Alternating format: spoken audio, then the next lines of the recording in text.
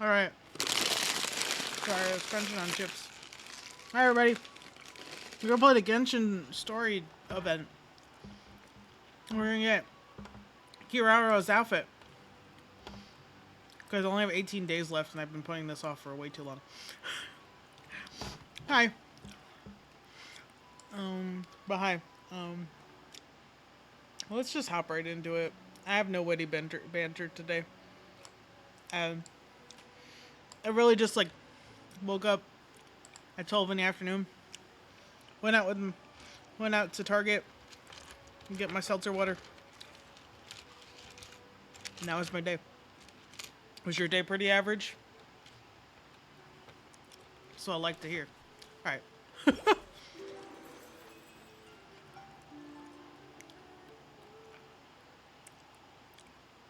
Now I have chips stuck in my teeth. They're sweet potato chips. They're delicious. I also got those at Target. And they're the Target brand one, too. You hear my seltzer? That was crispy. Oh, my. Yeah, I have been having internet issues ever since my power went out. On Saturday, with the big storm that we had. So, I'm waiting like 15 years for things to load right now. Don't know why. There we go. Maybe. Hey, Yes. wake up! Hey! I'm awake. What happened? You're finally awake. Paimon was worried sick. What happened? Where are we? No idea. Paimon just woke up and then we were here. Oh, Paimon's head is all dizzy. Well, that's not a good sign. Sorry, turn the fan off. I'm a little chilly. The scenery here looks different too. Oh, what should we do, Traveler? Please don't tell Paimon someone abducted us and brought us to some strange place that we can never leave. Calm down, Paimon. You're right.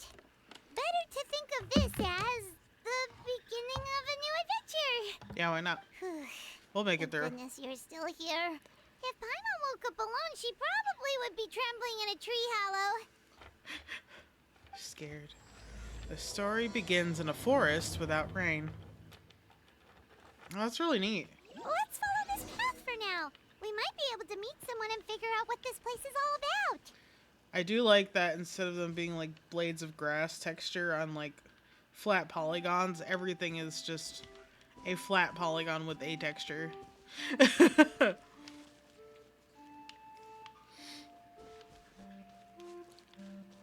Some are a little more dimensional, like on the trees and things, but it looks like it's made out of paper, and I love it. Did you hear that? Am I crazy, or did I hear, or was that a voice in there? Was that an instrument or a voice? Oh, that's terrifying.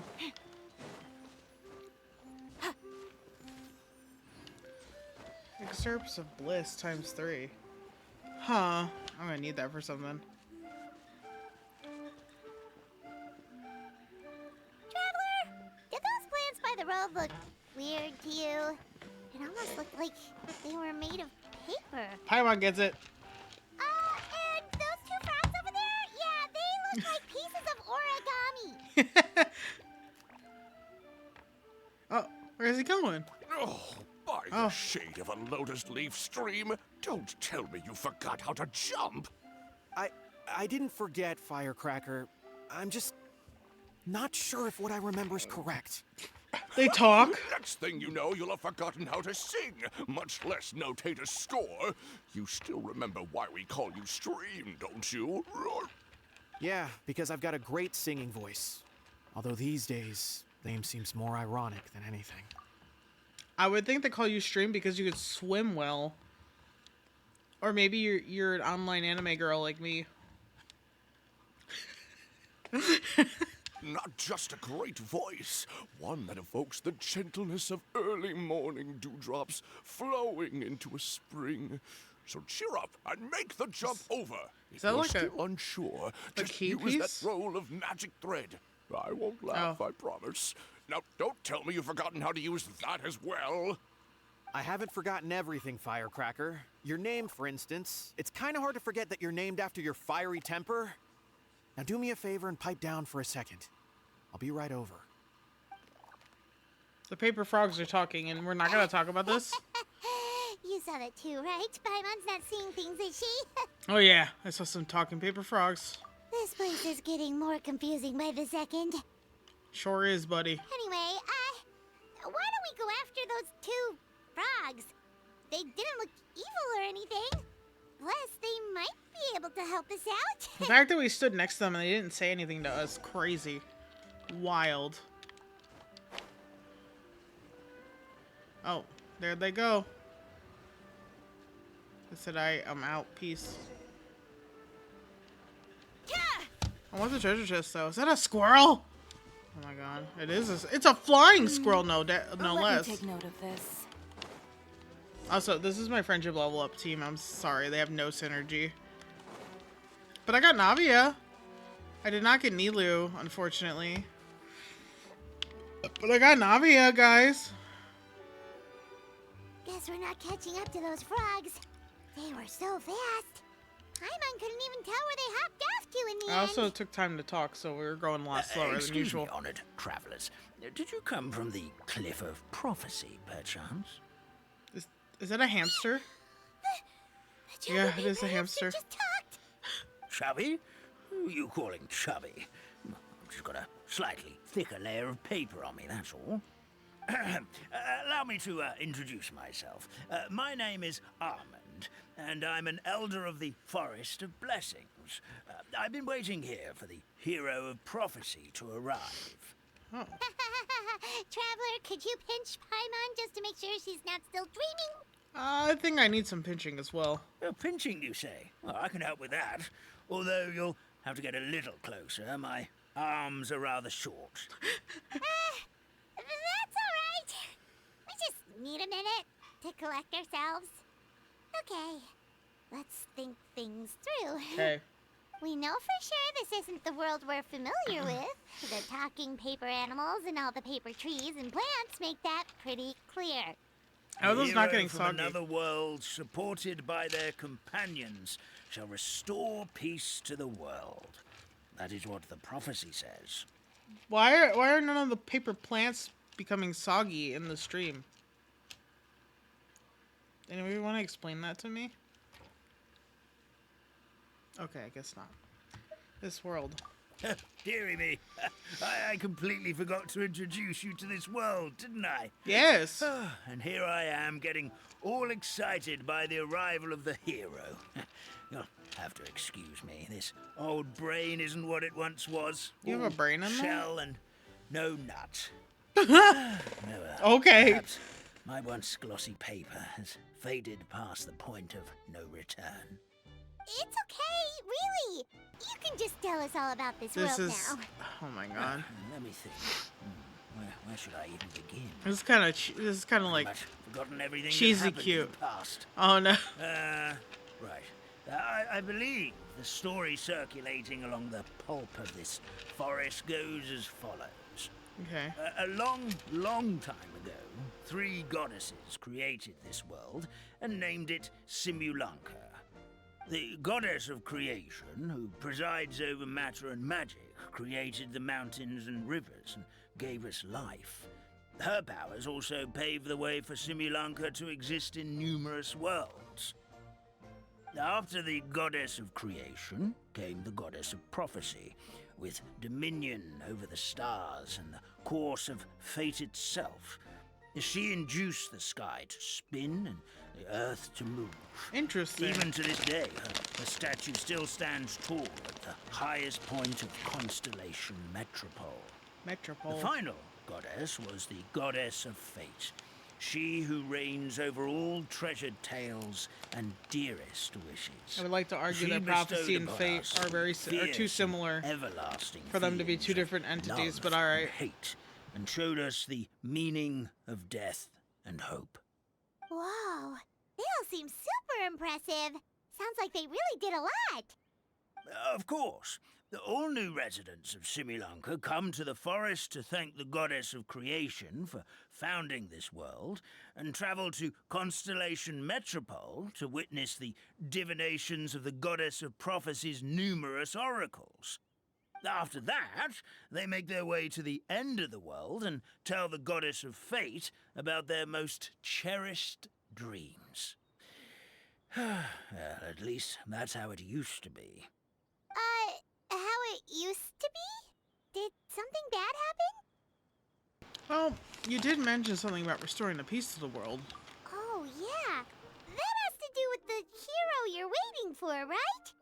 Yes, this old brain of mine may have forgotten many things, but I will never forget the day the evil dragon descended upon our forest. It came down from the skies in an ominous black mist and ravaged our homeland. Its gigantic footprints can still be seen in the kingdom of breezes and bells. We're incredibly fortunate that no one was hurt. Sounds terrifying. Terror doesn't stop there, I'm afraid. Ever since the attack, the Calligraphy Tavern in the forest has been closed. No one knows why, but it's a catastrophe of the highest order for us. Calligraphy forest dwellers. Tavern. A catastrophe of the highest order? All because a tavern closed? If we were talking about Mondstadt here, Paimon might understand, but is it really all that serious? Good goddess of creation above. We'd take even the greatest flood over the closure of the tavern. Wet paper will dry out with time. Fallen trees can be restored. But the Calligraphy Tavern is the only source of the magic tonic that sustains all creatures in the forest. I thought they were just all alcoholics, so What? that's better than what I thought. Magic tonic. It was gifted to the forest by the goddess of creation herself. A special potion that helps us maintain our vitality. What happens if you stop drinking it? Well, our bodies will gradually crumple and become brittle until they eventually disintegrate entirely. Our colors will fade and we'll start to lose our memory until we can't even remember our own names. But wait, Grandpa Almond, does that mean you've already... Oh, I'm afraid so. The color has all but completely faded from my paper. To be honest, all I really remember is that I'm supposed to wait here for the hero of prophecy. But I've already forgotten who gave me that order to begin with. Then we've got to... That's tragic. How can we help? That's why the frog is forgetting. That's why the frog's so brave pale. Pixie. May the goddess of fate reward you and your friend for your kindness. Could it be you're the heroes I've been waiting for all along? Not sure how we know that. Plus, we can't even remember how we got here, so it's not looking too promising.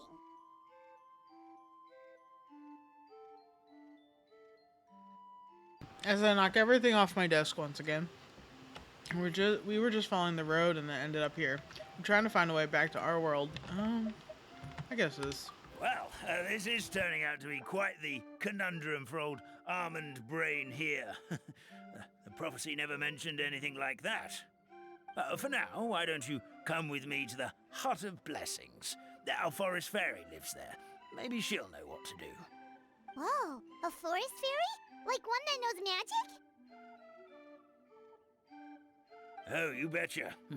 She's prophesized to join the hero on their journey. Well, then she sounds like exactly the kind of person we need. Please lead the way, Grandpa Almond. I wonder who the fairy is. But let me... Oops. Let me grab this first. That meadow over there looks pretty strange. Oh, it started to fade already. That's what the Calligraphy Tavern looks like. Now it's lost all of its color. Oh no.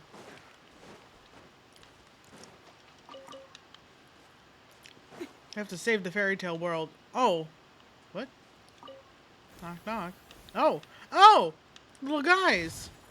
Oh, that's so cute. Aww. Little hamster guys. Yes, I am gonna collect everything as I go around here. Sorry to make this not so riveting and exciting as I collect things. I'm joking. Genshin is all about exploration, and if you don't know that, then you probably never played Genshin. It's just a sheet on top. It's just a sheet on. There's nothing under it. Damn. Now that really did take it off the map. Ooh, it looks like a witch hat. That's actually really cute. There's another paper butterfly out there somewhere.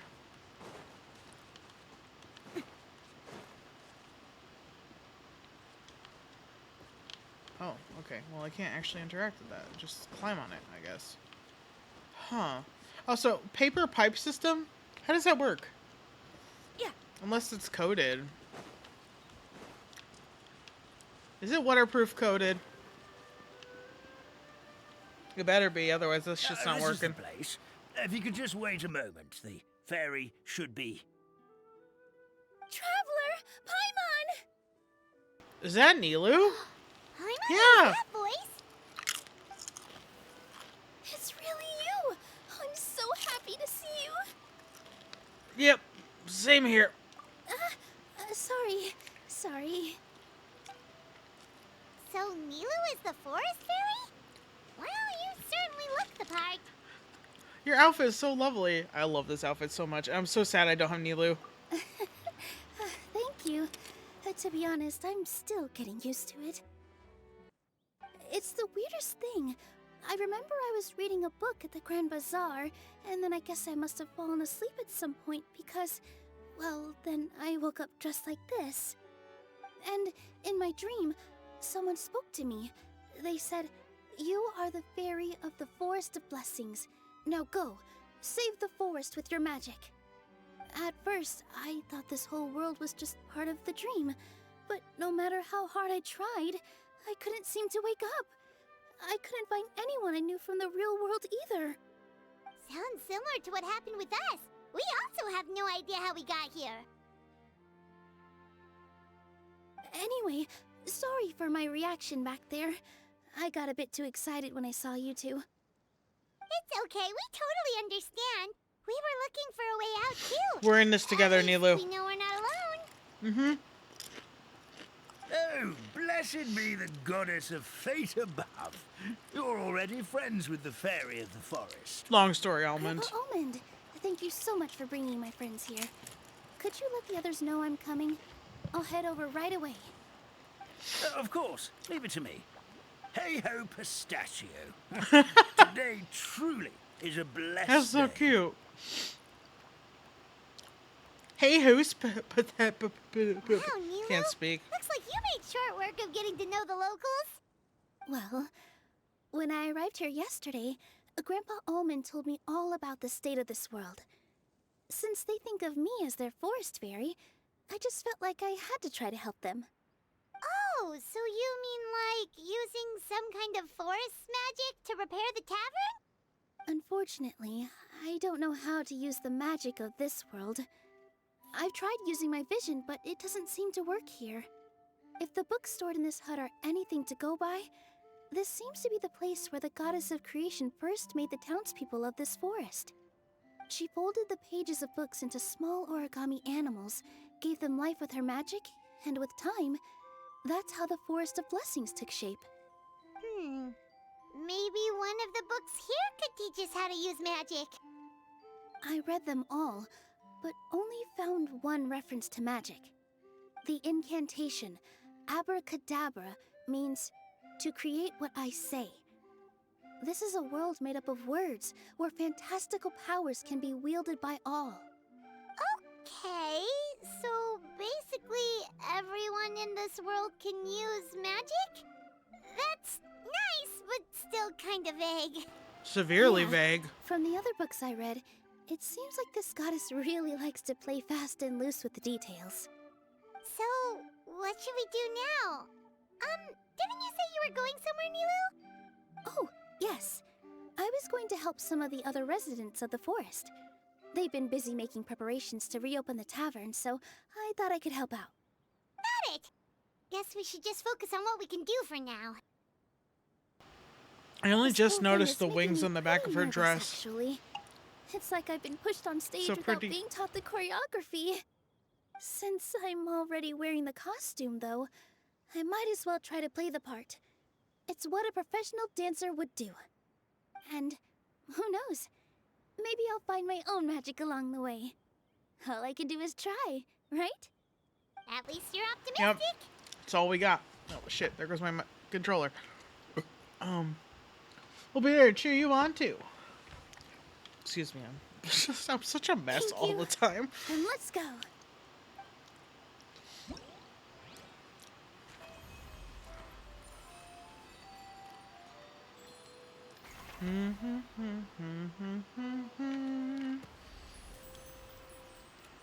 Pretty. Excuse me. Bravery of the North Wind. In the Forest of Blessings live a particularly passionate flying squirrel. Oh, okay. Okay. There's also the thing up there somewhere. I got a lot of new quests, but hold on. Hold on. I gotta find this thing. Oh, shit. Okay. What if... There we go. Okay. Where are... Ah, there you go. There's the paper butterfly. Excerpts of Bliss, ×3. I do like that this is a little witch cottage. Made out of a literal witch house. Even though it's supposed to be the fairy of the forest. Da, da, da, da, da, da. Also, this has been highlighted. Ah, I see. Oh, that's the border. Okay, I can't go that way. Oh god, it's threatening me. It's threatening me with darkness.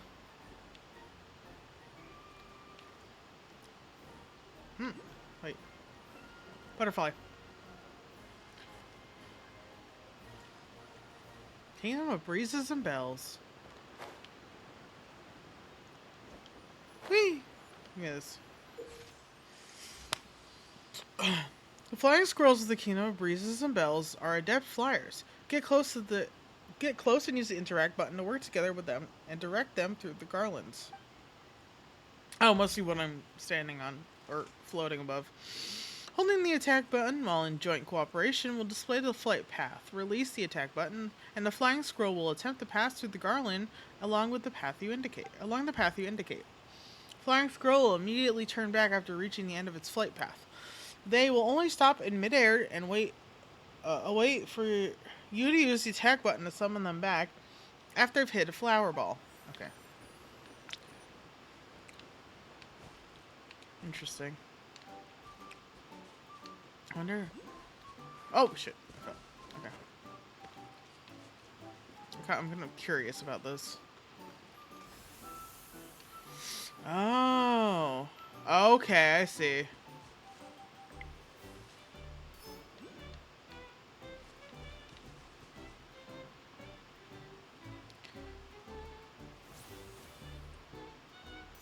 Yay! Nice.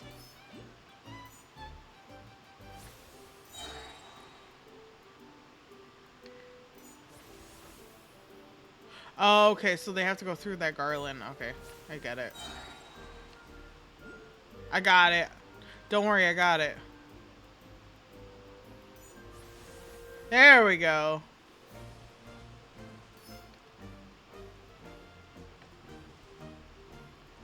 Let's see. There we go.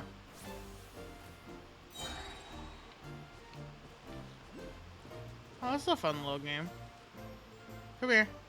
Here, buddy. Yeah! Let me take note of this. Woohoo!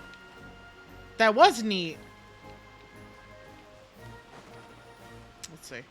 I'm going this direction. No, I'm going that direction. Snapdragons. I think. Yes. What's this? Oh. Woo! Impressive. Whoa. Yo, that's pretty pogalicious. Okay, so over this way.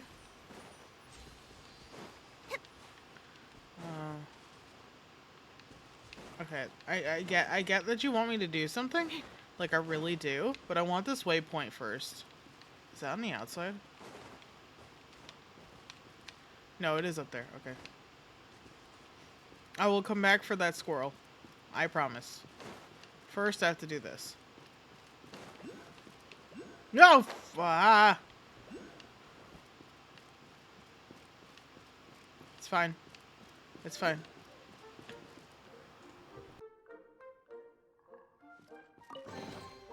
Oh, so this is what you like?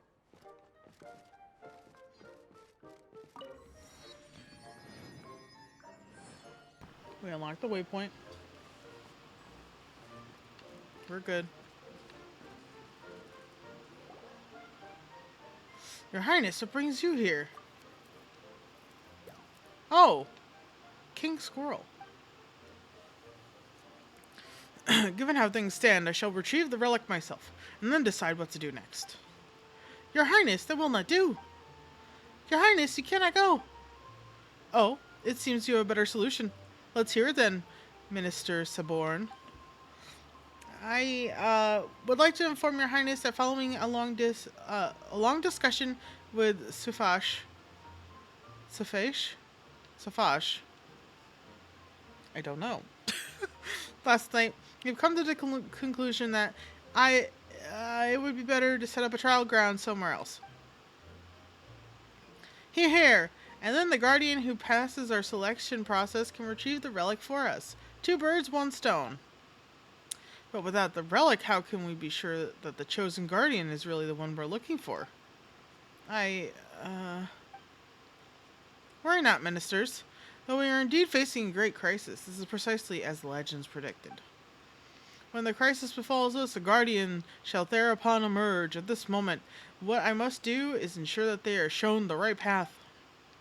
Besides, I am the best flyer in the kingdom, so there is none more suitable than I to judge the guardian's abilities. But then will you go instead? I'm afraid my legs are rather useless when it comes to flight of any kind. You really don't use legs to fly, but I guess you are a flying squirrel, so kind of. How about you, Saborn? Will you go? My eyesight, alas, I fear would be unable to see their movements clearly enough to judge. Good. That's settled then. The 2 of you will stay here and handle affairs within the kingdom, while I shall assist in managing the selection process at the original location myself. Something fun going on? Might I submit myself as a candidate for your trial, Your Highness?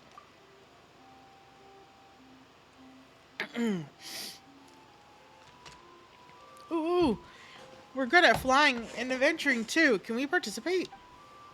Oh, greetings, both of you, and welcome to the Kingdom of Breezes and Bells. You're very welcome to sign up for the Guardian of the Kingdom selection trials.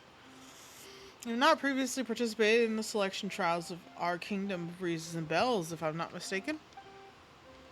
How does Your Highness know this? Your appearance differs greatly from our kingdom's subjects. Had you taken part before, I would not forget it. Oh, that's enough chit-chat, I suppose. As it so happens, I was just about to head over to host a selection ceremony near the Relic Shrine. Let us go there together. Ministers, the kingdom's affairs are in your hands.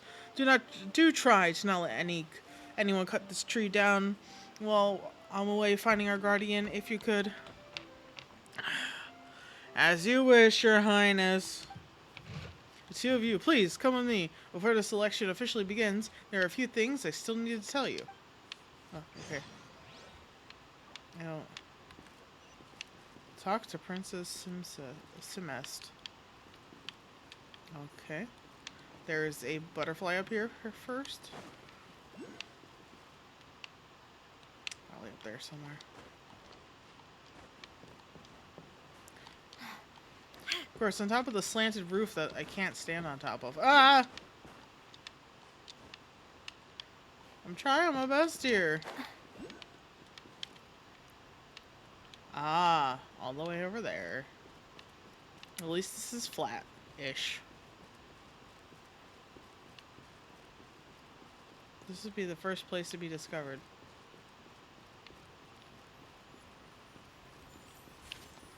I hope it will not return. Safe for now. Okay.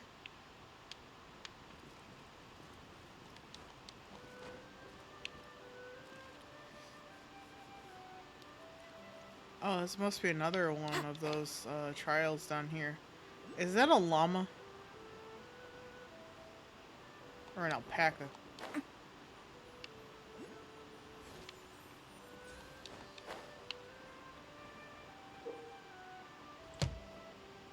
Flowers that have curled in on themselves for a nice... The flowers? Wait. Flowers that have curled on themselves for a nice nap. They will awaken and open after being hit by flying squirrel impacts, character attacks, and other shocks. Having been so rudely awakening, they'll show their immense displeasure by creating a current that can move garlands. Oh, okay, I see. And I probably need that for the mechanic of that trial, more than likely.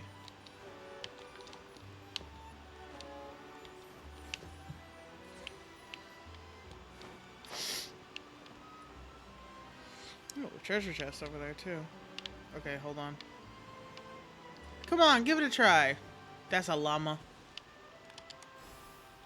Oh, okay.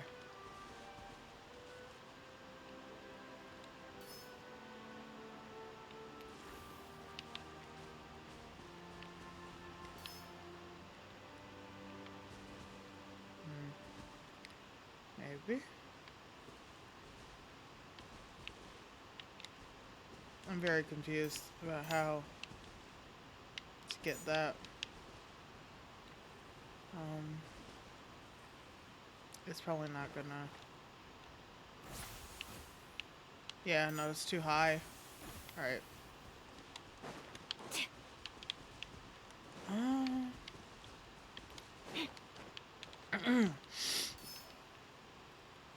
No. Yeah, it didn't even... Yeah. Okay.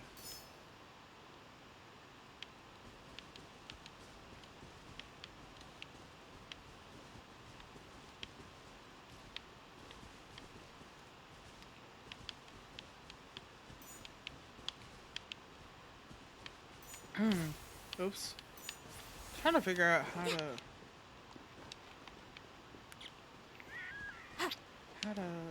Oops. Alright, so...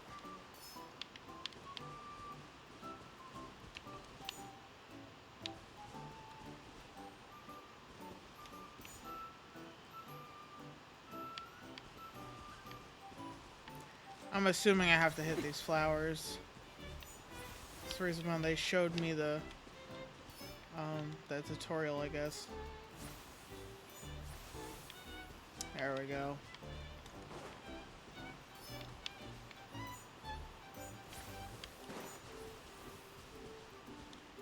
Okay, yep, that was it. Oh, wait. I missed!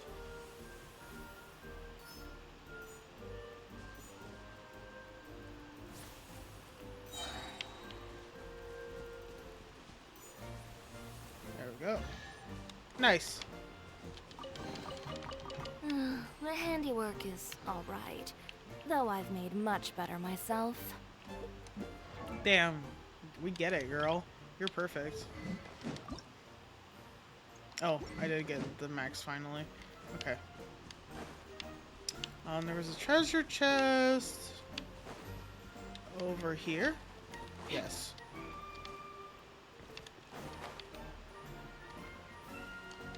Oh, they flew away. So how do I do this one? Oh, okay. Must be you. You, my friend. Oops.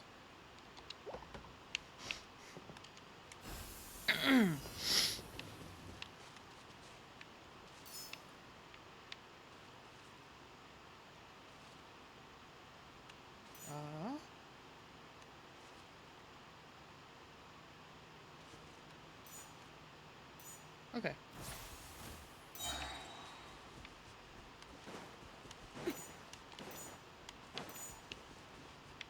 Alrighty. And then...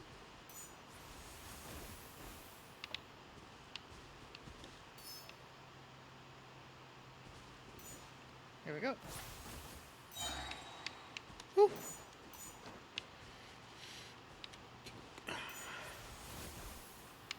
Actually... Oh, no! No! Ugh.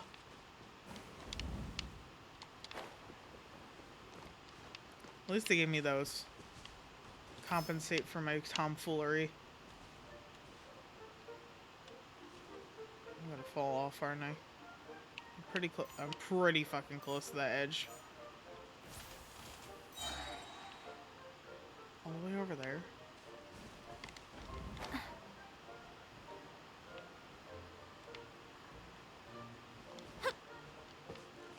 I did want this treasure chest. Oh my god, I'm almost out of time? What? I didn't even realize there was a timer! No! Oh, you son of a biscuit.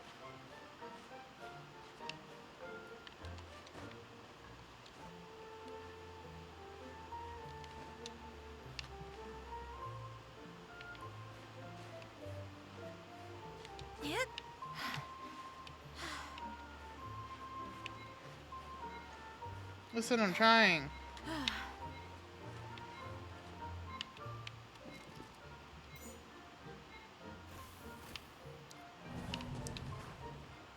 You son of a biscuit.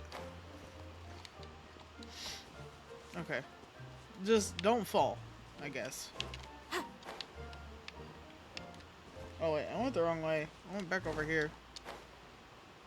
Okay, let's...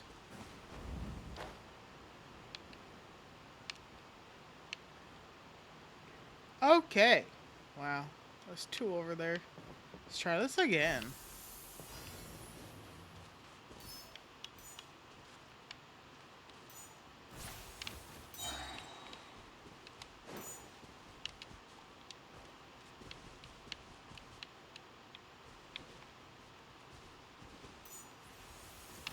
That's one. There's some more. I have to go over here. Okay. And don't fall. Okay, so I want to take this.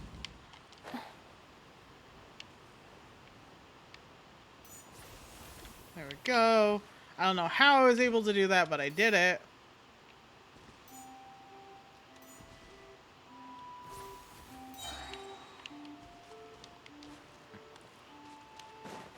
Listen. We're golden. We did it! Oh, so this is what you like? Yeah, I like free stuff. Don't judge. Free gambling currency, you know?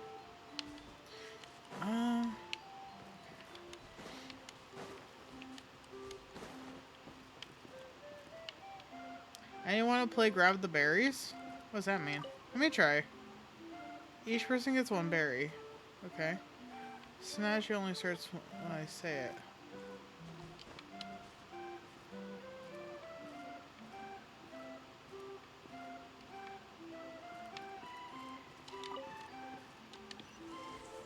Yeah. Let me take note of this. Oh, this is like, it's basically, it's like, only snatch the berry. Okay. This is like, the chair game.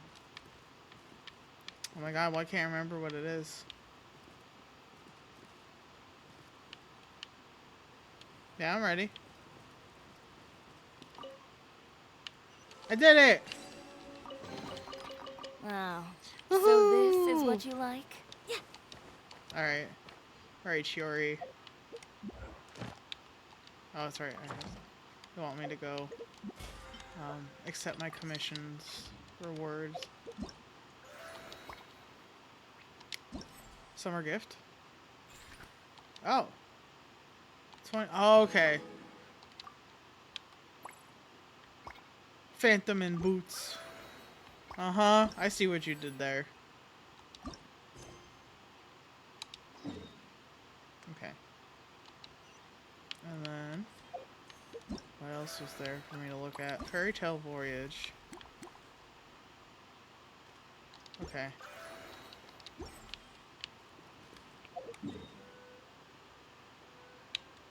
That's a long walk. How about this over here?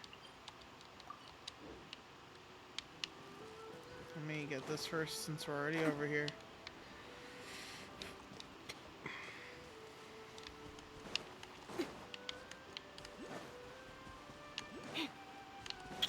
Flutterby. Origami Flutterby. Where is it? Wow, there's a lot over here. Ah.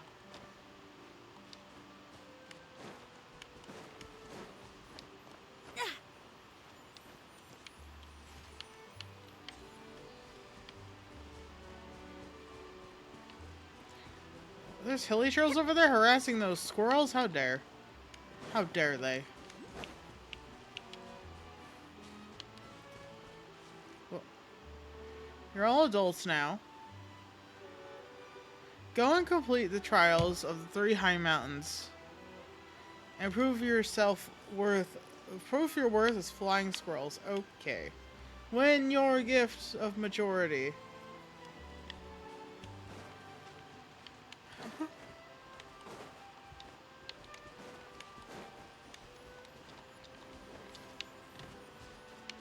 I have to get this first.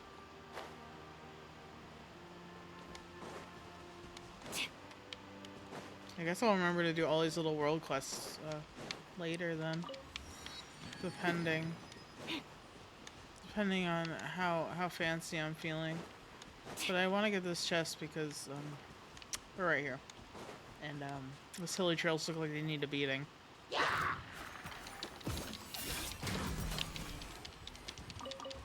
Scraps of color. Scatter! Lol. Okay. Anyway.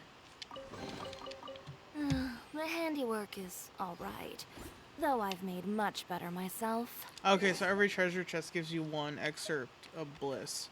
Okay, that's okay. I get it. I get what you're putting down. Hello, Mr. Darkslayer.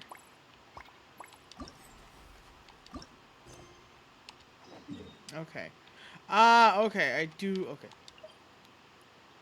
Can I navigate to that? I'll do all the unvoiced stuff later, maybe. Poor caps. Because, you know, stuff and things.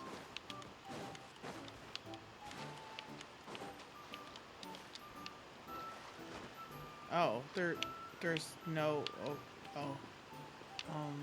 unless I go that way. Can I make that?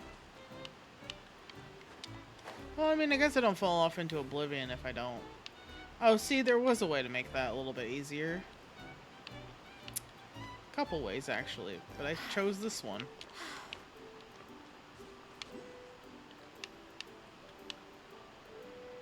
Ah, it's all the way up there. Okay.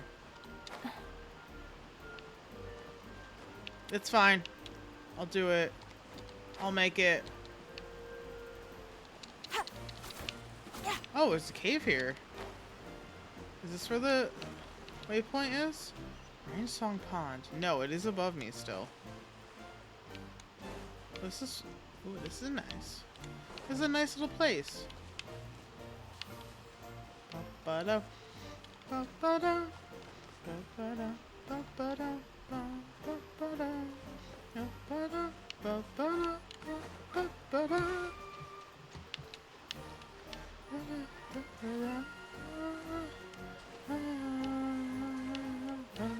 This is taking me way the wrong direction.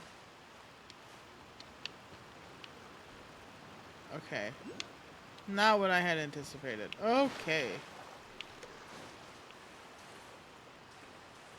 I need to climb up that mountainside.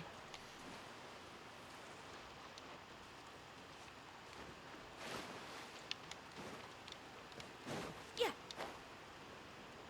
It's really pretty though. I'll probably have to go down here eventually.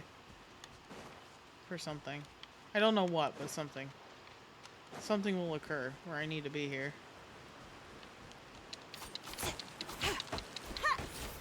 No? Nothing? The trees give me nothing. Wow, I can't believe this. It's going. We're playing through the event because I don't want to miss the story event and miss Kira's outfit.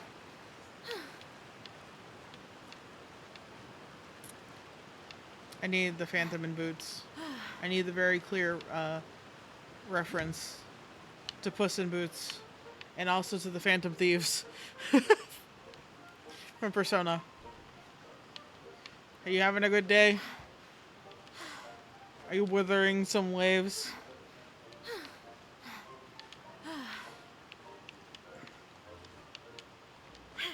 Okay. My stamina is running out.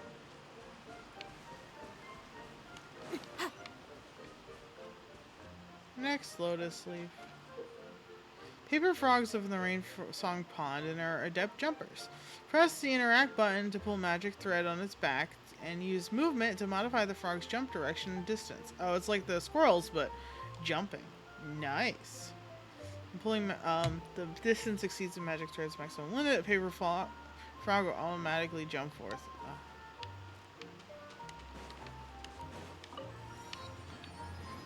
Okay, hold on. Let me try this first.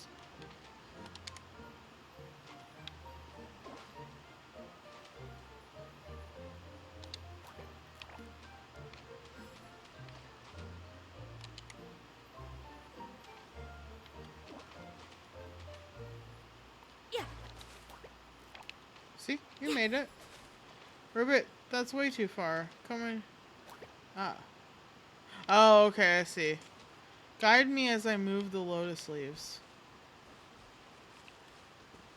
Let's gather the leaves. Ah, I see. Okay.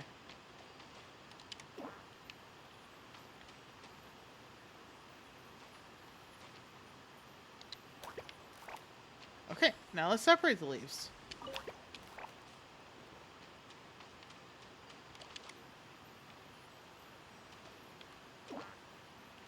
You're okay, buddy. I promise. Ta-da! See, we made it. Let me take note of this. Do that at a later point. That is, I really like these mini games. Did my dailies and got off. Finished Star Rail story and did a tiny bit of March thing. Ah, okay. We're doing Honkai Star Rail tomorrow. So I can't wait to see how that turns out. I did see a clip on Twitter. Oops. I was supposed to be avoiding Twitter. Of Zhao Cho being like, I'm gonna slip this guy a laxative. That was pretty funny. Zhao Cho literally said, March, we're gonna cheat.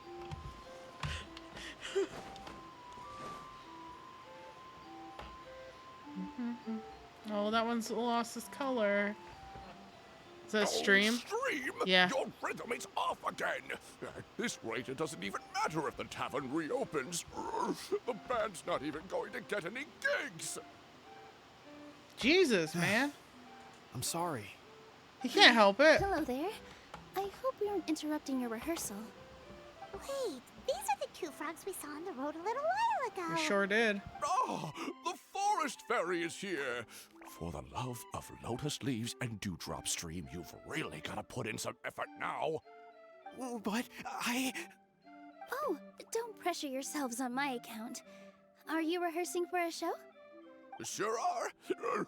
You see, our group regularly performs for guests at the tavern. We've been out of work for quite some time, with the closure and all, but after hearing of the fairy's arrival yesterday, we figured we needed to get in performance shape right away. I understand how you feel. Back at the Grand Bazaar, Zubair Theater's always busy with rehearsals, too. The Grand Bazaar? Do people there sing on lotus leaves as well? Yeah, they do. And it's a really big one. You're the conductor of your group, aren't you? You remind me of Mr. Zubair. Ah, then he must be an ambitious director. One who would do anything to avoid disappointing a single member of the audience. It's just... Is there anything we can do to help you, Mr. Stream? Oh, no. My problems are mine and mine alone. It's just, after the tavern closed, I somehow forgot how to sing. I'm always a few beats behind everyone else, and I keep singing out of key. You were our trump card, our best singer by a mile. I know, but... So he is a victim of the fading disorder too? Don't be sad, Mr. Stream. Whenever I've forgotten important dance steps in the past, my friends at the Grand Bazaar always stick by my side to encourage me. They smile and patiently tell me everything's going to be okay. Then they play the melody for me over and over until the steps finally come back to me. Now it's our turn to help you. We just need to help you remember how to sing. Am I gonna play music for him? The Traveler's got a great sense of rhythm. We can Oh. help keep you in time. I guess I'm playing a rhythm game. What do you say, Stream? I think it's a great idea. Just focus on the lyrics, and the fairy's friends will help you stay on beat. Are you sure? This is really asking a lot. I'm good at rhythm Worry games, about don't it, worry. Mr. Stream. It'll all be worth it when the tavern reopens and we finally have the chance to hear your marvelous singing voice. All right, then. Thank you so much, everyone. I'll give it my best shot. Frog time, frog time. Hey, Frog Choir will perform sequentially according to the rhythm. Direct the rightmost froggy to jump at the right moment. There may be a song and dance accompanying the performance.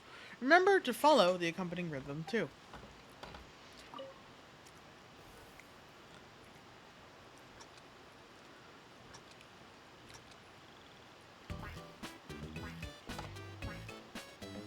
Excellent! Perfectly in time.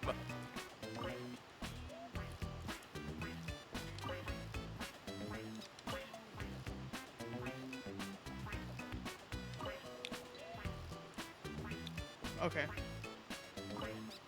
This is not what I was expecting.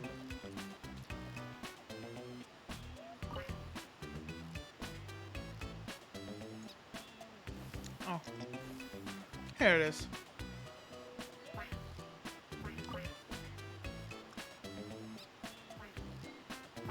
Oh, no good! Your rhythm is off again!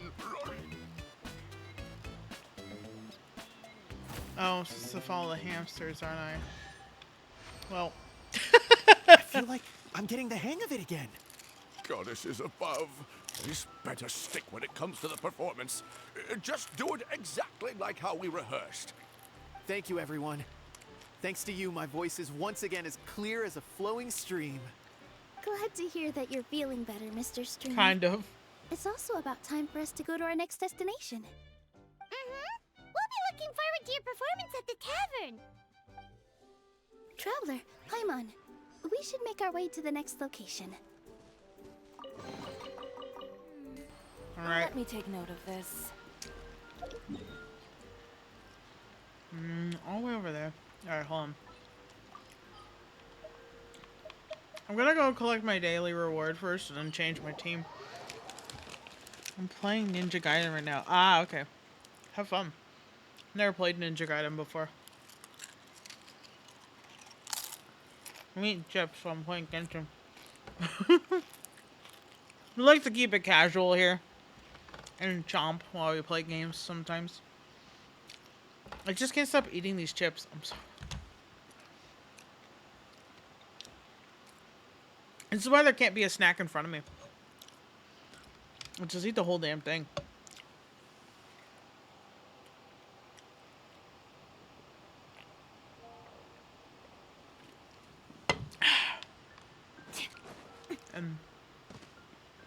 just drink a shit ton of drink a shit ton of water because it's salt. I mean, they're not super salty, but I'm getting to the point in the bag where there's a lot of salt. Welcome to the Adventurers Guild. Oh. Wow. Are Thank you for instead of completing being today's King commissions. Julian, you're Here King is your Sweaty, reward. aren't you? Ad Astra Ab.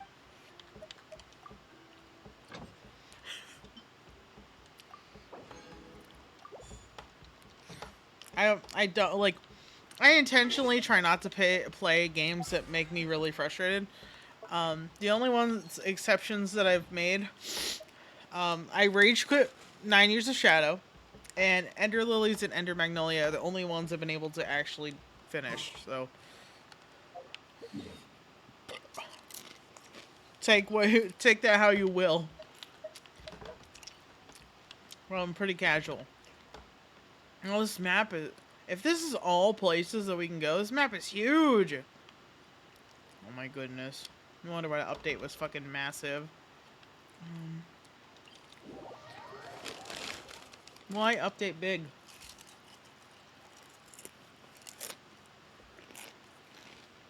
This is why. Map big. You know what else is big? Or should I say long? Long legs. I went to the movies last night. It literally was like the last day the theater was showing Long Legs. So I've finally seen Long Legs. I personally would not call that a horror movie. But I did like it.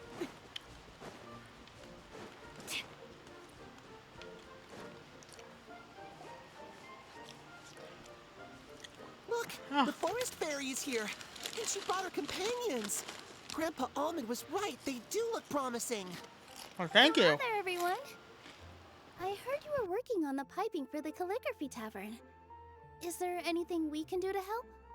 Oh, we wouldn't dream of troubling you with our petty problems, my lady. Don't you worry. We have it all under control.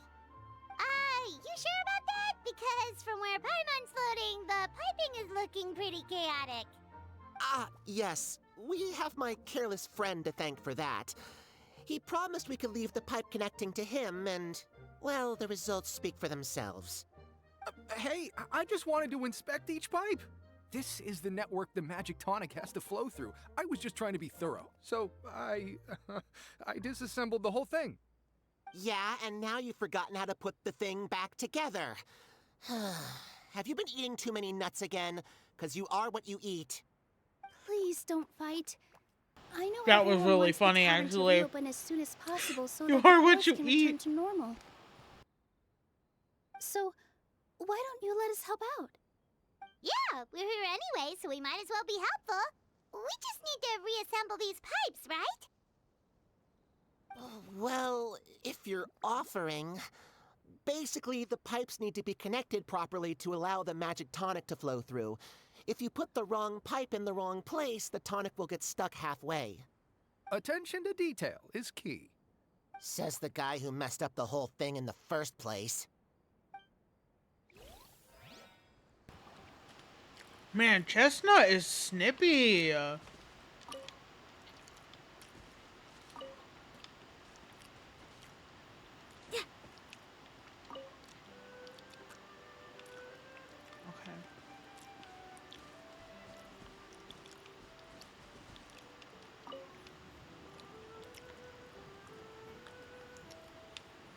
There's still gonna be a problem. Because that one should be a 4-way.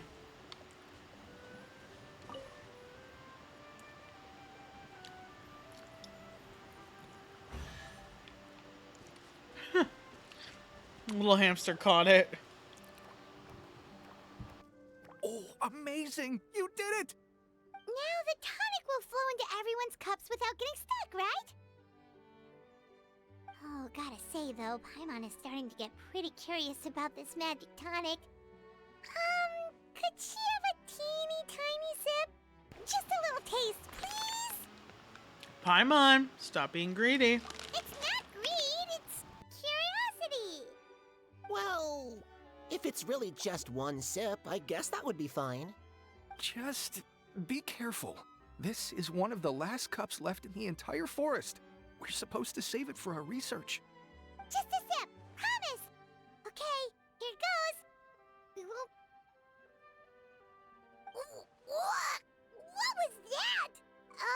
sticking to Paimon's tongue! Wait! Is this just regular ink? Oh my god, she drank ink. Now I gotta get 15 minutes back. Whoops. One mistake is all it takes. It's over. Wait, does that mean what the legend says is true? The goddess Probably. of fate used ink to compose her stories on paper, and the goddess of creation used her power to bring those tales to life.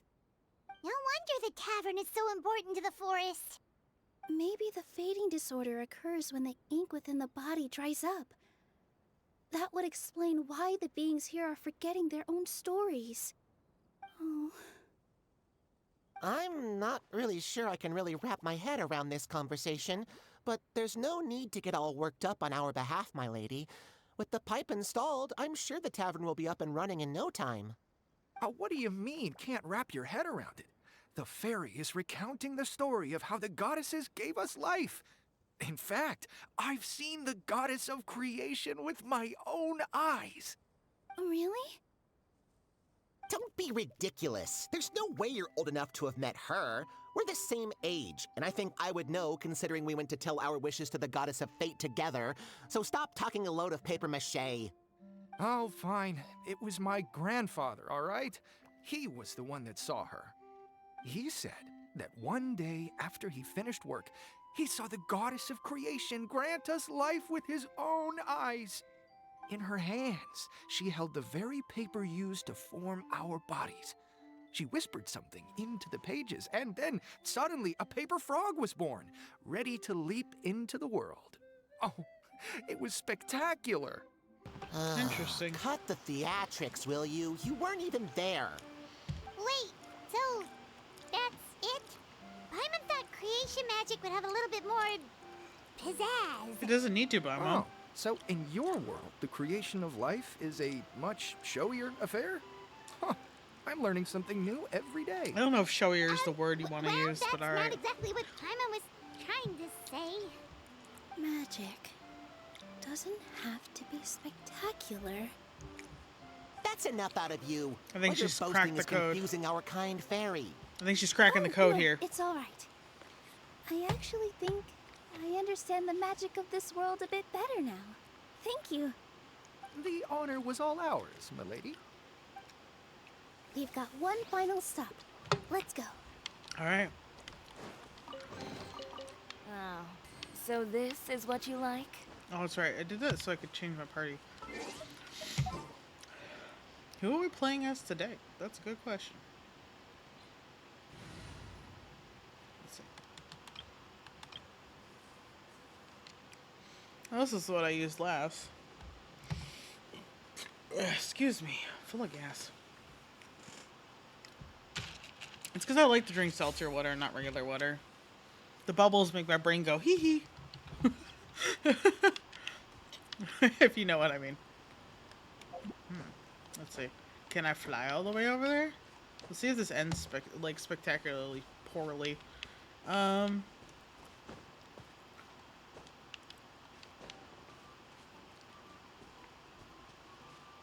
actually might be able to make this.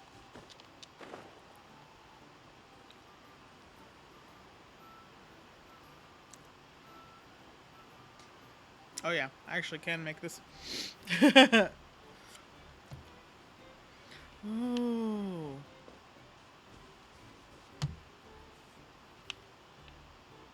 It's like the Aurora Borealis with paper. Where's the... Oh, okay. I'm here. So let's talk to these guys. Dear Citrus, Almonds. please tell me you're joking. We can't have you out of commission with the tavern about to reopen. I'm sorry, Grandpa Almond. It's the truth. I was just too excited for the reopening and must have fallen asleep in an awkward position. Grandpa Almond, we're here to help. Oh, hazelnuts on high. You could not have come at Hazelnuts a on better high? time. Please allow me to introduce you. This is the bartender of the Calligraphy Tavern, Miss Citrus. She's so tall. Miss Citrus is supposed to add all kinds of delicious fruits to the magic tonic. Her additions are what turn it into the finest brew in the land. She's indispensable to the operation of the tavern. I appreciate the kind words, Grandpa Almond, but... my neck. Are you alright? Terrible timing. Getting a kink in my neck at a time like this? It'll go away in a few days. You give my tail a little twist. That should help free What? up the movement in my neck. I would do it myself, but I can't reach my own, and Grandpa Almond is too old and as light as a feather. The neck and tail are connected? I mean, the Of spine course works they're like that. connected. Just like how you can't have a rainbow without rain. Anyway, you just need to position me at the right height to pick the fruits. And then put them in the barrel over there. Okie dokie. Press interact button to pull magic threads on the paper alpaca's back. Oh, it is an alpaca. Dang. I guess it makes sense because llamas are too sassy. How connected you can move to adjust the neck height of the paper alpaca and direct in the direction she's facing. While connected, press the attack button to correct position at the correct position, so the paper alpaca may obtain the mixology materials. Let's do it, Gramps.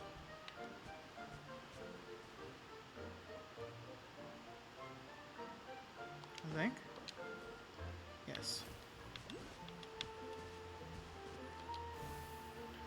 Ah.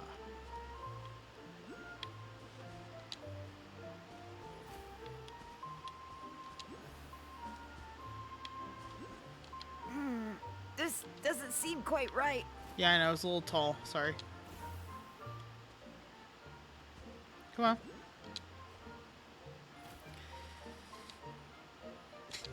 Oh, oh my god. There we go. Perfect. My neck feels much better. So there really is some kind of connection between your neck and tail.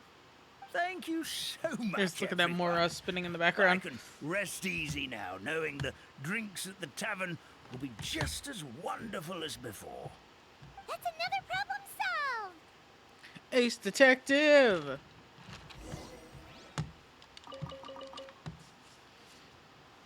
Okay. What is our next task? Okay, we've got 3 out of 3. Return to the Hut of Blessing. I mean, I know I can get over there, but is there a waypoint over there? Kind of, yes.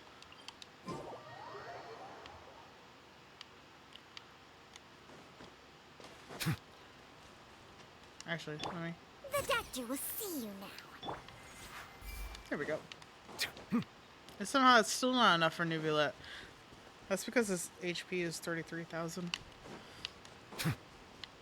Though, to be honest, I think Baiju's is much higher, at 45.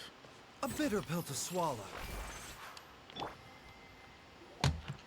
Well, since we've taken care of most of the tasks, all we need to do now is reopen the tavern.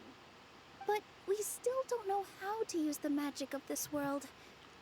We don't even know why the tavern closed in the first place. Oh, what about the method that one hamster mentioned? You should try it, Nilu. You mean the creation magic his grandfather saw outside the Hut of Blessings?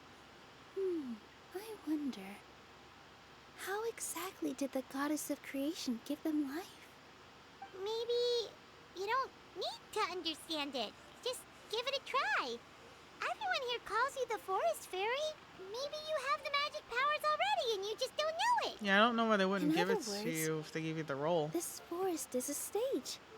And all I need to do is step out into the spotlight? I think so. Sounds just like a fairy tale. Well, we are surrounded by talking origami animals and magic potions after Yep. all. Almost seems like anything's possible in this place. Sorry, my fidget toy's making a lot of noise and I'm moving. You're right, Paimon. We won't know anything unless we try. Yeah! In that case, let's see. Neither takes out a page from the book and folds it into a This shape. is how you do it, right? I think I got the folds right. Looks just like it. Your origami skills are great! I want saw one of our prop people making something similar. It looked really cool, so I took some time during my break to learn the basics. It's not a bad way to stave off sleepiness either. Yeah. Well, how do you feel? Sense any, magical powers flowing through you? I don't know. I don't know if that's exactly No. how this works. No. What are we missing? Aren't you supposed to say some magic words? Magic words? Yeah, she whispered into the But paper. How am I supposed to know what the goddess said to bring them to life? How about it doesn't matter what you said. Focus on what you want to say. Oh, good point. You're the forest fairy, Nilu. What do you want to say to the new resident of your domain?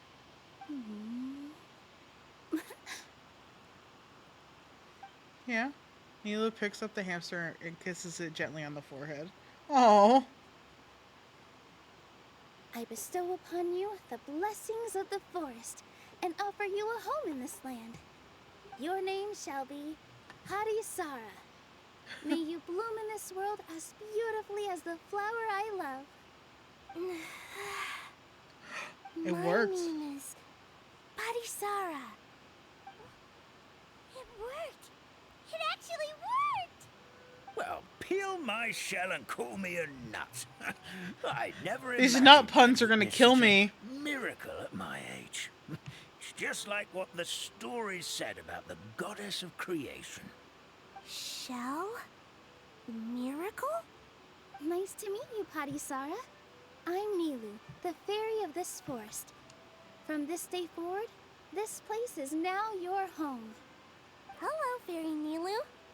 I hope you'll grow up happily in this forest. Grow up. Oh, you can leave the little one with old Armand for now. Oh, this sure brings back memories. It's been such a long time since we last held a welcome ceremony. Here, Padisara. Come to Grandpa Armand. Well, now that Nilu has mastered the goddess's magic, we should be able to reopen the tavern, right? I would think so. Grandpa Almond, could you send a few people to check the underground space beneath the tavern? Oh, of course. May I ask why? The moment I used magic, I sensed something strange down there. I have a feeling it's connected to why the tavern had to close down. Of course. We'll look into it right away. Make sure you listen to Grandpa Almond, Padisara. Don't go running off on your own. Padisara. Listen. Running. Well, Hey, come back here, you! Wait! that was exactly the opposite of what we That's wanted. Nilu's creation, all right. She's got so much energy. Anyway, how did you manage it, Nilu? Well, all I did was say my wishes for her out loud. Maybe the magic is in the words themselves, just like the book said. Yeah, This place is seeming more like a fairy tale by the second. I don't see why mean, it wouldn't be. Or somewhere called the Forest of Blessings, so it kind of makes sense. Well, anyway, Paimon thinks this magic suits you perfectly, Nilu. What about the space under the tavern? What had you so concerned? When I brought Harisara to life just now, I was able to sense the magic flowing through the forest, and the flowers and trees, and inside the creatures that live here. But for some reason, there's a hollowed out space beneath the tavern where I couldn't sense anything at all. We're back, my lady. Yeah. That was fast. You were right. There was something under the tavern that I've never seen before. It looked transparent and gave off a clinking sound when I knocked on it. Transparent and clinking. Oh, I've got it! Already? Yeah, I'm confused. You've got to use Fairytale logic, Paimon.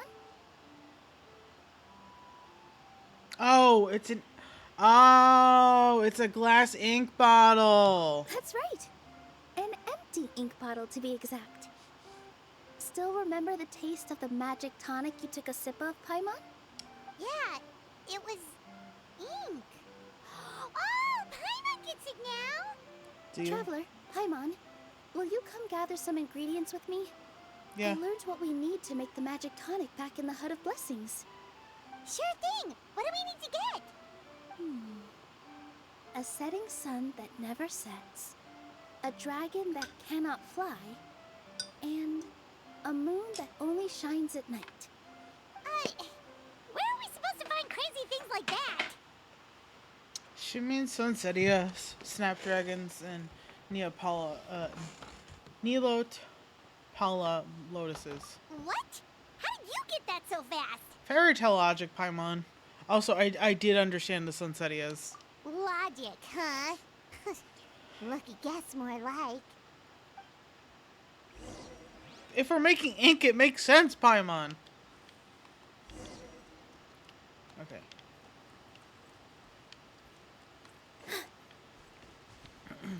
Nilu! Okay, so there's the lotuses.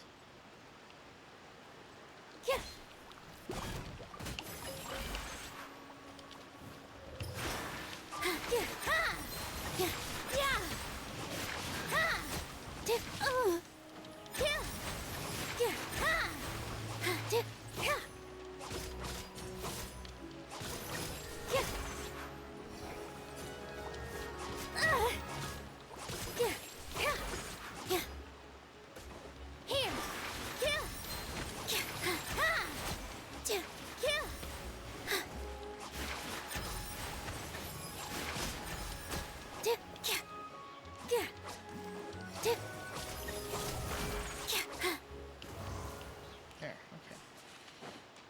Snapdragons! That Sunsetias? should be everything, right? What should we do now? Let's go back to the Hut of Blessings.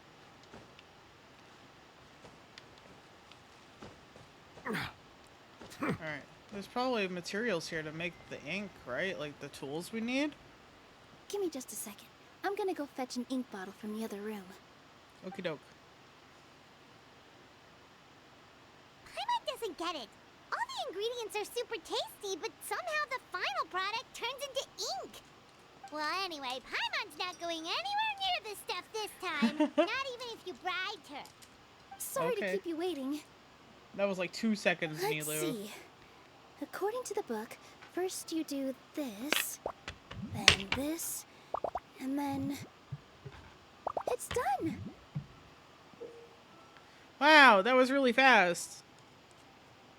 I don't think it's how ink is Magic made. sure makes everything super But, convenient. yeah. Sure does. Now where am I going? I'll give the tonic to Grandpa Almond. There you go.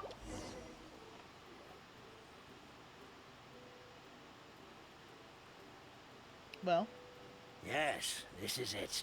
This is exactly the magic tonic we need. Grandpa Almond, could you take the concoction to the room underneath the tavern and place it next to the transparent bottle you found? I'll handle the rest. Of course. As you command, so it shall be done. I still get nervous at times like this. It's just like when you step on stage and you can tell that every single person's gaze is fixed right on you. ooh, that's scary. Relax, Nilu. Thanks, you two. I can't tell you how great it is to have you by my side. Almost makes me feel like I've been blessed by the goddess of fate, too. Let's go. We shouldn't keep everyone waiting. Well, we're gonna do some magic. We're gonna bring the tavern back from non-existence. Okay. Whee! See, now there's stuff here underneath that the roof here. Unless I missed it last time I was over here.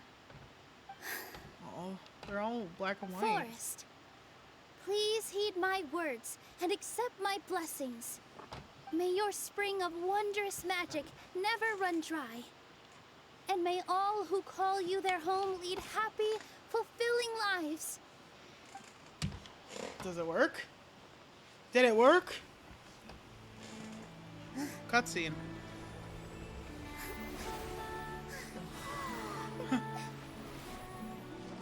It did.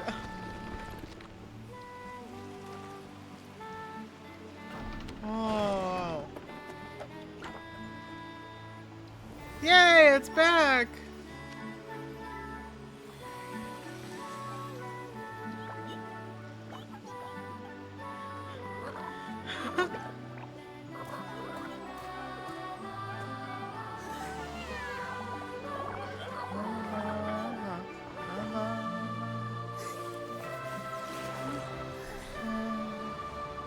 Yay! And there's a rainbow too. Cute. Fairy Nilu is amazing.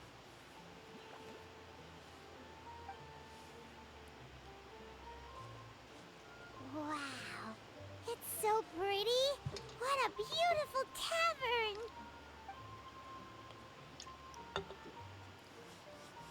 It matches the scenery of the forest perfectly. Yeah.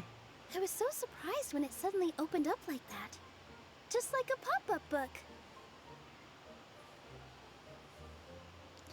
Oh. I remember now. I remember everything. It Yay! was me. I was the one who went to the top of Constellation Metropole and witnessed the goddess's prophecy. The Yeah. hero who shall save this world will descend upon the cliff of prophecy. The hero, supported by their companions, shall restore peace to this world. Oh. So the prophecy really did have all the answers. You just forgot the first half. That's why I was waiting near the cliff of prophecy. Wonderful. Simply wonderful. There's still some hope left for old Armand after all. Yeah. Is the Cliff of Prophecy that place with the huge mural? Because that is where we woke up, but we don't remember anything about how we got there. Yeah. Also, we didn't get a change of clothes like Nilu. Are we definitely the heroes? We're not as special If as not Nilo. you, then who else? You've already helped the fairy revitalize our forest. To us, that makes you heroes. Prophesized or not. We did do a good deed. We did help them out. All right. Either way, we're going to keep adventuring, even if it's just to figure out how we can get back to our world. We can also help resolve any crisis along the way. We can also help resolve your dragon problem along the way. Oh, both. But Yep, that's exactly right. Helping people we meet on the road is kind of our thing. sure As is. expected, the words of the goddess of prophecy always come true. I'll come with you. It can't hurt to have a magical fairy tag along, right? I thought you'd never ask. It would be our honor, my lady. Heroes and fairies, dragons and new adventures. Huh. This is sounding more and more like a fairy tale by the second. Sure is. I would say your next stop should be Constellation Metropole. It's Simulanka's most prosperous city. Just across the Okay, sea. that one that I saw. Once you've arrived at the Astral Garden at the highest point in the city, maybe you can try seeking divine counsel from the goddess of prophecy herself. Are you leaving, Fairy Nilu? I'm afraid so. There are still other people who need my help. I won't go far, though, and I'll come back to visit the minute I have time to spare. So be a good girl, Patisara, and help out Grandpa Almond whenever you can, all right? Mm-hmm. Got it. Patisara will wait here for you. That's a good girl, Patisara. Patisara. If Sorry. Constellation Metropole is where you're heading, you'll need to take the Maritime Express. I'll head to the station first thing tomorrow morning and wake up that lazy station master for you. Why don't you take a break for the rest of the day? You should savor the beautiful scenery of the forest before you go. Sounds great! Paimon definitely feels tired after being on the go for so long. There's a spot in the tavern with Paimon's name on it. Is there? Oh, sounds like someone's ready to order. Oh, well, if you're offering. Paimon will take a glass of Buell fruit tonic. But hold the tonic. Quest complete. Alright. Page 1. All done. Well, oh my god. I keep knocking things off my desk. I'm a mess. Not like we didn't know that already, but I'm a mess.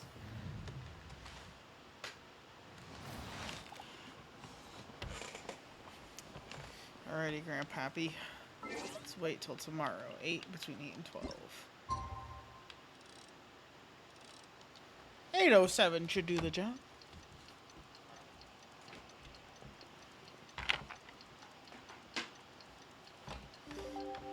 Alright. Good, of Morning. course. Guess everything that happened yesterday wasn't just a dream then.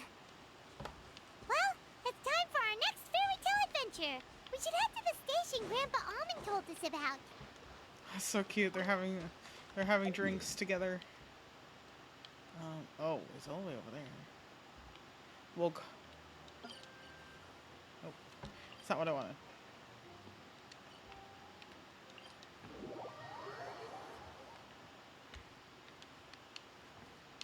This is kind of like when they added the Golden Apple Archipelago for those events, and I feel like there's one more that was a special map for an event.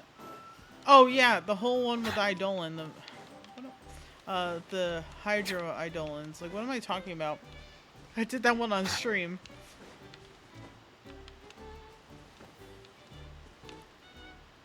Do I? I'm choosing violence. Bow your head.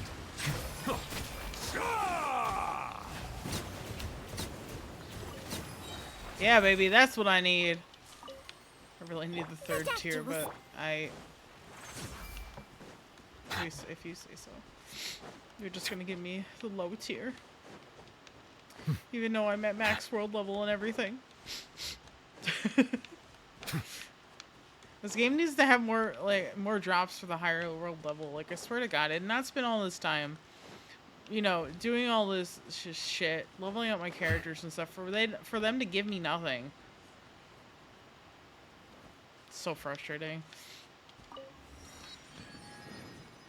Anyway, is there any treasure chests over here? No.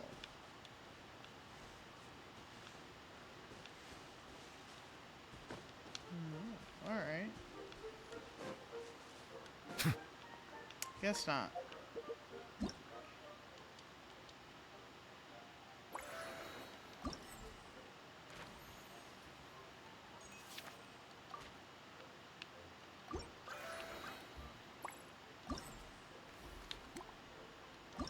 I think I'm right here, yeah.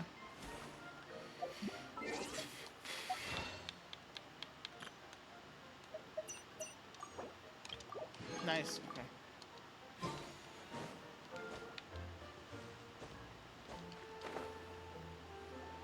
Oh, everybody's here to say bye. Said Jewel. Time to get to work, you lazy bones. I can't remember how to call the train. You just let me sleep a little longer, then I'm sure I'll remember. Don't try to pull one over on me, young man. Your fading disorder has been cured. I saw you chugging cup after cup of magic tonic in the tavern last night. You must be mistaken, Grandpa Almond. That guy definitely wasn't me.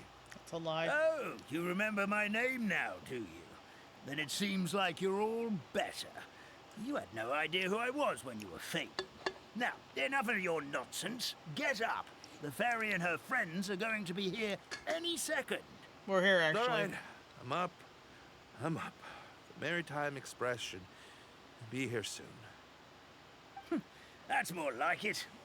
Lie there any longer and you'll start gathering dust. Yeah. Is everything okay? The hero, his pixie companion, and the forest fairy. Oh, I didn't know you were already here. Merciful macadamias. I'm sorry you had to see that. Oh, it's all right. Paimon knows the feeling. Who doesn't want to sleep in first thing in the morning? Yep. I slept Does until the Maritime 12 this Express run afternoon, out of actually. Constellation Metropole? Yes, each train needs a conductor to operate, and the conductors are always from the capital. The more difficult maneuvers are a little too complicated when you're made of paper. Yeah, I can imagine. So you mean the people of Constellation Metropole aren't origami animals like you? Well, the city welcomes visitors from all over the world, so you're bound to run into some forest dwellers there.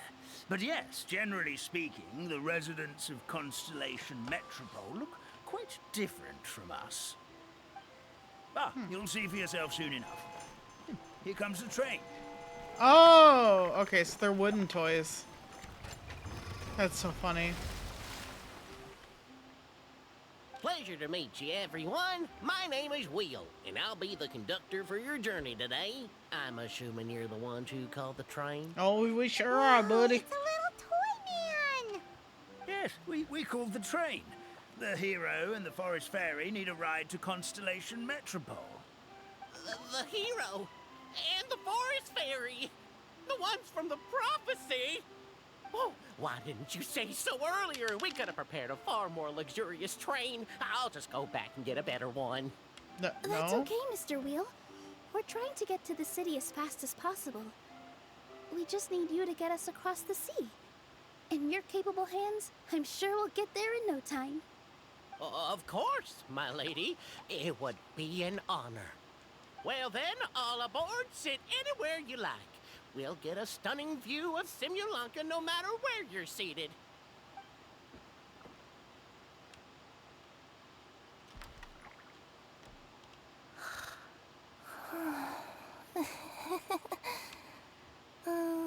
Breakfast. I think that's Kirara. Did one of you just say something? Not me. Wasn't me either. Breakfast. Oh, come back. Sounds like the voice is coming from inside the train. Yeah, yeah. Yeah. Yeah, it is Kirara. Fish. Look at Aether. Look at him. And drumsticks. Oh, gotcha. Oh. Paimon too. She's even more angular than he is. What's Kirara doing here? Eating her own tail, apparently. You'd think that would wake her up. Is she a friend of yours? Yeah, she is. Oh, let Paimon introduce you. This is Kirara. She's... Oh, wait. Actually, maybe we should wake her up first. So noisy. Is it morning already? Good morning. Oh, morning. Huh? Huh? Traveler! Paimon! It's you?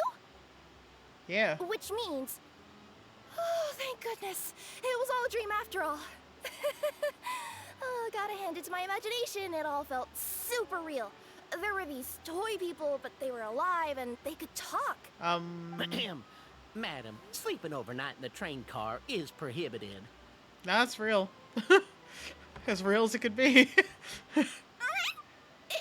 It wasn't just a dream? It's all right, Kirara. Apparently we're in a world called Simulanka. We got here yesterday, too. Simulanka? So, that's what it's called. I spent all day yesterday wandering around this one city. The toy people called it Constellation Metropole. I was trying to find a way to get back home. I was seriously starting to think I'd gotten on the bad side of some great yokai and gotten swallowed whole. I take it you're Inazuman then, Miss Kirara? She sure is. But, Kirara here is kind of special. Let Paimon introduce you for real this time. Kirara is a Nekomata from Inazuma. She works as a courier for Komania Express. So she does a lot of exploring. Nice to meet you. I'm Nilu, a member of Zubair Theater. You can usually find us performing in Sumeru City's Grand Bazaar. Right now, though, I suppose I should introduce myself as the Fairy of the Forest of Blessings. Oh, you're Nilu! I've heard a lot about you from my deliveries in Sumeru. I even saw one of your performances back in the day. You're an amazing dancer. But, did you say you were a forest fairy? Yeah. Oh, yeah, that's her new identity here in Simulanka. Oh, speaking of new identities, looks like you got a new outfit yourself, Kirara. She sure did. Yeah, I know. It confused the heck out of me yesterday. I just woke up in a set of brand new clothes I'd never seen before. That must mean you have a big part to play here, too. I would like to point out that they should be having this kind of conversation on the train while they're moving rather than standing here talking about it. As a cat burglar, as a Nekomata in boots. Is that a thing? I guess I am wearing a pair of boots, but still. With no toes, no feet.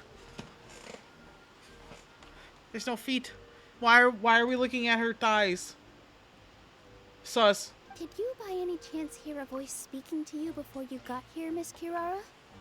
A voice. Oh, yeah, I did hear something. But I was so freaked out my tails got all tangled. So I, didn't catch much of what was said. Sorry for the interruption. But this Nekomata friend of yours, she doesn't eat hamsters, does she? No chestnut. Or frogs? No firecracker. Oh, no need to worry, little guys. I would never do something like that. Well, unless I've been out in the wild too long without anything to eat. Oh, speaking of eating, I am getting a little hungry. Oh, why'd you say that in front of them?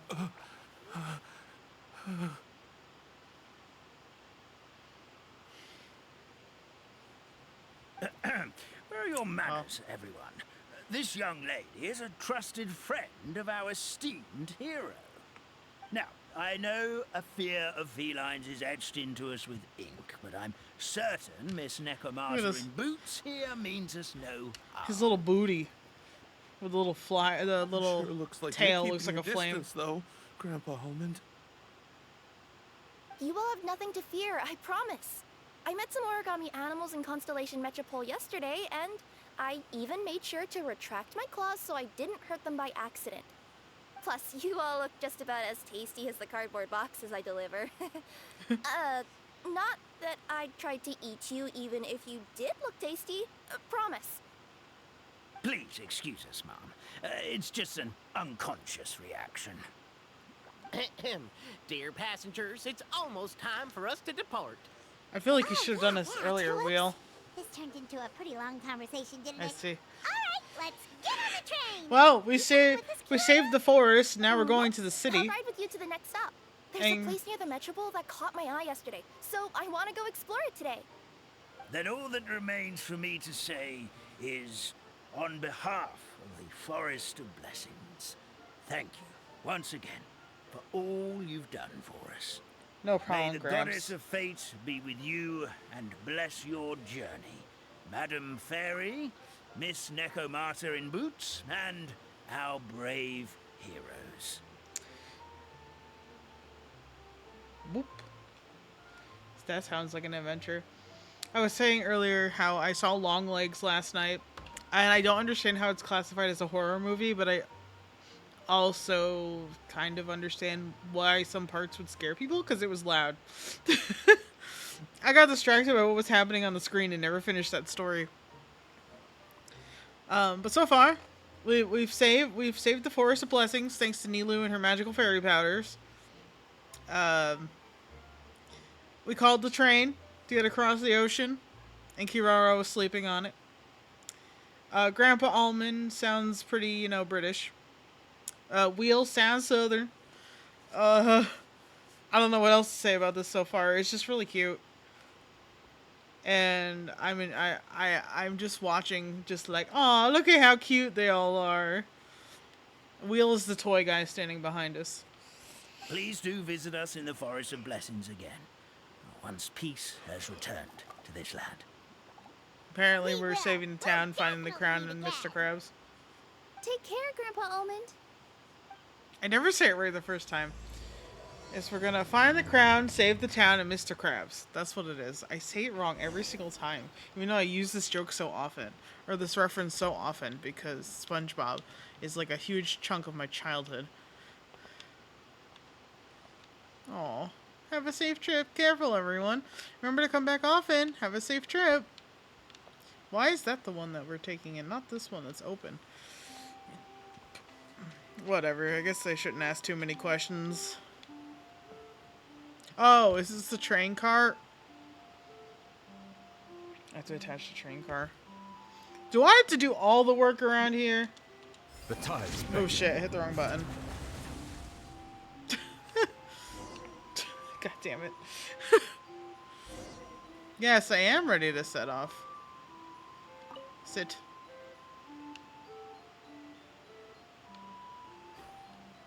What? Can't an old man enjoy his afternoon? What's wrong with you youngins these days? Alright, let's go. Now I can sit. Have a safe trip! Bye-bye. We'll see you later, guys. I'll come back and do all those puzzles. Train ride over the sea? What an incredible view! Please keep your head and arms inside the train at all times. We don't want anyone falling into the sea. I'll do my best. No promises. There's a train coming the other way too! Hey! Hello there. Look at all the toys. Now that the fading disorder is cured, I'm sure the forest will be a lively place again in no time. I gotta go explore that forest at some point. It looked so pretty from the train. I just hope they, won't be too scared of me. We'll see. We'll be Yes. arriving at our destination shortly. Please prepare to disembark. They're gonna make me walk the rest of the way. Come on, I'm the hero over here. Damn it. I gotta Here we walk. are. Constellation Metropole is right over there. It's a short walk from here to the Gear Sky Ladder, which will take you right to Metropole Square. And thank you again for choosing Maritime Express. Okie Great. dokie. And thanks to you for a smooth and pleasant journey, Mr. Wheel. The train cars were comfortable and spacious, and I had a great night's sleep. I'll definitely be back.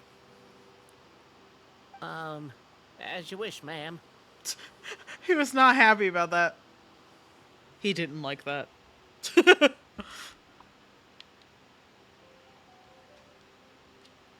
Ah, the Where should we waypoint. go next? Is that place you wanted to check out nearby? Mm-hmm. I took a walk around yesterday, and it felt like there was something weird about it. So, I think I'll indulge my curiosity and go investigate. Want us to come with you? It's okay. You guys go ahead and visit the Metropole for now. Hopefully, that's where you'll be able to find out some more about this world. Oh, it really is right there. Pretty much explored the whole place from the rooftops yesterday, but for some reason, this is the place that caught my attention. Wonder. You know what I mean, right? Like when you get a stone stuck in your claw or something, it keeps nagging at you to dig it out, but you can't focus on anything else until you do. Don't worry, if you run into any trouble, I'll be there faster than you can say gold level courier of the Comania Express. Okay, fair enough. We'll head to the Metropole I then. won't even remember to Guess say this is that. where we say bye for now. Stay safe, Kirara. Mm-hmm. Don't worry about me. Let's not forget, I'm a yokai. Okay, let me get this. Shiny things. I see shiny things everywhere. Is there a shiny thing over there? I thought. Maybe not. Okay. This though. Give me rock. Stabilize. Give me those rocks. I crave that mineral.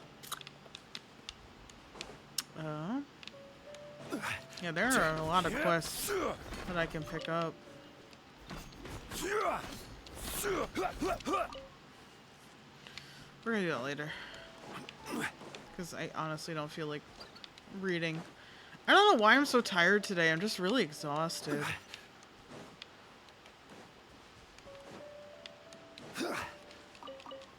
It probably was because I got home at like 1 o'clock in the morning. By the time I went to bed, it was almost 3 a.m. That's probably why I'm fucking tired today. Anyway, I went and saw Longlegs last night. Now, if you're not, if any, like, if loud noises and things like that, like some very basic, like, jump scare stuff, like, really scares you, it's probably something that would, you would consider a scary movie. For me, it was more of a murder mystery with some really intense like scene setting to make it like more thriller-esque. But it still basically was like a murder mystery where they're like, I kill people with the power of Satan, you know? I went and saw it without, like, I went in blind to this movie. I didn't watch any trailers or anything. I just kind of went because my friends were going, and I was like, and one of my friends was like, "Oh, Nicolas Cage plays one of the plays one of the main characters." And I'm like, "Oh, you got me. Bet I'm in." Because when I was younger, and Ghost Rider came out, I don't know. I loved Ghost Rider when I was younger. Say whatever you like about it, but I don't know. Nicolas Cage as the Ghost Rider for some reason was just something my little tiny child brain liked a lot. I think I was probably like a preteen at that point. I don't remember. But it looks like it should be readable, but it's not. I will come back here then. Later. But I was like, oh, Nicolas Cage is in this movie? And you say it's good? I have to see it. So one of my friends was like, I saw it and it was really good. And I was like, oh, Nicolas Cage in a horror movie? That's good? And then I went and I saw it, and like, it's not a horror movie for me. For me, it's like a thrilling, like, mystery movie with a splash of Satan made me do it, you know? I have to applaud the cinematography and the set dressing, just because it gave away a lot of hints that you wouldn't have noticed right away.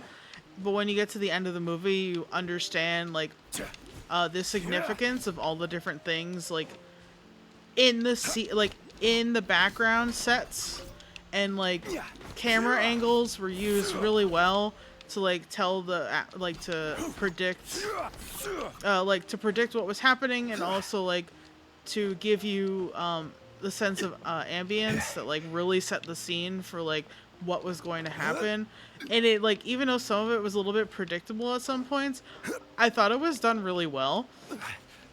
And it was really funny for me to be sitting there and like having this discussion with people and being like, man, I am turning into more of a nerd every day of my life. I want this. Where's this butterfly? Where am I missing it? Where are you? Over there? No. Yes? Let me see. But yeah. Oh, it is there. Oh, I didn't want to fight you. I just wanted that, but Gather.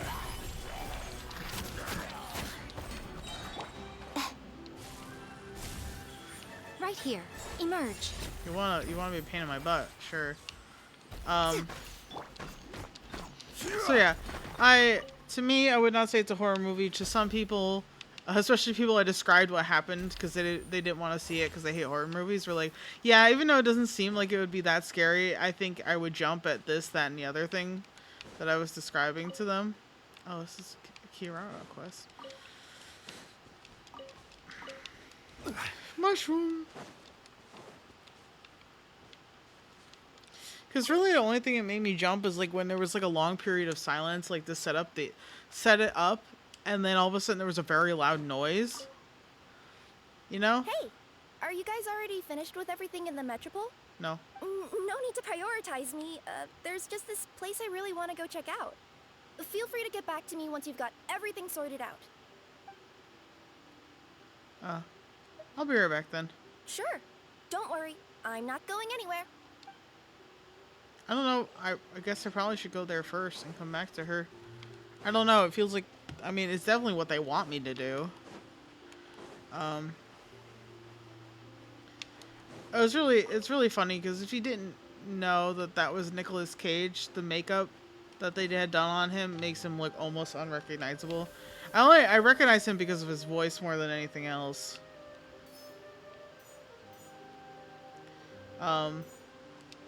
But yeah, I do think that if you like that kind of movie, I do recommend it.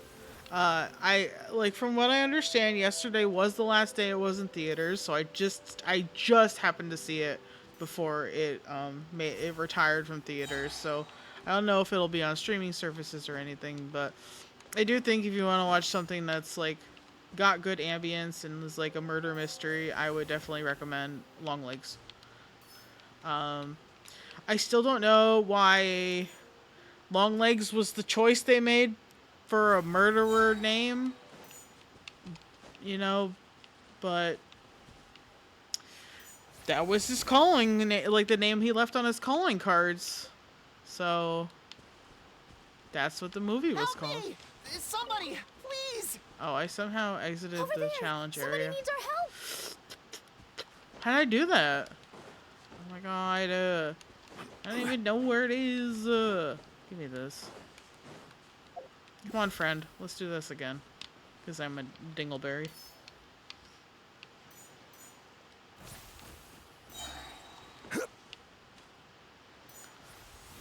I guess I just don't want to say anything because I don't want to spoil the movie. I'm like, if you've seen it, you understand what I'm talking about, but it very much, like, apparently it took place in the 1990s was like the setting because of the giant Bill Clinton photograph and a lot of the shots of the detective's office, which was really funny to me.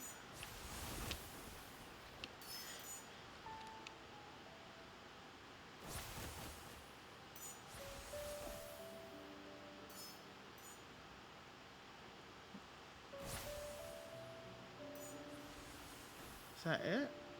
Or no? It is. Okay. Cool. Yay! Certainly worth the extra mile. But everything was like the patterns on a lot of the sheets Help and me! stuff. Goddess of prophecy above, would you kind souls please help us? He needs to be rewound, What doesn't happened he? here? Why are you all suspended in midair? Oh, must be the device actually. Cause like the sheets and stuff, like on the bedspreads and things, kind of reminded me of the 70s. Like 70s, 80s. But the whole thing the premise was that it started in the 70s and this is like 20 something odd years later. I mean, being stuck in midair still beats falling to the ground and being smashed into a pile of blocks. Yeah. I told him to be careful, but no. Never mind. Now's not the time for that. My good friends, could I trouble you to turn the clockwork key over there? I'll explain everything in a bit. It's a clockwork key. Interesting. Okay.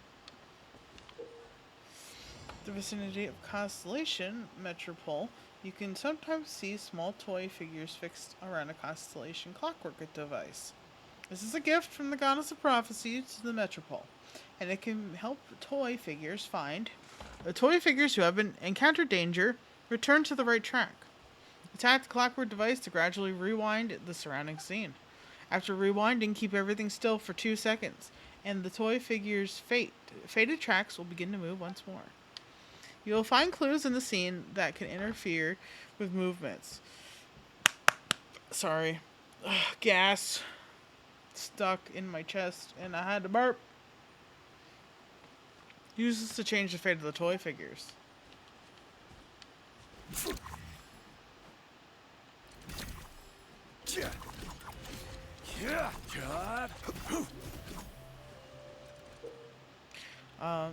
This originally was a pillar of the residence of Simulanka used to pray to oracles, but it has other uses today. As you view the ringed oracle pillar, the interact button will emerge. Press it and the magic thread will fly toward the oracle pillar next to you and connect to it. When unable to connect, you can attack the connected oracle pillar to reset all the connection states. Okay. Okay. Okay.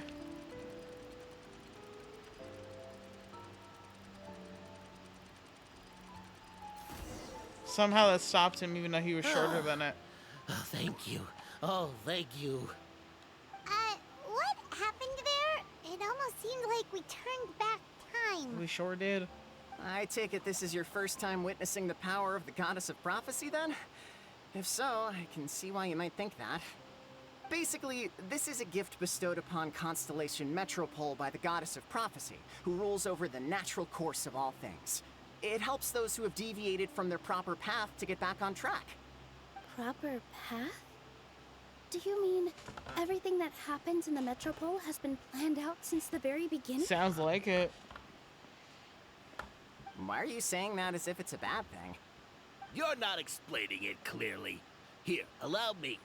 Of course, all the residents of the Metropole have the freedom to live their own lives.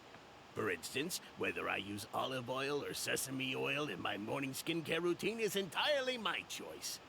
But whenever something disastrous is about to happen, like when I almost got turned into a pile of rubble just now, the goddess's magic will activate in the world around us. So, in other words, it's kind of protection Yeah. magic? To keep people alive? That's what it sounds like. You could say that. There are other situations in which it activates too, but that's basically correct. Well, in any case, we're glad no one's hurt. Are you heading to the Constellation Metropole? Yeah. Yep. Do you know where we can find the Gear Sky Ladder? Oh, it's just that platform up ahead. The one with the key sticking out. That thing? Are you sure? Yeah. Yep, that's the one. Pretty much everything in the Metropole runs on tracks and gears. The Goddess of Prophecy watches over it all. Which is to say, all the tracks are fixed. If a machine is set up to move forwards, it'll never move in reverse. This reminds Paimon a lot of Fontaine's clockwork toys. Interesting. You mean, like those music boxes with dancing figures? I think I've seen one or two from the merchants in Sumeru. Yeah, exactly like that. Anyway, sounds like it's not gonna suddenly fall out of the sky, so Paimon's okay now. Should we get going? Yeah, whether or not. Is that a treasure chest for me? One Sure man's is. stone is another man's gem.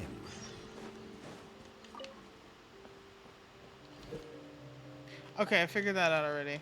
Because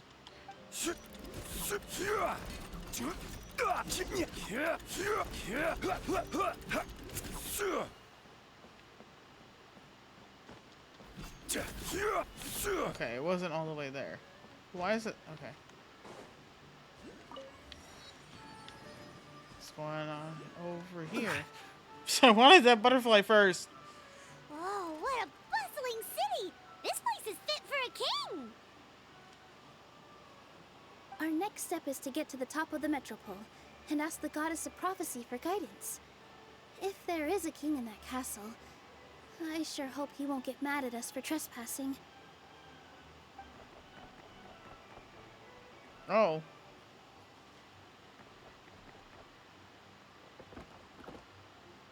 Who are these little guys? Oh, he fell.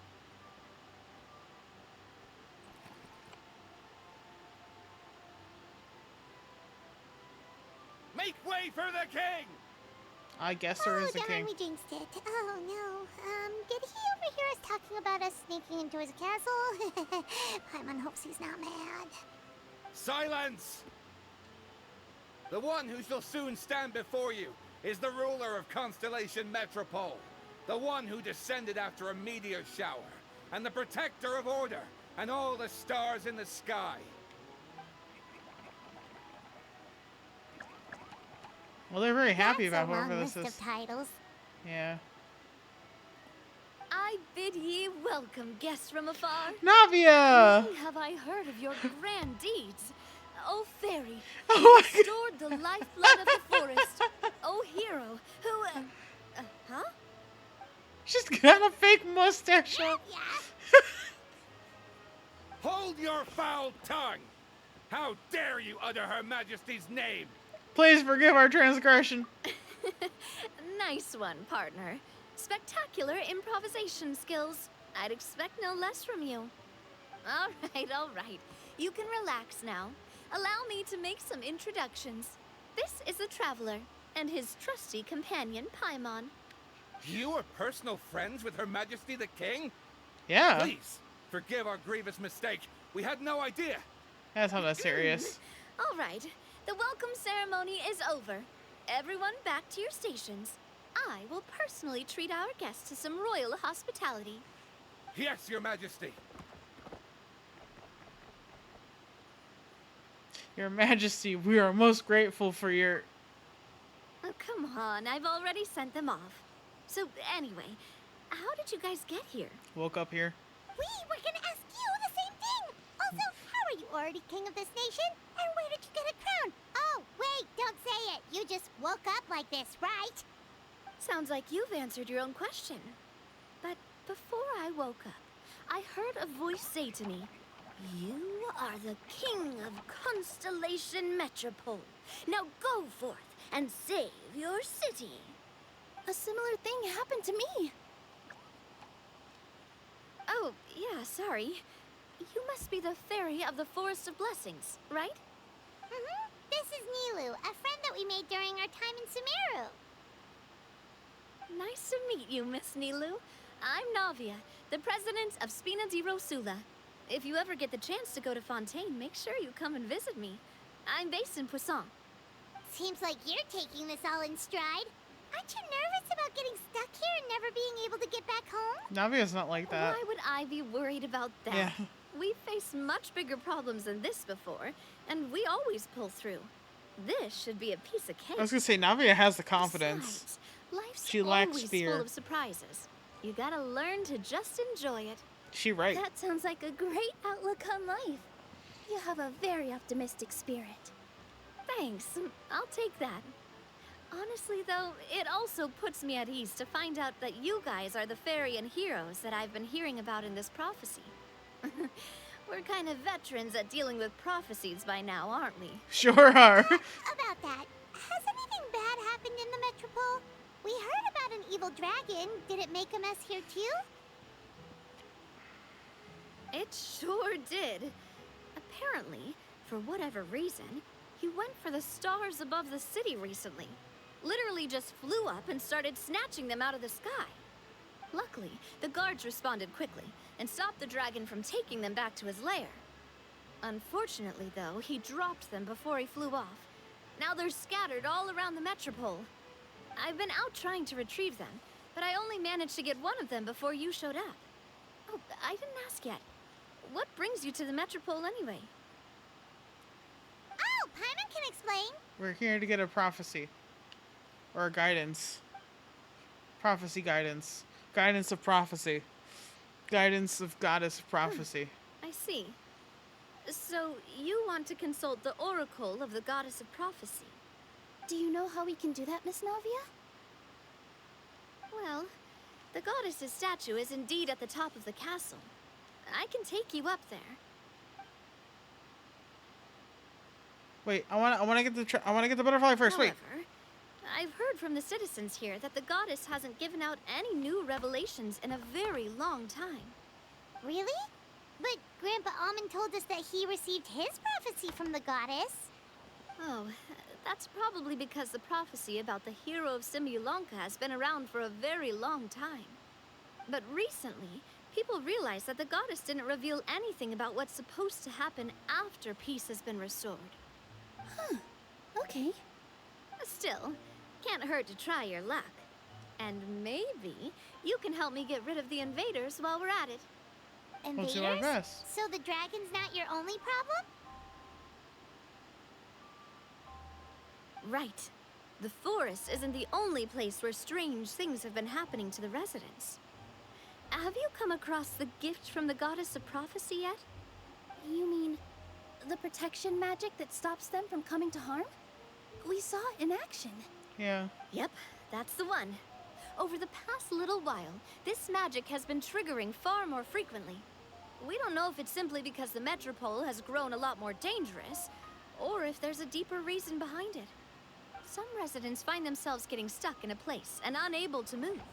Others start repeating the same thing over and over again, like they're trapped in some kind of loop. Huh. I like how also how the titles of each character If we were to change. use clockwork toys as an analogy, could it be that the tracks have eroded, or the gears have slid out of place?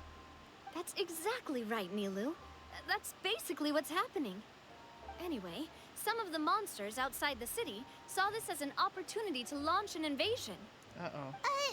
But we didn't see a single monster on our way here. That's because I already took care of most of them over the past couple of days.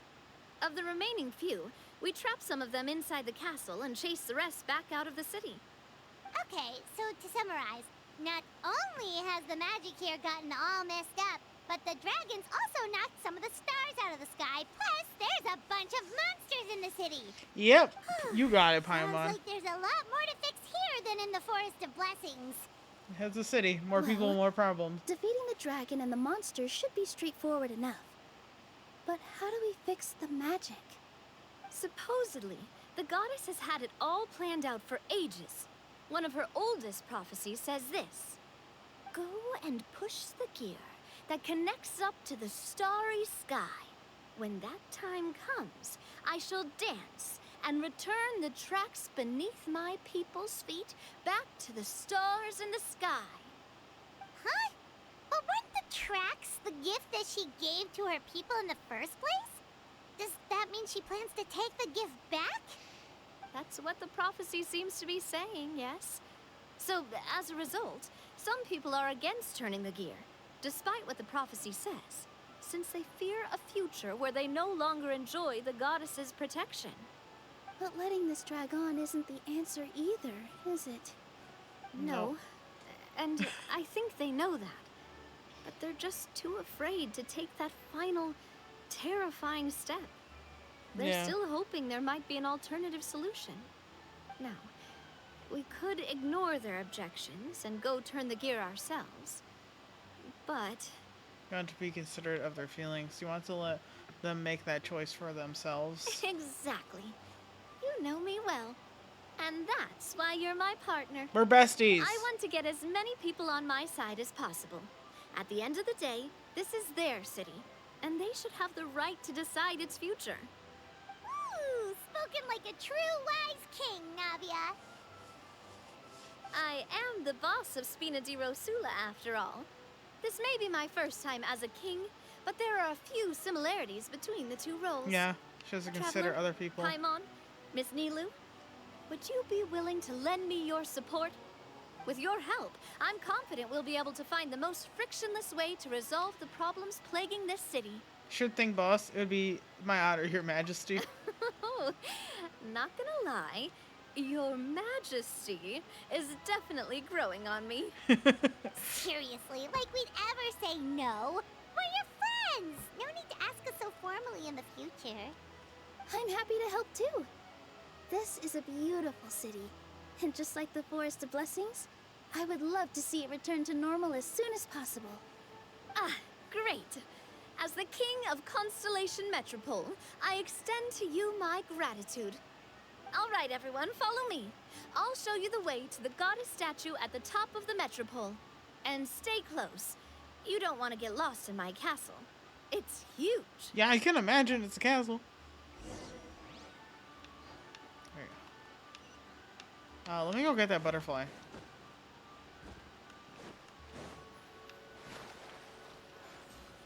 Now my pants are all wet. Okay. And then...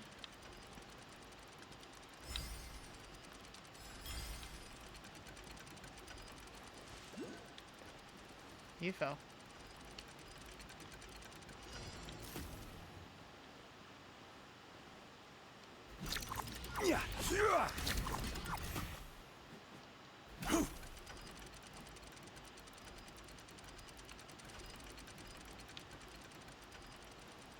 There we go.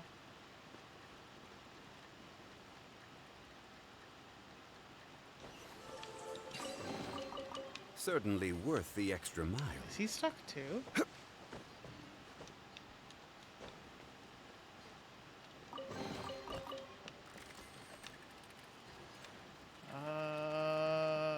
I guess, but they ain't moving, so.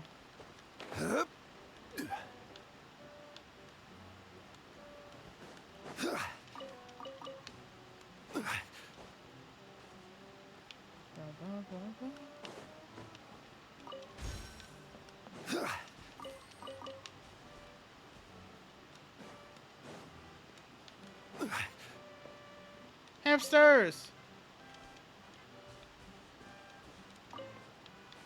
I stole your veal for...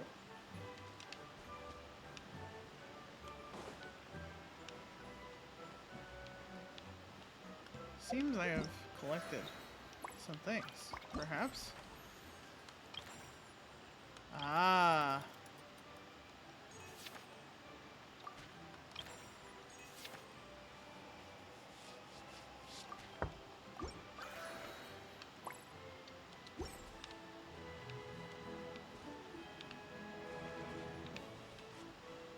Ah, there it is. I saw a glimmer. Yep. Shimmery, glimmery. Radish.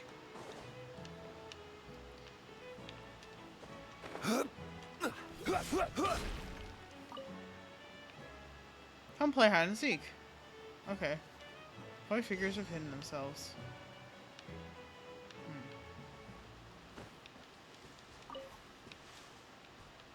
Okay, that was 1.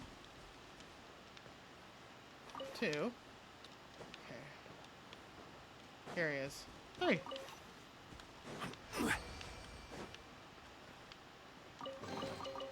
Thank you. Unsolicited, and all the more valuable for it.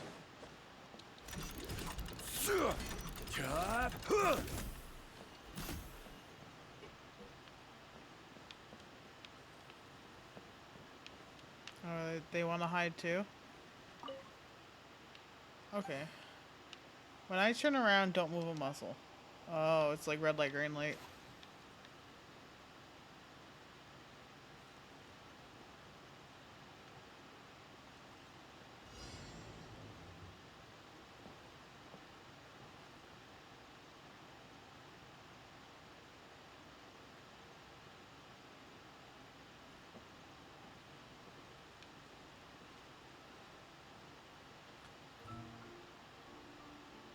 I accidentally turned around. I don't know why I'm so quiet. This is not that intense.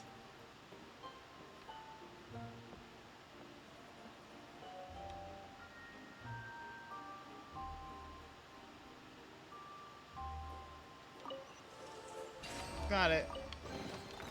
Certainly worth the extra mile. That was fun. These are very cute little mini games they got going on up in this event. I don't know. Speaking is hard. Okay, I got 50. I need 125 to get the outfit. Fabrication. I've not even gotten a single one of those yet. That's because I haven't done the other events. I've just been doing this stuff.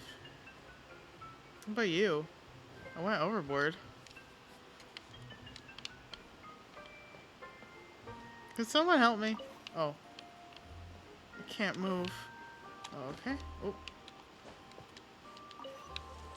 I freed everyone.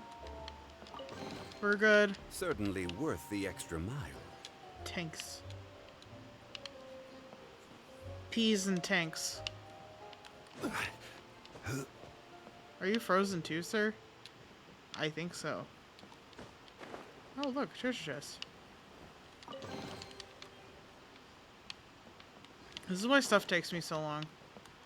I'm just trying to streamline this as much as possible. And do like all the extra stuff later. Because sitting for a long period of time is not going to be good for my back, which already has been hurty for the last couple days.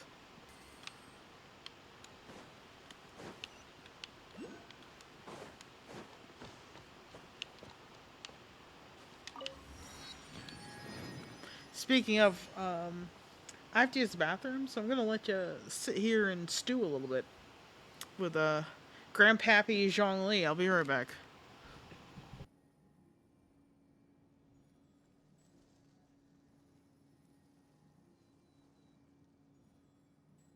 Osmanthus wine tastes the same as I remember. But where are those who share the memory?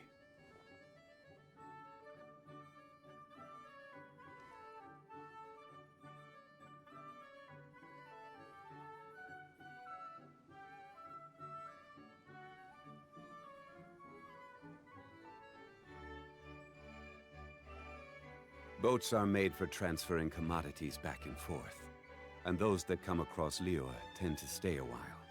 So it is where many things come to settle.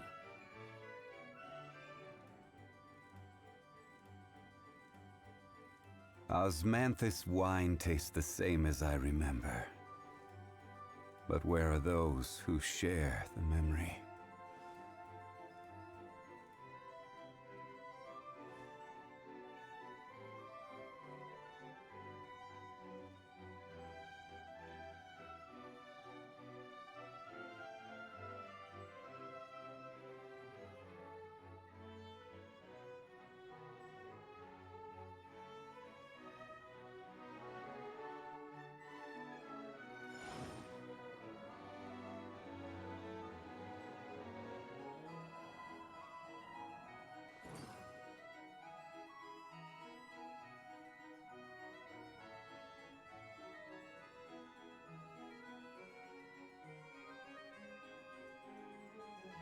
Osmanthus wine tastes the same as I remember.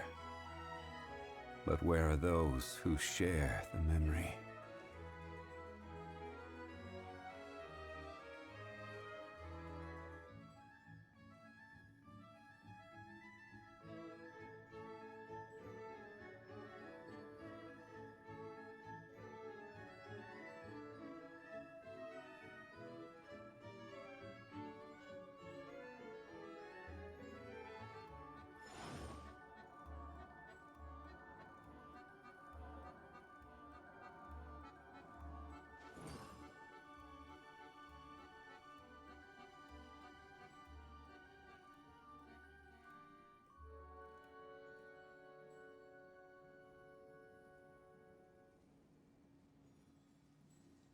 Where do you want to go next? If you'd like to see Liyue's tourist spots, I have a few references.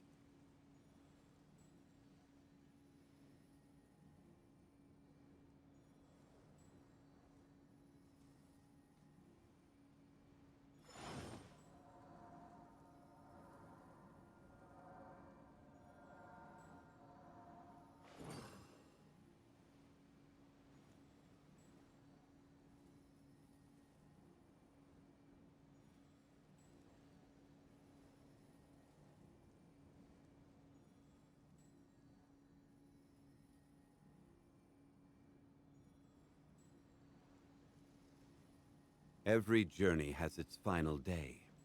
Don't rush.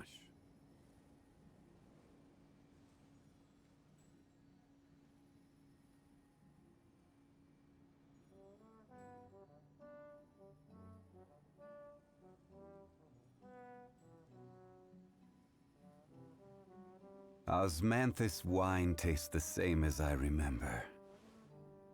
But where are those who share the memory?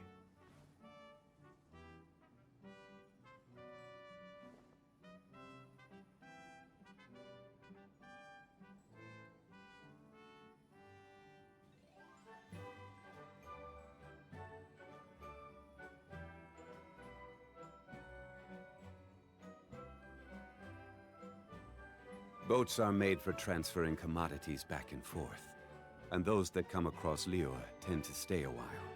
So it is where many things come to settle.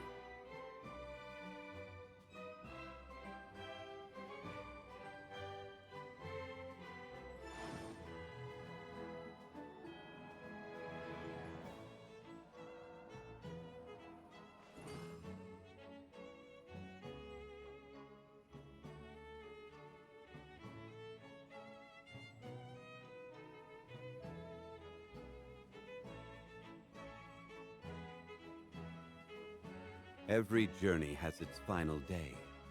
Don't rush.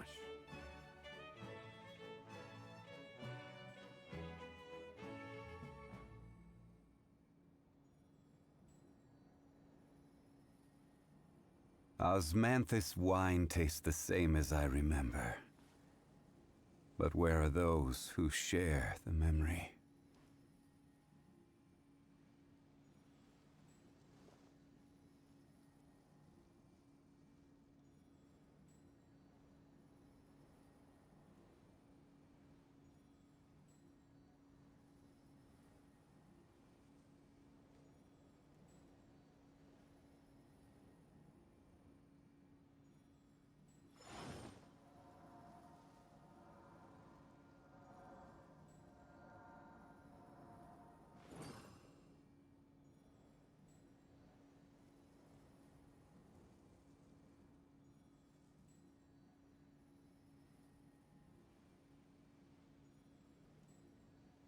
Boats are made for transferring commodities back and forth, and those that come across Liyue tend to stay a while. So it is where many things come to settle.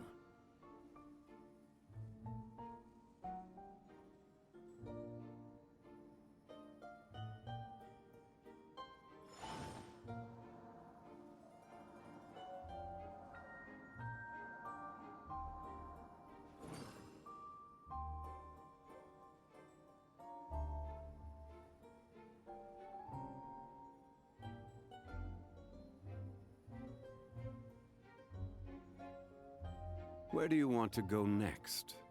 If you'd like to see Liyue's tourist spots, I have a few references.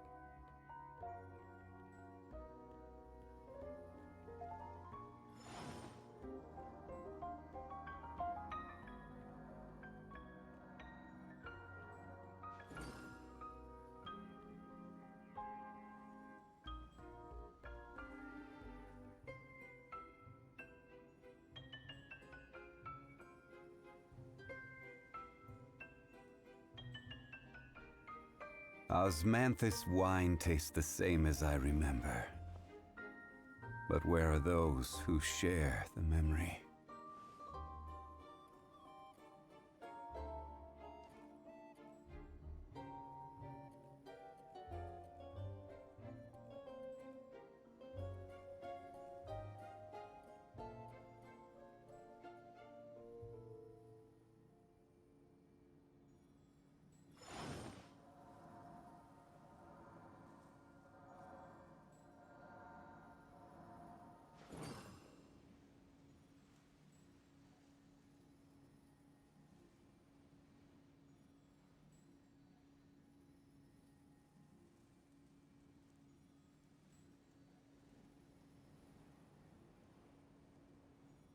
Every journey has its final day. Don't rush.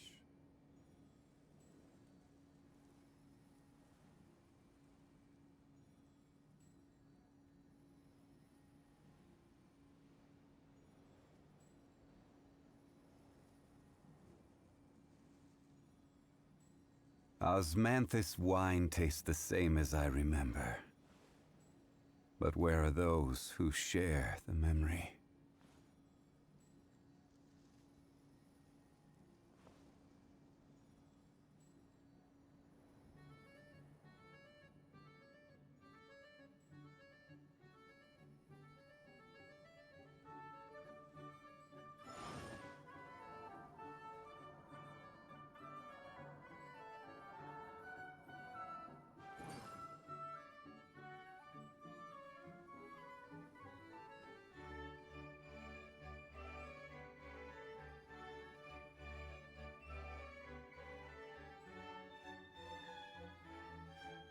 Where do you want to go next?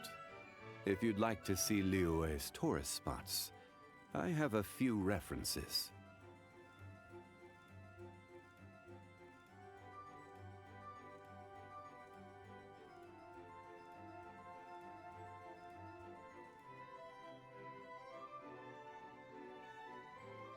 Osmanthus wine tastes the same as I remember.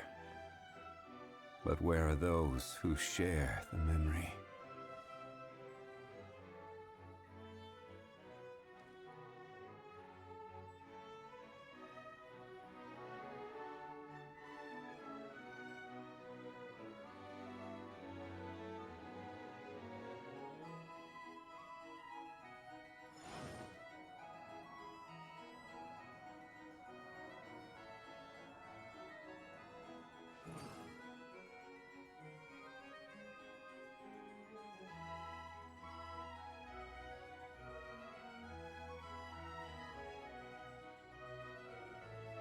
Osmanthus wine tastes the same as I remember. But where are those who share the memory?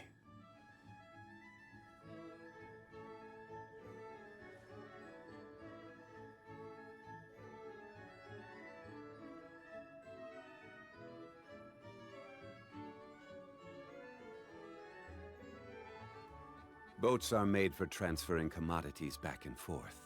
And those that come across Liyue tend to stay a while. So it is where many things come to settle.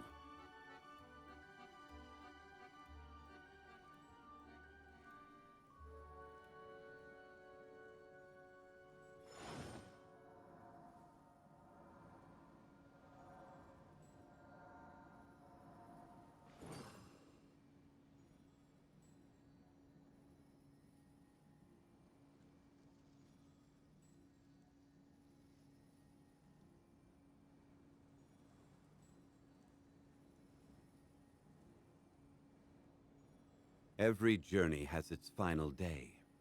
Don't rush.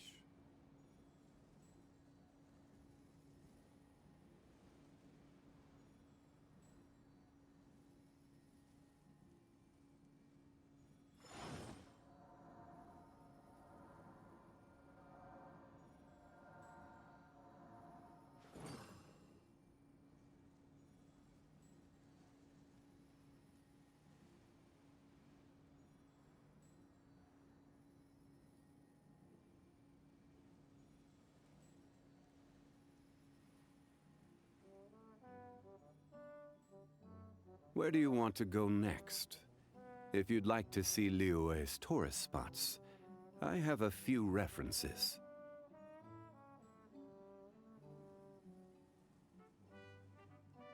Osmanthus wine tastes the same as I remember. But where are those who share the memory?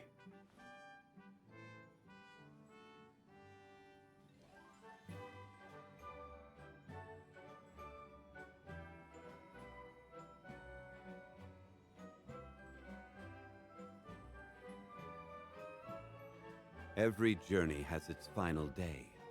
Don't rush.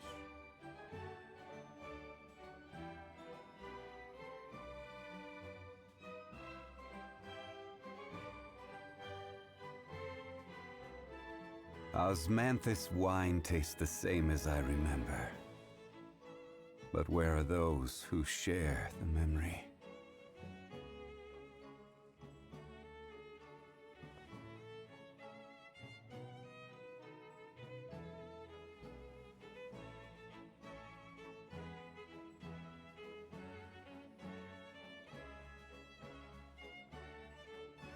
Boats are made for transferring commodities back and forth, and those that come across Liyue tend to stay a while, so it is where many things come to settle.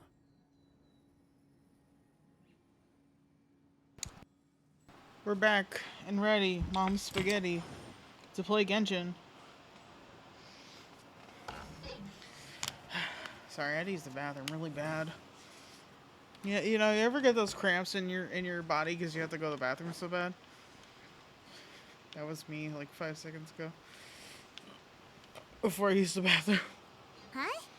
What's this? Wait. This looks like the star I found earlier. I told the guards to place it near the goddess statue.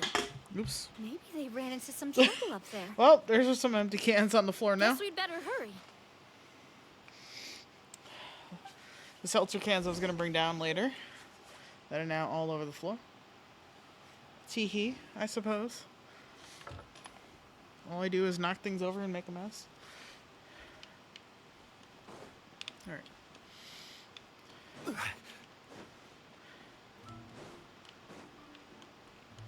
I like how there's arrows telling me where to go. Uh-oh. It's a trap. Oh, that was the trap. I will have order. Don't worry about it. Certainly worth the extra mile. The man doesn't want to get up. Neither does he. Okay. The monsters are inside. Okay.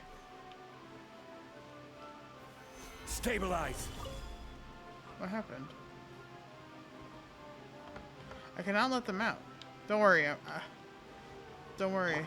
But you are my companion. So are my companions. Could you help me? Yes, leave it to me. Seems like an emergency. You said it, Baiju. Right here. Right now.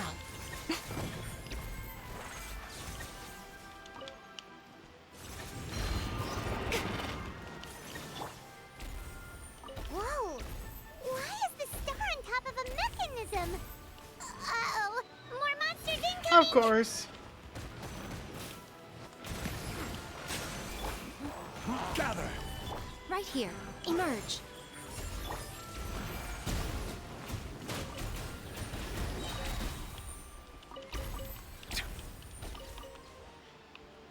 GG easy, I guess.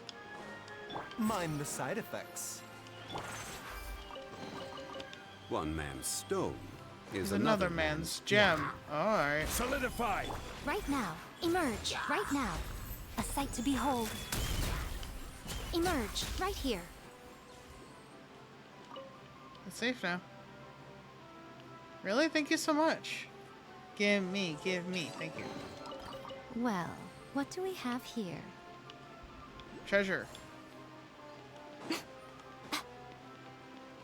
Oh. Somebody was knocked over. Alright. What's the... Okay, well... Right now.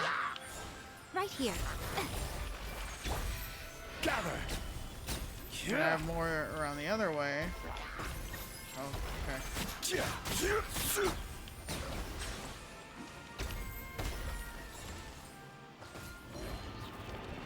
Oh, I guess it's not done yet. Order guide you. Quake! Right now. Bow your head. Okay, there we go. Gotcha.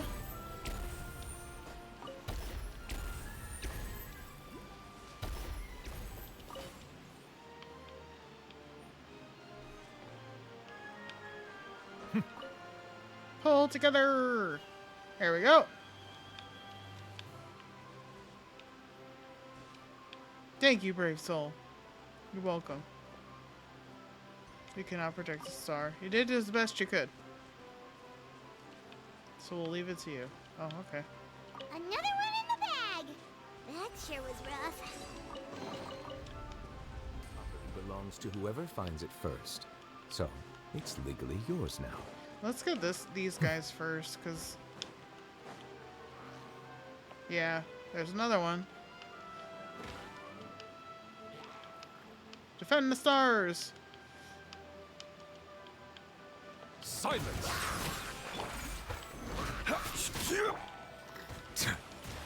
The doctor will see. Emerge. Right here. Be sanctified. Grandpappy, don't play no games. Alright. Abandoned property belongs to whoever finds it first. So, it's legally yours now. Thanks, Grandpa. Feels like they really didn't want to give that to us. They're afraid.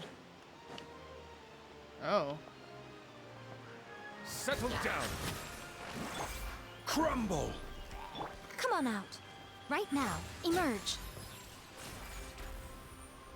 You're welcome. The band is ready. Okay.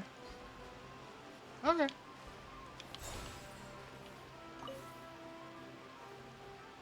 I'm directing that one. The jungly pillar at the bottom of the screen.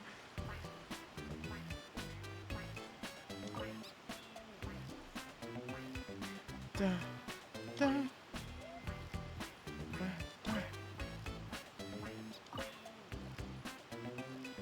Yeah, the toy dance. Imitate the dance moves. All right.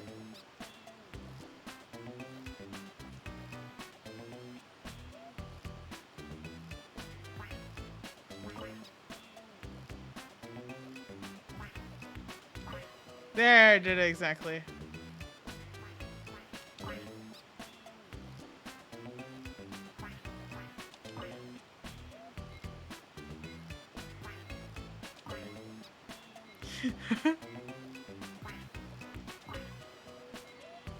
Yeah! The paper drums thanks you. You're welcome. Ooh, big Well, big what do we have chest. here? Big precious chest. Oh wait, butterfly! How are you getting stuck under the lily pad? Yeah, Miko.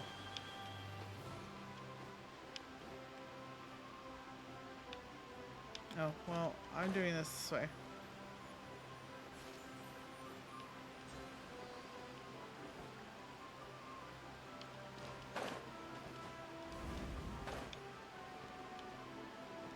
Okay, we're back up here.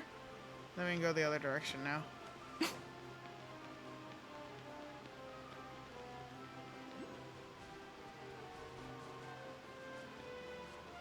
There's another one nearby.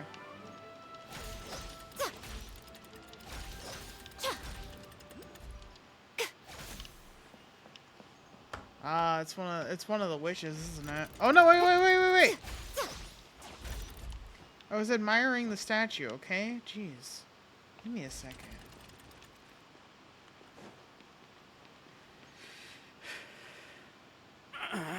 Drat! I can't move. Well, what we're here. happened? Your Majesty, this conservative radical, he attacked us. He threw the star from the Astral Garden and even stole the magic thread linking the Oracle Pillars. But just as we were about to arrest him, the goddess's magic activated. And now we can't move. This is a problem. No! Nobody touched the celestial gear! What's an oracle pillar? You need to use it to pray to the goddess. I'll explain later. First, let's help these guys. Let's get them back on track. Okay. Oh, toy figures can open the glue cap. Attack to spray forth the super glue. Each super glue can produce up to 3 effective drops of glue. Okay.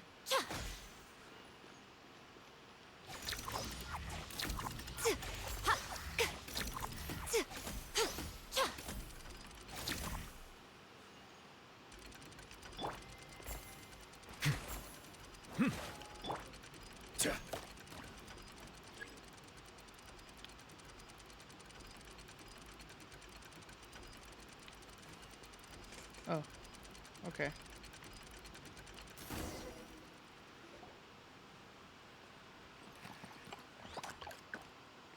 Hey, he's giving away! Halt! It's okay. Let him go. But, Your Majesty! Even if we catch up to him now, we won't be able to change his mind, much less quell the fear that many others like him are feeling. All it would do is turn him further against us.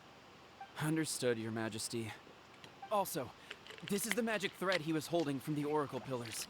Your Majesty, what should we... I guess fix it. Ah, please give that to the traveler over there. I believe they have some questions for the goddess. Oh yeah. Yes, Your Majesty. Ouch. Did you hear that? That was my knee hitting the fucking table. Ouch. So, what do we do with this exactly? Fix the thread. See those oracle pillars over there? Just use the magic thread to connect them together in a specific pattern, and the goddess of prophecy will answer your prayers. Oh, sounds easy enough. Let's give it a try. It's whichever witch that wrote books. I don't remember. Is it like a primo gem? Like a star?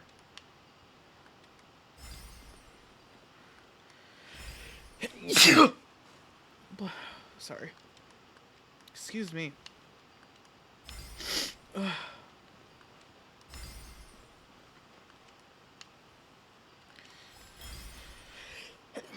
That's what I thought. Okay. Man. Oh. It worked!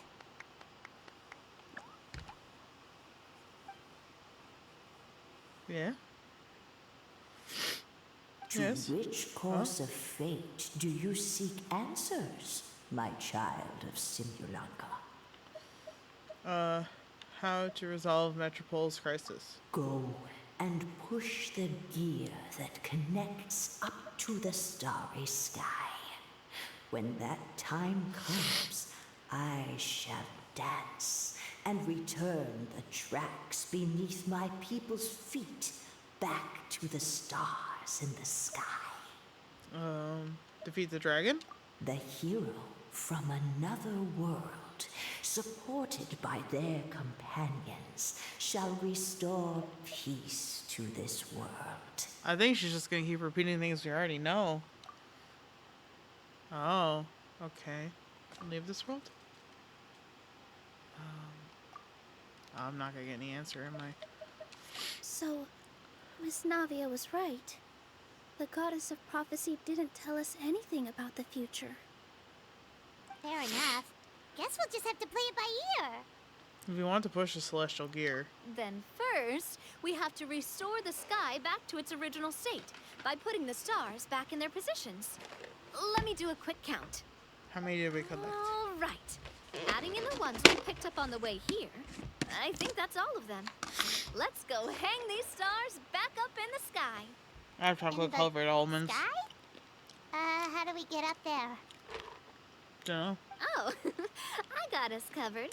We will, of course, be taking the Aerial Express. Uh-huh. Is that a flying train?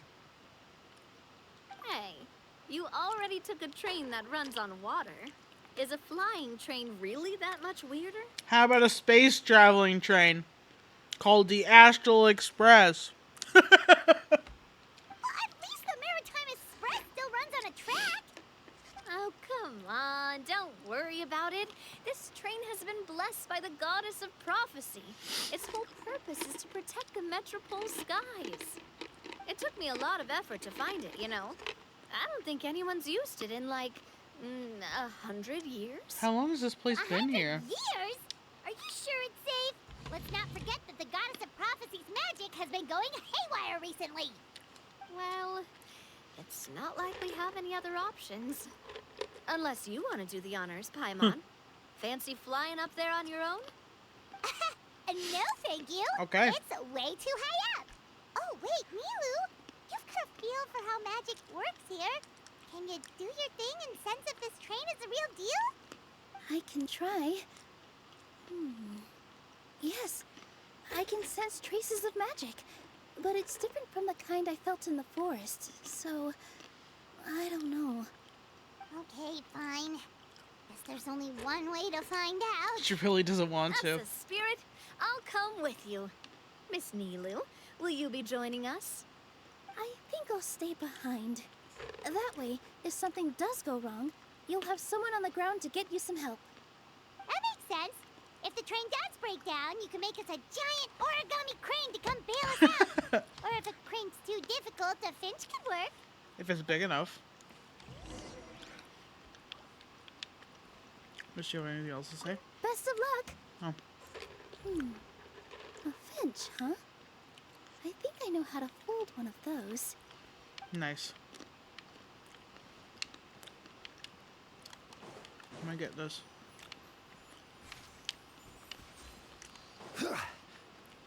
God, where's that train now? Where's it? Oh, nope, not that. Must be over there then. Yep. My brain is poopy. I got a poopy brain. Got that poopy brain. I got that poopy brain. Ride the Aerial Express. Oh my god.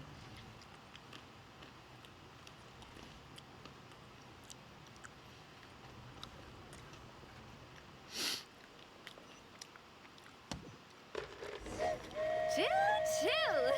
Aerial Express moving out. Whoa, it really is flying! What an amazing feeling. I've never been on a flying train before. None of us have. Neither have we. Unless you play Honkai Star Rail. Anyway.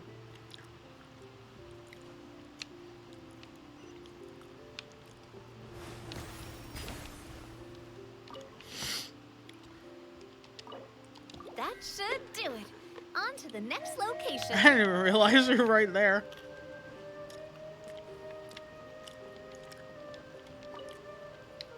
That's alright. I'll do it from my seat. Oh. Wait, I missed it. No. Oh, good thing it's right there.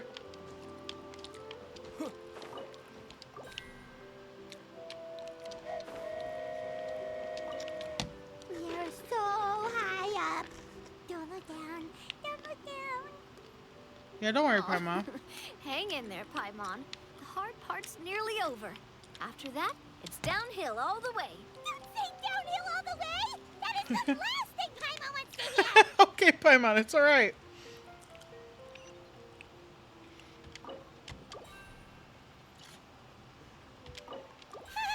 We're finally done. Okay, Yep. let's get back down while this train is still working. You could have stayed on the ground, Paimon, if you're that scared. I wouldn't have faulted you for it.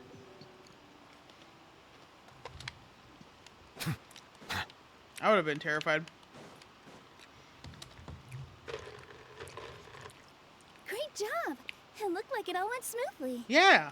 Yeah, and it was an absolute blast, too. You gotta ride with us next time, Miss Nilu.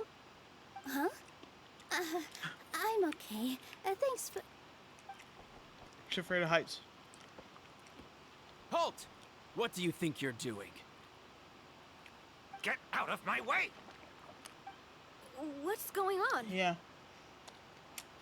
Your Majesty, there! Angry. Let us through! Stay back! Oh boy. It's okay. Let them through.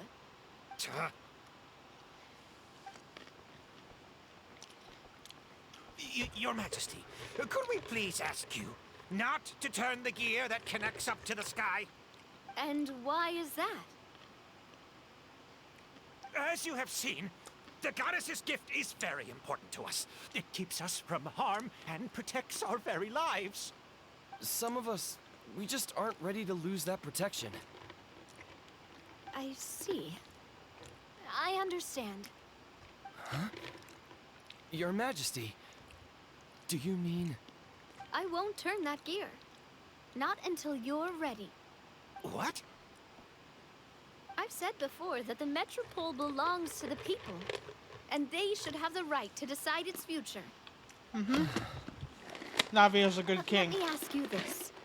How do you plan to solve the issues we are currently facing? Well, we'll start by rescuing the people that have gotten stuck. And then we'll find a way to figure out the true cause of this crisis. And have you made any headway on that? The true cause, I mean. Unfortunately not. Hey, you little... Hey. I'm sorry, my friend, but it's the truth. Just You be have honest. Friends and family that have been affected, don't you? That have gotten stuck? Duh. I understand your concerns. But if we let this drag on for much longer, the situation may well get worse. Yep. More and more people will be frozen by the goddess's magic. Yes, but if we turn that gear now, all the tracks in this city will disappear. I know this is a hard decision to make. But have you ever thought about why the goddess might have made things this way in the first place? Huh?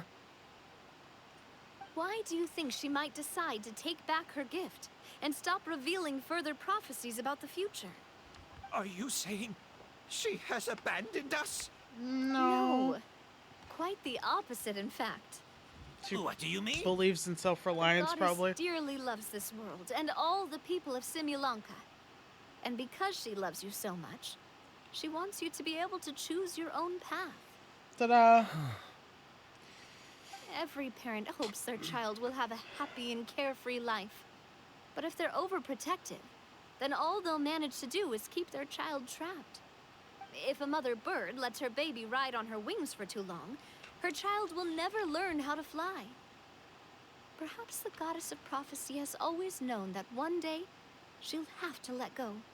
Children can only become independent if they're allowed to form their own opinions, make their own decisions, and deal with the consequences on their own. Only then will they be able She's to fucking continue right. their journey alone, even after their parents are gone. But we've relied on the goddess's protection for so long. We don't know what it's like to go it alone. We don't know if we have what it takes. Oh, you do. Are you kidding me? I'm really sure I you think do. you've proven yourselves more than capable of that. What do you mean? You made a call in a time of crisis, and you've come all this way to talk to me. Even the guards couldn't stop you. That must have taken a lot of courage. But we only did it because we were scared. Why you set out on the journey doesn't matter. What matters is that you've proven you can choose your own path. This is why we love My Navia. friend, I fear our king is right. It is time for us to face our fears. What? But we... We can't go on living like this. Living in fear. Look at what it's driven you to do. You threw away a star personally created by the goddess of prophecy herself. You once revered her more than any of us. And I think the king is right. She hasn't abandoned us. No. So, why don't we put our trust in her one more time? I don't care anymore. Do what you want. He's sad. Aw, he laughed. I'm sorry about my friend. That's just how he is. Always had a terrible temper. Please accept my apology for his impudent behavior. Is it just me, or has he accepted the goddess's prophecy? Yes. I think so. Not that you'll ever hear him admit it out loud. Yep. Your Majesty, please turn the gear that connects up to the sky. So, you've made up your mind? About giving up the goddess's gift? Yes, I've made up my mind. But maybe losing the gift isn't what this is about anymore. Because we've gained something too. You have given us courage. Well said. I am proud of your decision. Now, gather around, everyone, and join me as we make the night sky of this wonderful city turn once more. Yay! Oops, I'm clapping in front of my face so my camera's freaking out. Or my model's freaking out.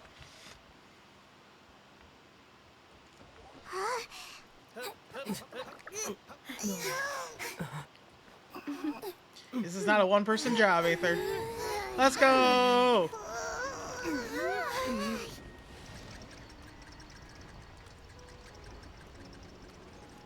Aww. Look at all the shooting stars! Yeah. I had a feeling she's connected to the gear as well.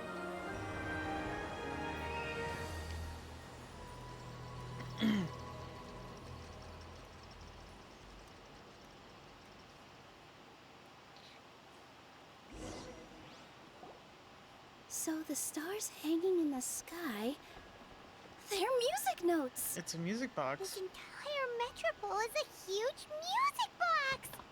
That's incredible. How do you feel? A little scared and uncertain. But for some reason, I feel a lot more at ease. It's as if some kind of huge weight has been lifted from my shoulders. Figured out any next steps? To be honest, not really. But maybe I can start by having a heart-to-heart with that stubborn friend of mine. I would think so. I have an idea. If you don't know what to do, why don't you start by helping the people around you? You mean the people who got stuck because of the goddess's magic? Yeah. I mean anyone and everyone who needs your help.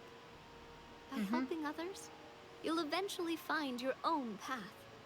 Trust me, I have experience in this. What kind of experience, Your Majesty? Spina de Rosula. Yes, we'll need a formal organization with a catchy name before we go out and start helping people. Why don't we call it the Spina di Rosula? Spina di Rosula?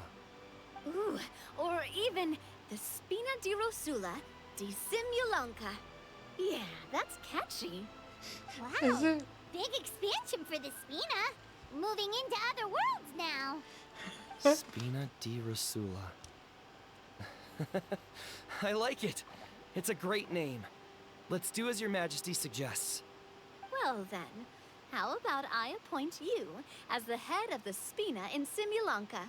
While I'm off fighting the dragon with the other heroes, it'll be your responsibility to work with the guards and take good care of the people in the metropole. What? You're planning on fighting the dragon? But no, Your Majesty, you must reconsider. He's right. Your Majesty, you can't. How are you two on the same side all of a sudden? Perhaps Your Majesty is unaware of this. The great dragon suddenly broke out from the Titanium mines one day and tore the end of the world to pieces. Titanium, though. It spat out a strange fog that surrounded a whole island. No one knows what lies beyond the fog, and no one knows what has become of that poor island. Before your majesty arrived, we dispatched many soldiers to fight the dragon, but none came back alive. Yikes. Sounds worse than we thought. Isn't that all the more reason for us to go? There could still be guards trapped there, waiting for someone to rescue them. King Navia is right.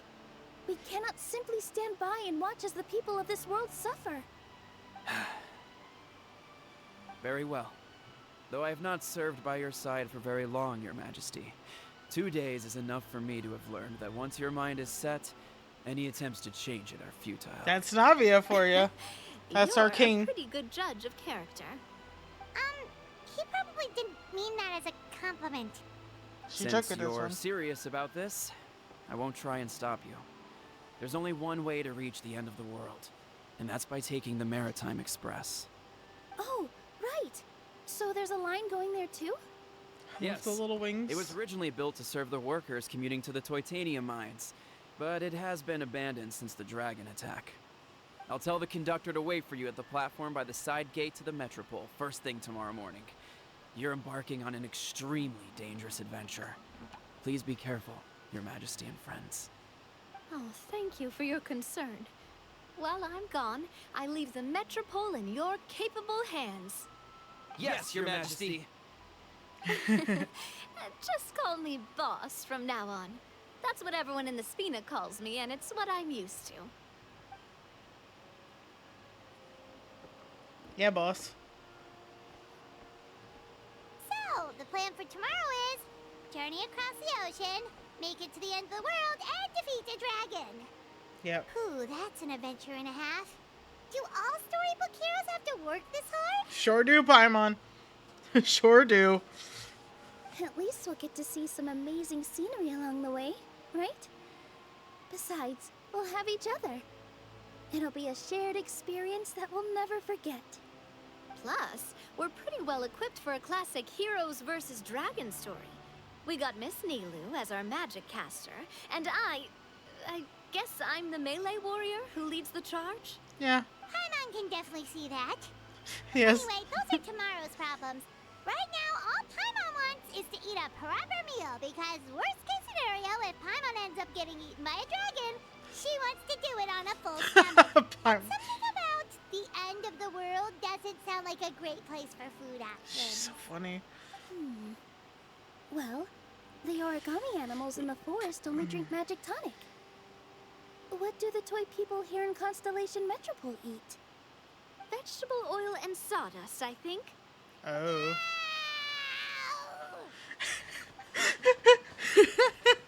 Paimon. Defeated.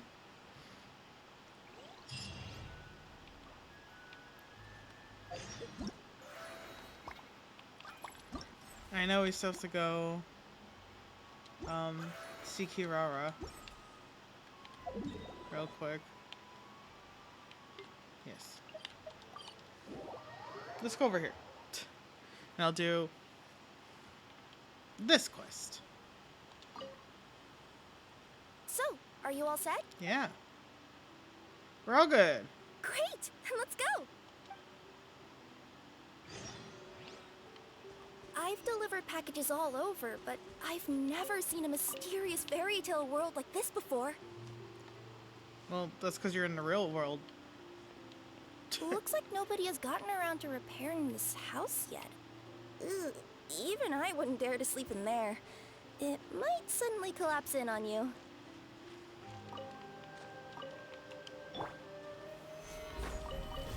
Yep, especially after I've done that. Nothing to see here either. Maybe we can find someone to ask? I wonder if there's something to do with her role. Aha! Over there! I bet we'll find some people there. Let's go take a look. If you say so.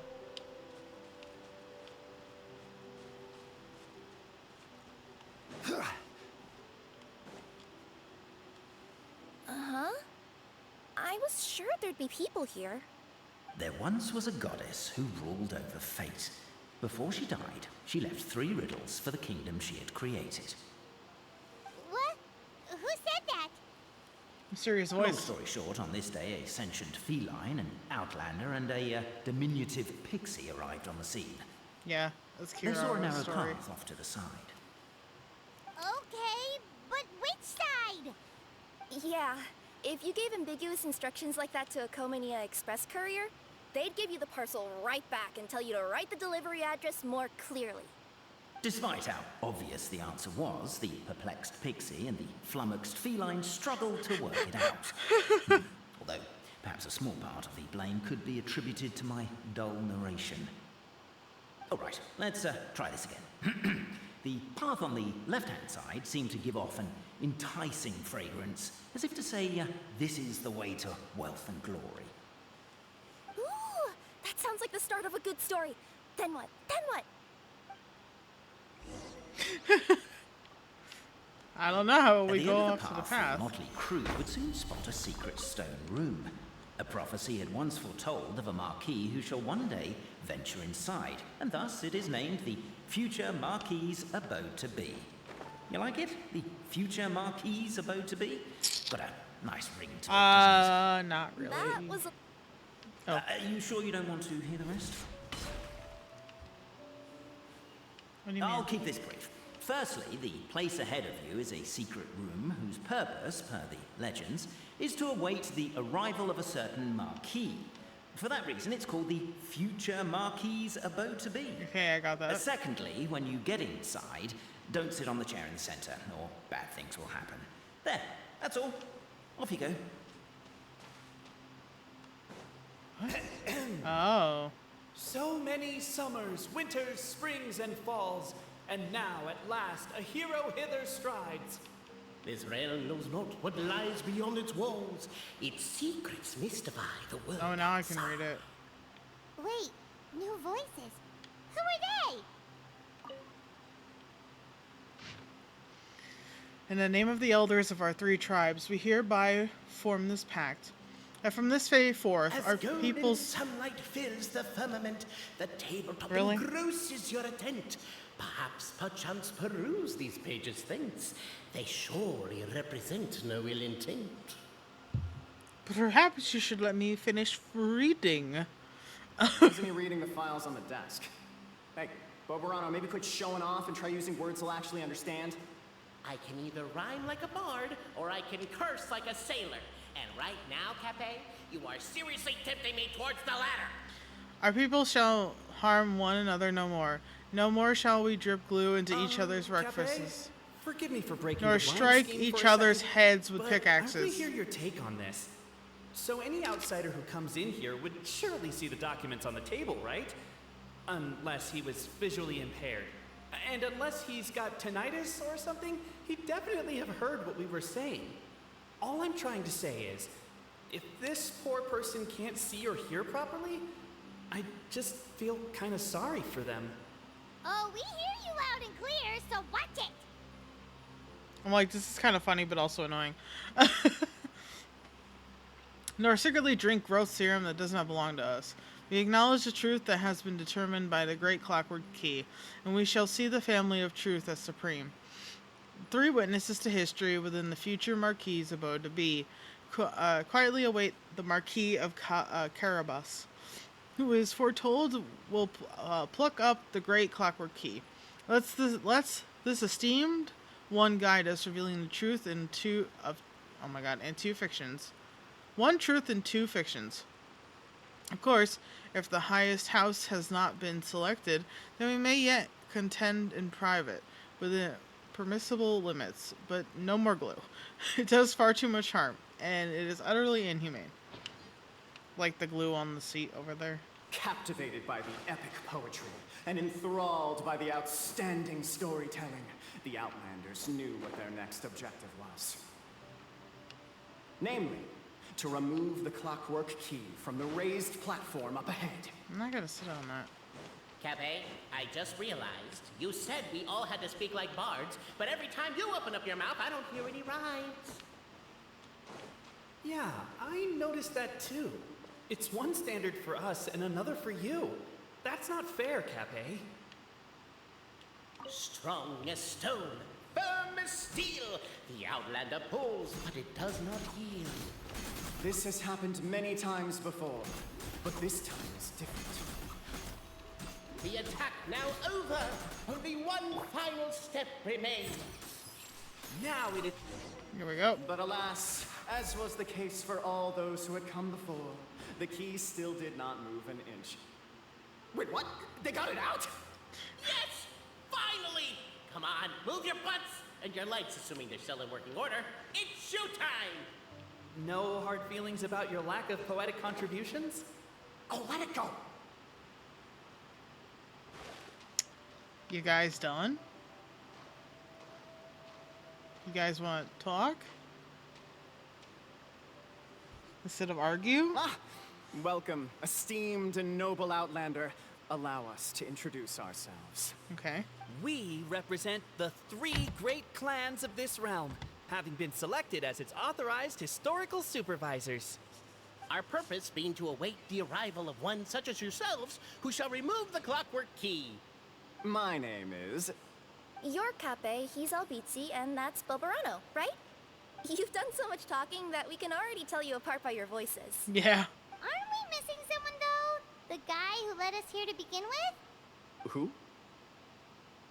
And thus was born the long-awaited fellowship, destined to uncover the truth of the past. Allow me to quote, if I may, in the history of Constellation Metropole, a new page has begun. Him.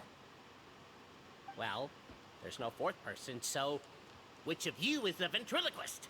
Come on, out with it.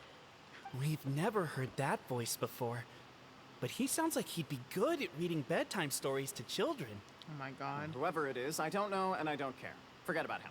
We have far more important things to focus on, like where our journey goes from here. That key you hold is the pivot point about which the past and present of the Metropole revolve. However, between our 3 clans, there is some dispute over the historical record.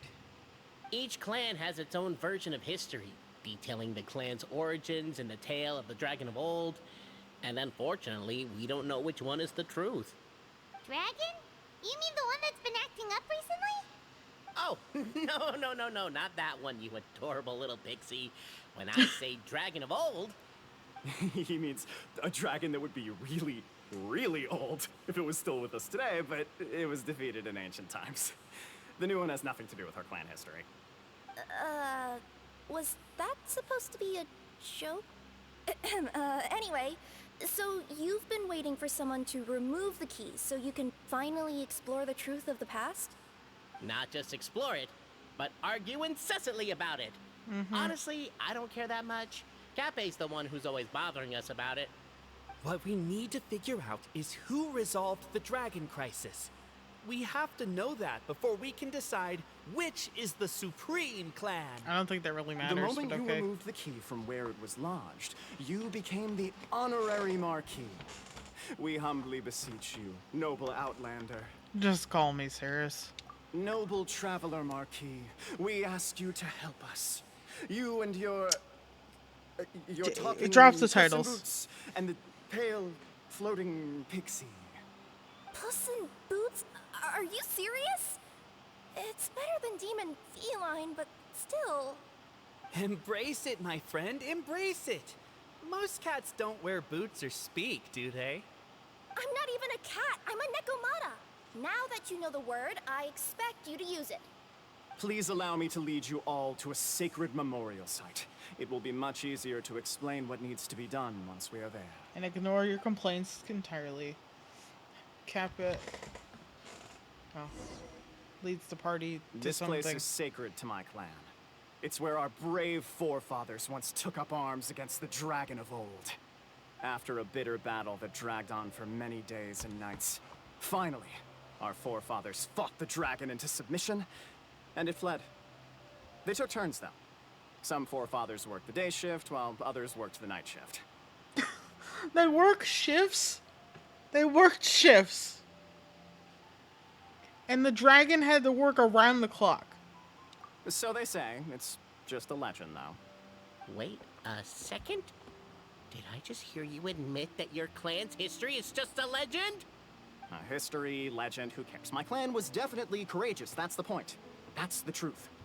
And isn't the truth Why are we here what arguing we've this all then? been arguing about non-stop for all these years? Capet's words gave the traveler food for thought. Could it be that the truth in a fictional world is equivalent to fiction in the real world?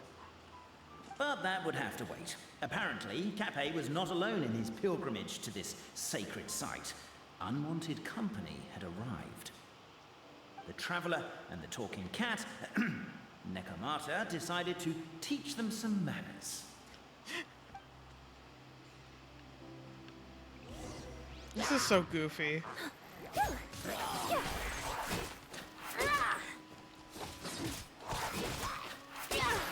Show them, right now. Scratch that!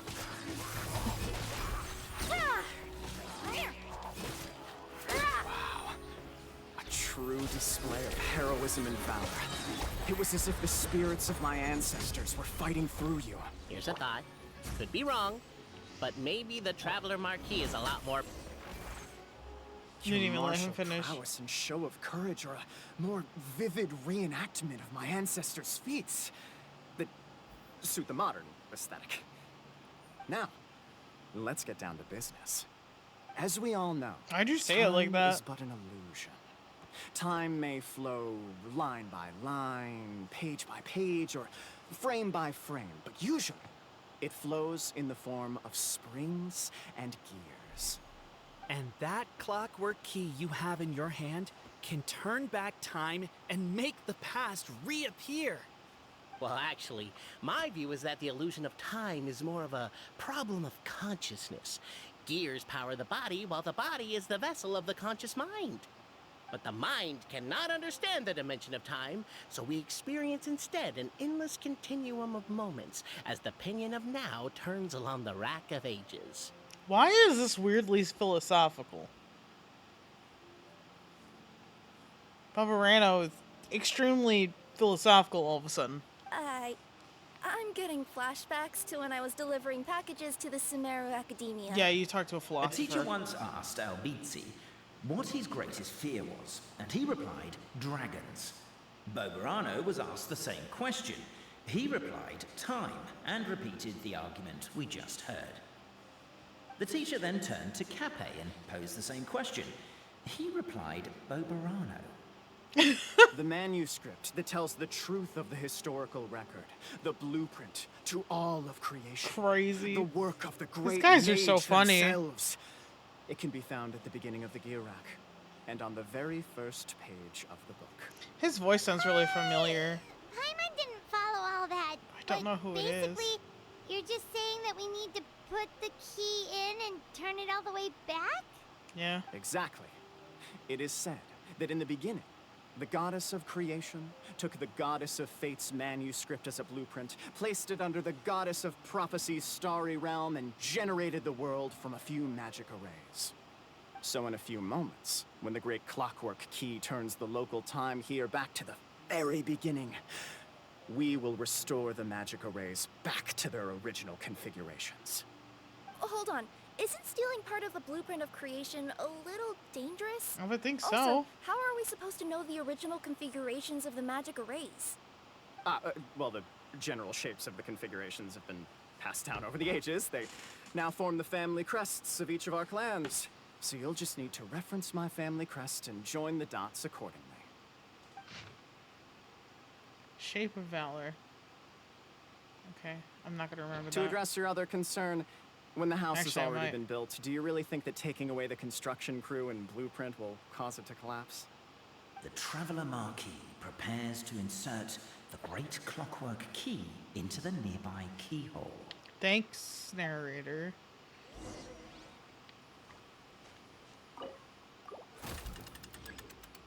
Okay. Yeah, it's easy enough. Okay.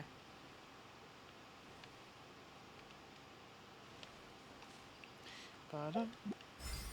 Ba-dum. I guess we should start here? Yes. Ba-dum. Ba-dum.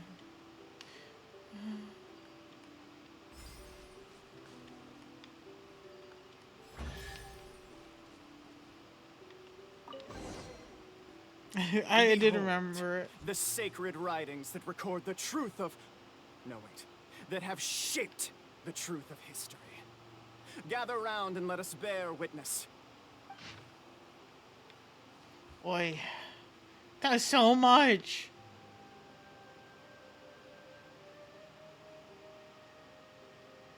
Okay. Brave Francois mounted the haystack, picked up a fork, and planted it tines down upon the mountain, a mountain of grass. Behind him was a large, bright moon. He shouted out the names of everyone in the village. The village chief was the first to be named, and so frightened was he that he wished to climb up the haystack and stop up Francois's mouth.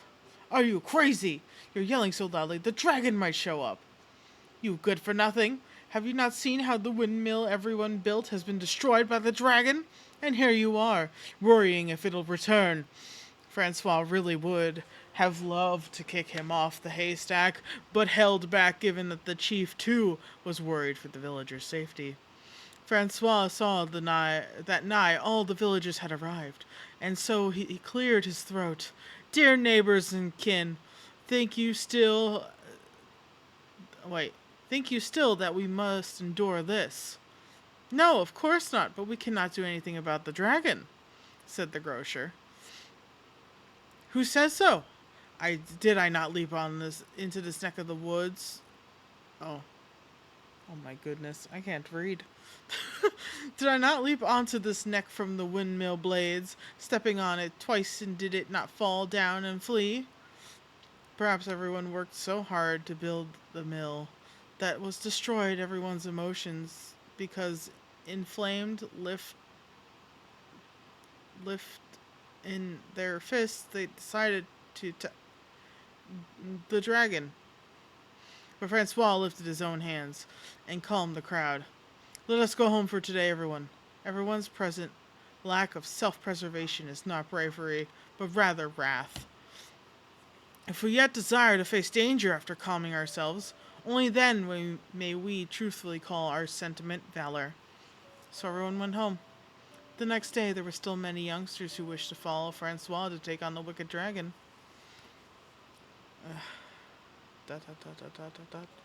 Who would have known that the valiant possesses the protection of the goddess's radiant charter?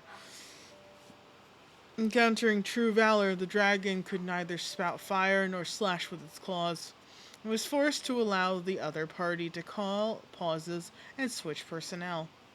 And so, after several days and nights of fierce fighting, the wicked dragon could no longer bear it and chose to surrender.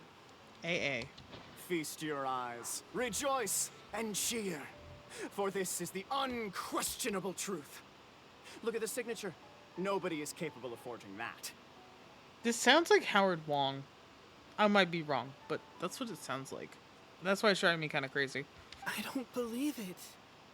So, all along, our histories have been false? Don't lose heart, Albizzi. It does not follow from his is true that ours are false. That might be the most bogus logic I've ever heard. But keep up the mental gymnastics, Boberano. I've been waiting for that look of jealousy on your face my whole life, and I'm gonna savor it. And yet, it seemed that this conundrum could indeed have more than one solution. Everyone agreed that there may be more than one truth.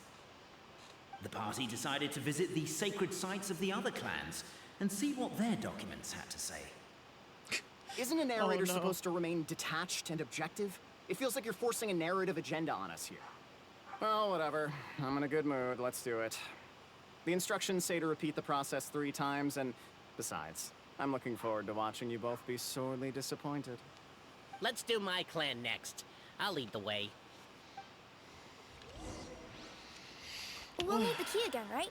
Let me see if I can pull it out. Yoink!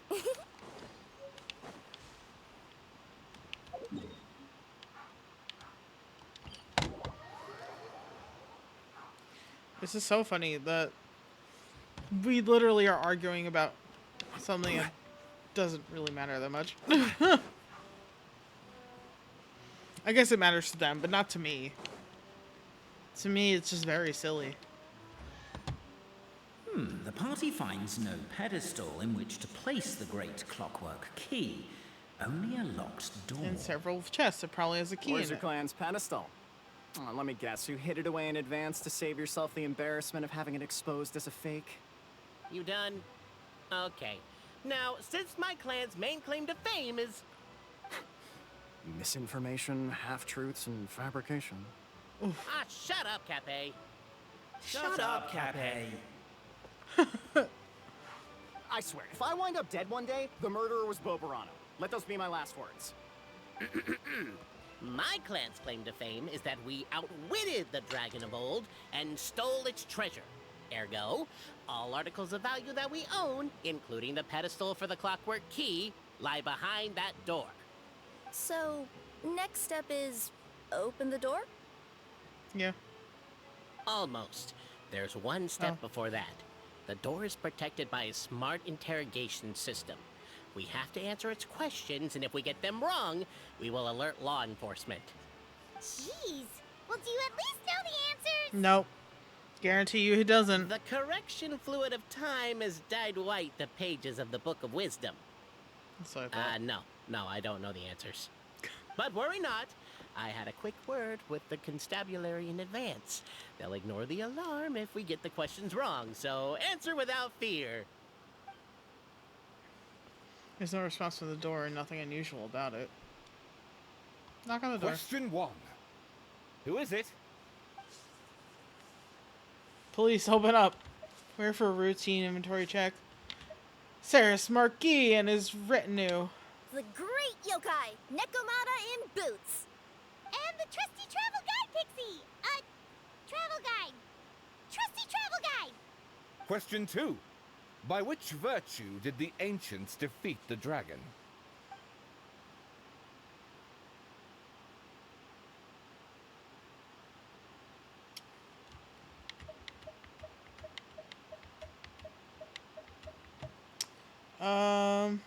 I think for this clan the answer is wisdom. If this is the right answer, I swear I'll... Correct! Yep. A barefaced lie. So low. Question 3. Which is more real? The fiction of the outside world, or the truth of this world?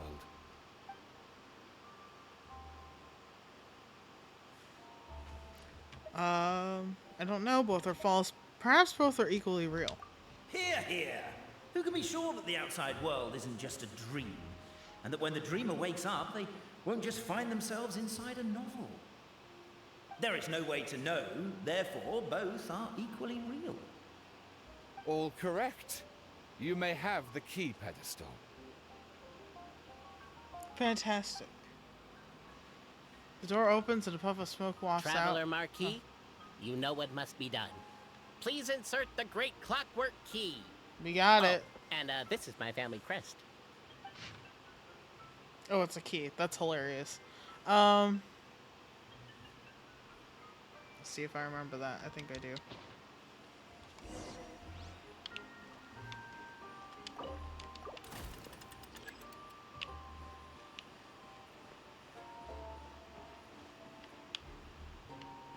Give it the good old whack or two.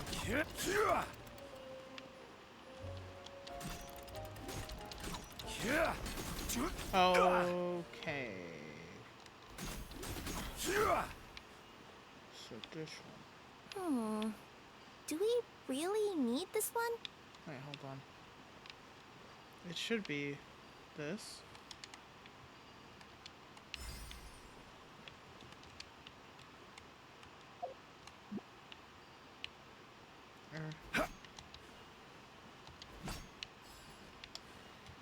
Oh, this is a pain. Oh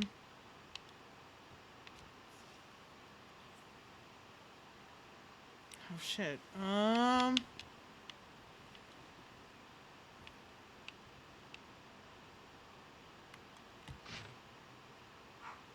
Well, it's not that so much as 1, 2, 3,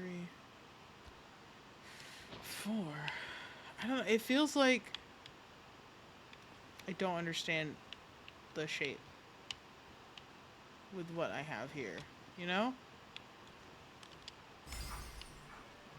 Because I don't think this is correct. I think it's way too long. Yeah, I think...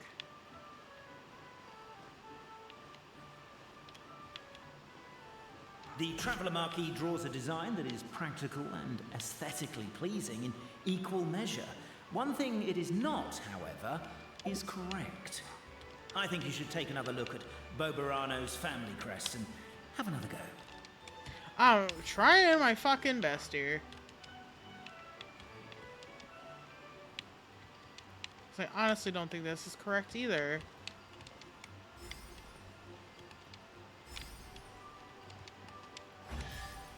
I guess it is. Because that was a red herring. Now, let me see what elaborate fiction the Clan of Wisdom was able to conjure up. If anyone's listening, I would like to submit these as my last words. I surrender. I'm the one who murdered Tappy. These two. Wise Antonio in the basement of the crumbling house began reading the ancient book he had found. His oil lamp shook from time to time as the swaying structure above ground collapsed. The village was to be symbolically raised by the dragon, and he had been chosen by the dragon, for he had not returned home, but Antonio did not care. He only wished to study the book the old lady had given him on the bridge he passed today. The book was titled Radiant Ardor, probably Radiant Charter, and within was all the rules that every in Simulanka must follow. I'm assuming every being in Simulanka must follow. It was written in the language of the world's creation at the very start. And if Antonio was not possessed of extraordinary wisdom and deciphered this primordial text, there would have been no study to be had. His book recorded no solutions as to resolving the difficulty that was the constellation satellite presently faced, nor did it contain any hexes that could aid Antonio in repairing his own home. But he knew that the wisdom was the mightiest thing in the world. The morning light shone through the ruins of his home, and the neighboring blacksmith and chubby chief took great pains to get rid of the house's wreckage, which blocked the basement hatch. With dark circles around his eyes, Antonio said to the chubby chief, "I shall defeat the dragon. I will return soon. Are you sure you're all right? You don't look like you've gotten any sleep." "Just smoke from the oil lamp. Don't worry about it." The dragon sat atop a mountain of treasures, gazing down at insignificant little Antonio walking closer. Flames gathered in his throat, preparing to burn the area 1 centimeter before him, all the better to scare this puny, foolish creature away. "Halt! I'm a qualified second-class Meister. The Radiant Charter states that should I refuse the duel, you cannot use force." This restriction did indeed exist, and so the wicked dragon swallowed its flames whole. Ah, how it dreaded going to the toilet tomorrow. No! No! Oh, that's awful. Antonio, for his part, had not expected that the second-class rust-clearing Meister qualification exam he had taken on a lark would come in useful. "And since I am the second-class Meister, I propose a duel of riddles. You cannot refuse." Now, Simulanka had just such a law, mainly for the benefit of sphinxes, old sages, and princesses who wished to make life hard for others. The evil dragon has not expected this rule to catch up with it. "I shall ask the first question. My house sold for 8,000 mora yesterday, but I thought there was room to raise the price. So I bought it back for 9,000, planning to sell it for 10,000. How much mora did I lose in the end?" The dragon laughed in contempt. "What's so hard about it? You could have waited until it hit 10,000 and make your move, but you sold it for 8 and then bought it for 9. So you lost 1,000 mora that you could have earned instead." "Wrong. You burned my house down yesterday. I couldn't sell it in time, so I've lost far more." Sorry, I mean, if you have to burn a house and you happen to be home, and you happen not to be home, So I might as well hit one that doesn't result in any loss of life. Now that you've lost this contest, have the right to loot of the same value as your life, -1 Mora. And considering that you burned down my house, I can seek damages. Let's assume that my house is worth just 1 Mora. Then, well then, Wicked Dragon, you know what to do with yourself. Please spare me. I'll give you anything. Your words, not mine, Antonio said, as he pulled out a contract he had written long ago. Why is this story so full of goofy goobers? Thus did Antonio use his wisdom to take all that evil dragon's treasures. The dragon, devastated, would never again return to attack Constellation's satellite. Where Antonio lived. Many years later, a child asked Antonio, "You sold your place for 8,000 and spent 9,000 buying it back. So it looks like you actually did lose 1,000, Mora?" AA. Look! My clan's history is true as well! There's that same unforgeable signature again, right here! What? Oh, does this mean that my clan is the only odd one out? I have a feeling they're all Given correct, that my but different clan's parts of the wisdom story. is such a subject of ridicule in your eyes, I will now appeal to my own personal intelligence, which I believe far surpasses that of my clan at large, and make a prediction. It seems likely that the claims made by each of our clans regarding their history and virtue are all true. I think so too. Oberano, how can that be? Oh, I get what's going on. Once, when I was drinking with Gujiyai, she bet me a round of dried fish that I couldn't guess which cup the umeboshi was under. Whichever one I guessed, I was always wrong, and Gujiyai would lift a different cup to reveal the umeboshi. But then, I learned later from one of the shrine maidens, Miyuki, that all of the cups had an umeboshi under them. Just goes to show, I still got a long way to go before I become a great yokai. Oh, don't mind Fox Lady. That's just her way of teasing you. Yeah. Actually, that reminds me. We can now open these 3 treasure chests. And unlike the guessing game you mentioned, this one's not a trick. Cool.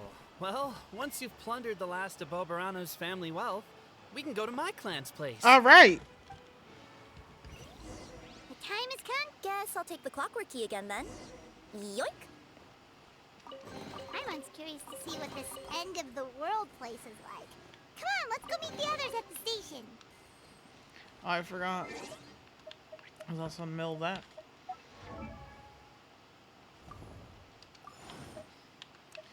Navia, want to level up some more of your relics, even though the ones you have are kind of garbage and I need to farm them some more.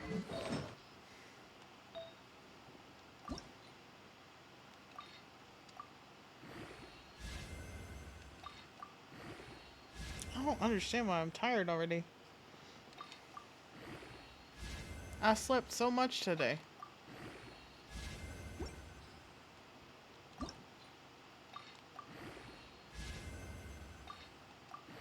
Oh yeah, this is... Why am I even leveling this up? What?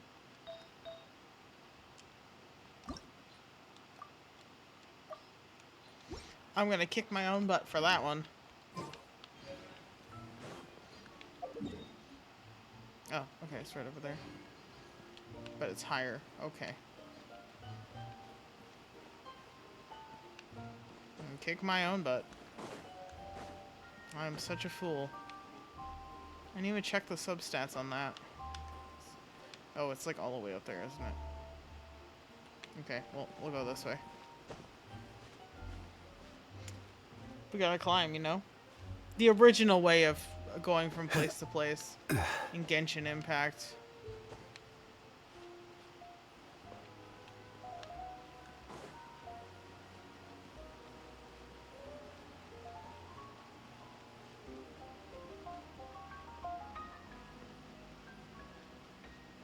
We're out of stamina, boys. I gotta walk the rest of the day there. Those are all these red guys. Isn't this the blue clan? The cohort of truth seekers followed Albizzi to his clan's sacred site. They arrived to the site of a giant guard towering over them. Up ahead is my clan's gigantified guard. He can be a little pig-headed, and he's incredibly strong. Your weapons won't even scratch him. Wait, but wasn't Kappe's clan the one that's all about strength? So, what do you guys believe in then? Oh, the guard is one of Kappe's people. Size is a coveted trait in the clan of strength, after all. Mine is the clan of empathy, and our key contribution is growth serum. What's empathetic about that? Yeah. What? Our ancestors believed that, just maybe, the dragon of old didn't mean us any harm at all. Perhaps the dragon simply didn't notice us, since we are so very tiny. So, they drank the growth serum and grew even larger than the dragon. Then, they set the dragon down, calmly explained their perspective, and eventually taught it how to empathize. That's interesting. The serum isn't what it once was, though. Nowadays, it doesn't make you grow all that much, and it actually makes you lose your empathy. So, I advise we take a detour. Despite Albizzi's words of caution, somebody, no doubt, has other ideas. Surely we could avoid a conflict with the guard, they think to themselves, if we could just try to understand one another. You could, of course, just take the path to your left and go around. But some people are gluttons for punishment. It's all part of the experience, I suppose. Not me. I was like, let me get around these bitches. I found this without your help. Lol.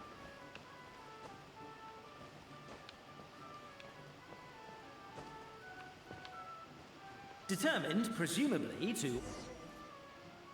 We should be getting close. Why is this place so full of junk? Are you the kind of people who never throw away the box when you buy something because you're worried you won't be able to return it without the original packaging? We'll never find the Oracle Pillars in all this mess. Never mind that. We have a more pressing issue. It seems there's a slight problem with my clan's family crest. The Marquis may need to utilize their wisdom to solve the issue. What? Oh, I see exactly what it is. Don't worry, I got it. Wisdom too, huh? Well, you guys have a bit of everything, don't you? Except empathy.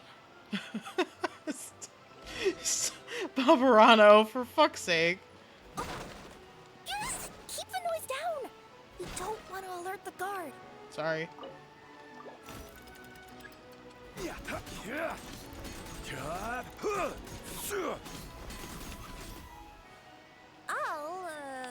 I'll go keep watch.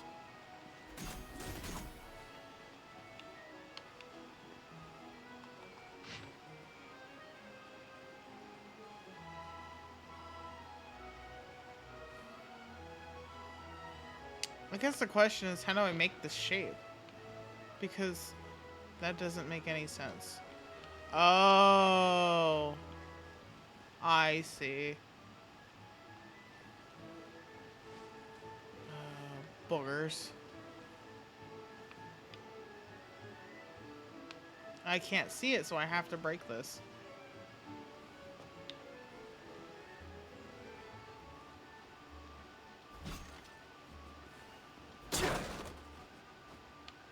Well.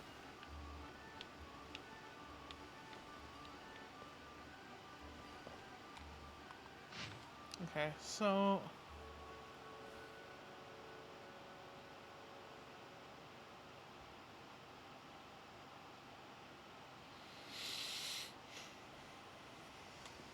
I think I understand, but we'll see. We'll see if I actually understand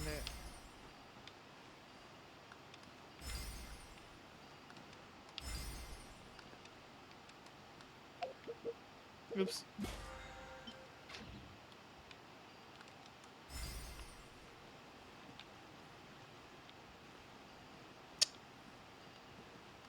Apparently that was incorrect. But don't blame yourself, it's Albizzi's clan's fault for taking terrible care of their family crest. How could they let something so important get so dirty? No, I think... Wait, unless... Hold on. Let me look at it again.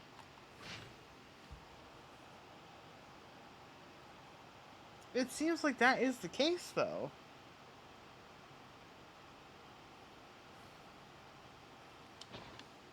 I don't know what you want from me, game.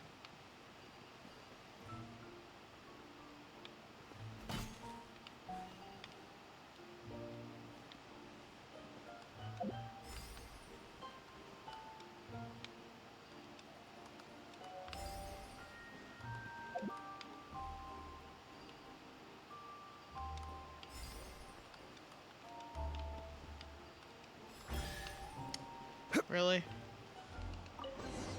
Whatever, I guess. This is the last one.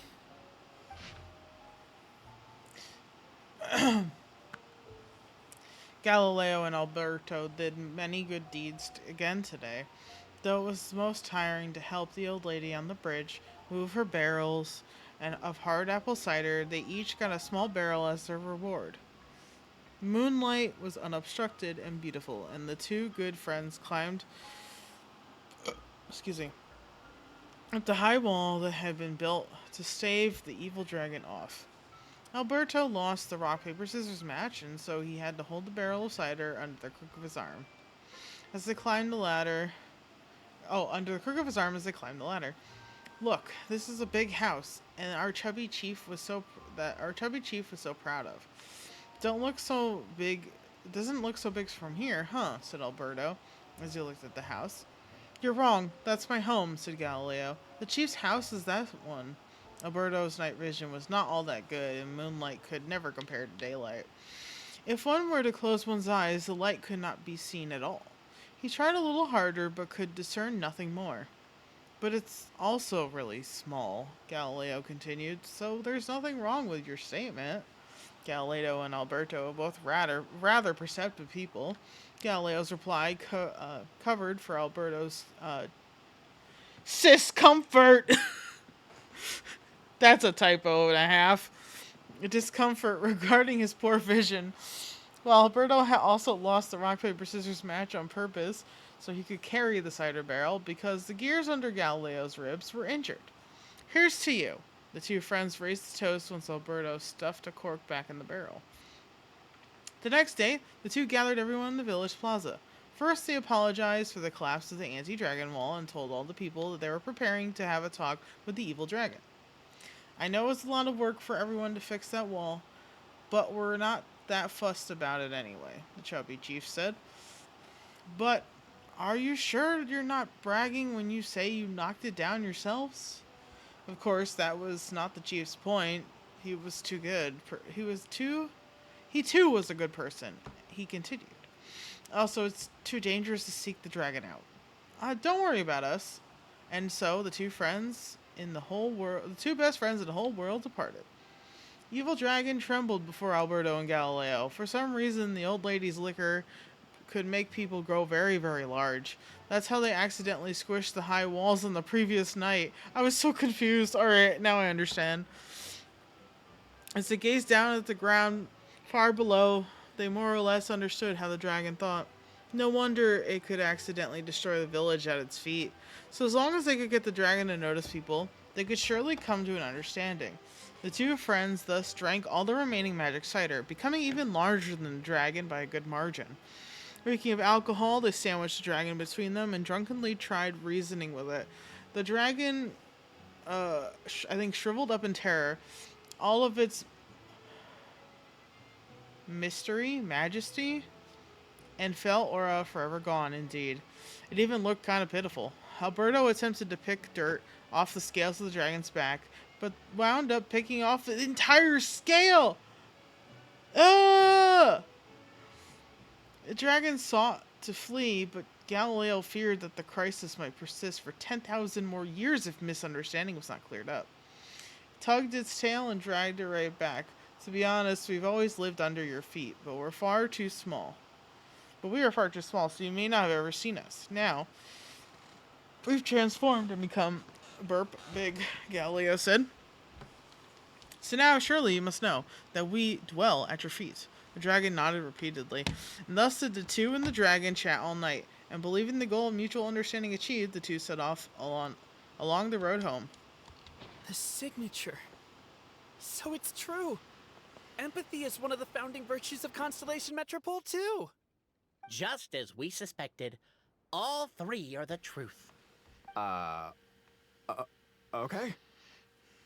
Well, this is a lot to process.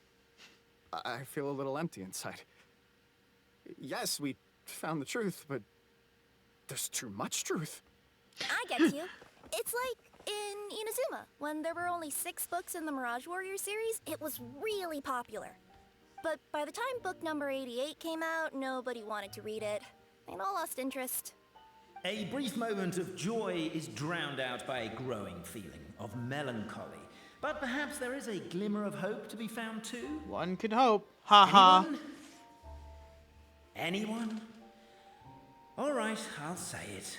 How is it the case that these three versions of history can all be true at once? Because they're different parts of the story. That's exactly what Paimon was wondering, but Boborano kind of already explained it away earlier. So Paimon was worried she'd look stupid for asking the question. It's not a stupid question at all, my dear little pixie. While I did postulate that different truths may coexist, there is an issue when it comes to these three truths in particular. The problem is, all three truths are the history of the exact same thing, namely the dragon and the Metropole's origins. Yet all three bear the signature, showing that they're genuine.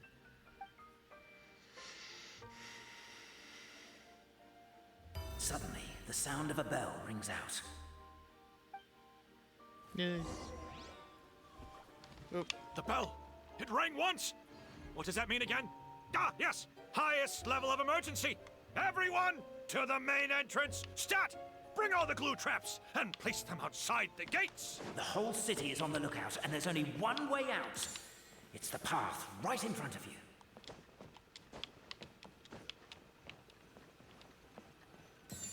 Why'd they ring the bell anyway? Also, why is one ring the highest level of emergency? Obviously because you have to respond fast when it's an emergency. It'd be a bit too late if they waited till the 99th ring. God. These three are funny. These glue traps are so easy to walk around.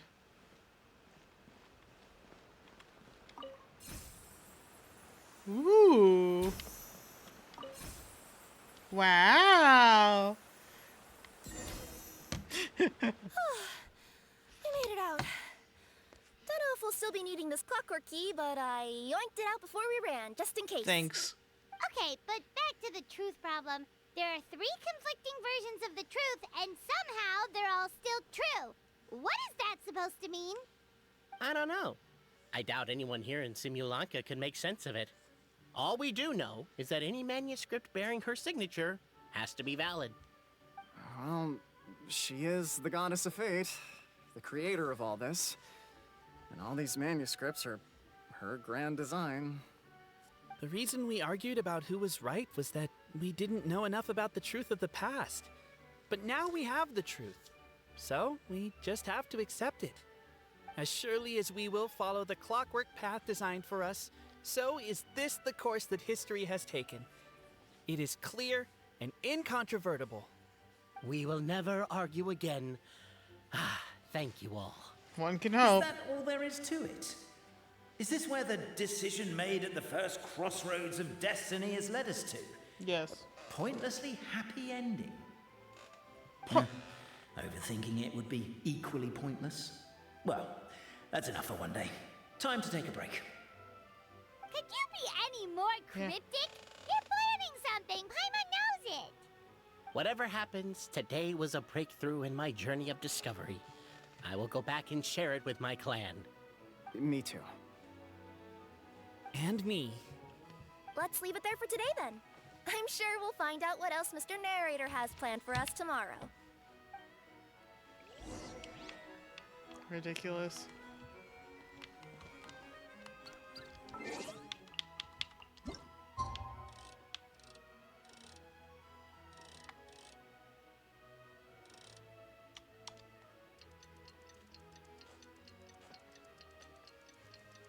This quest is ridiculous. They're so silly.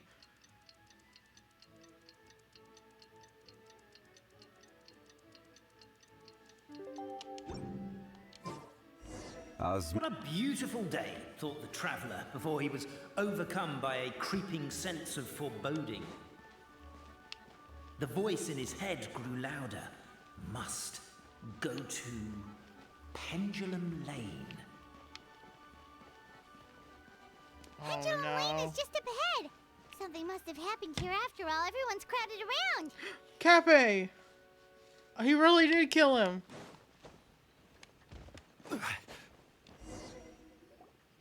Oh my god, this is terrible! I don't understand. The three great clans of Constellation Metropole have finally made peace with each other. Who could have done this? What happened? Oh no, someone's lying on the ground. Cappy! How did this happen? Cappy, you idiot! Wake up! You need to revise your last words or everyone's gonna start suspecting me! Last words? What did he say?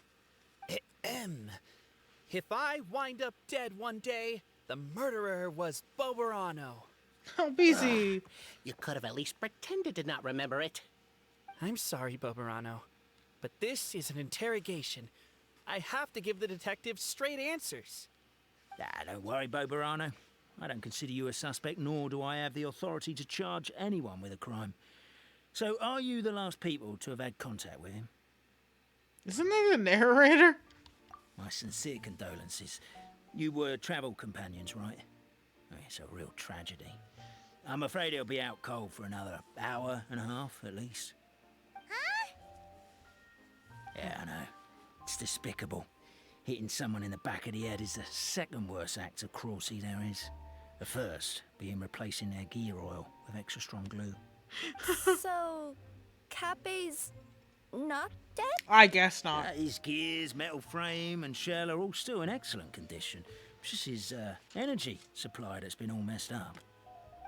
Wait. But surely you can't be suggesting that just because Cappy isn't broken, there's no need to go looking for the culprit. No, there's a need. Huge need. Unfortunately, this is rapidly turning into a cold case. There's no evidence and no witnesses. Unless there's an official clockwork pedestal, the goddess of prophecy around here somewhere. Excuse me. Then suddenly the long-lost dragon of old flew across the sky. Where? I didn't see anything. Wait, why can't I move? No, my mistake. It was just a cloud. Or a bird. Or something. If only we could turn time backwards and replay the crime. Isn't that one of those, clockwork socket things right behind you? Yes. So it is. No wonder everyone here is suddenly struggling to move. Traveller, if you please, let's recreate the crime scene. I think nobody's commenting that that's the narrator. Yeah.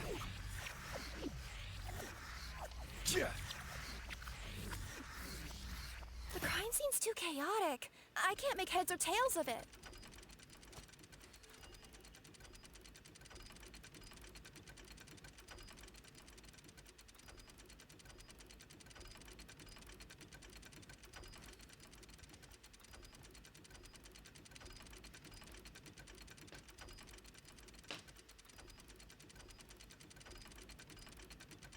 No.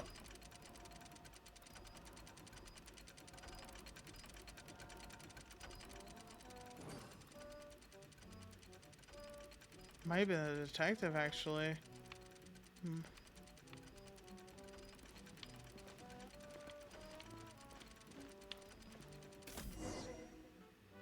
Well, that clears it up. Cappy was walking along the street, then he suddenly collapsed. He was faking it. What? So case closed? Aren't you supposed to investigate a little more first? Well, we literally replayed the crime scene and saw it with our own eyes. There's no need for any evidence gathering or powers of deduction now. And besides, maybe the truth is inherently strange by nature. Like how Constellation Metropole has 3 histories, each of which is the truth. But didn't you say Cappy was struck in the back of the head and knocked unconscious? For all I know, he could have bashed his head against a toilet bowl before leaving the house, then walked here in a daze before finally passing out. As for why he might have done that, my guess is...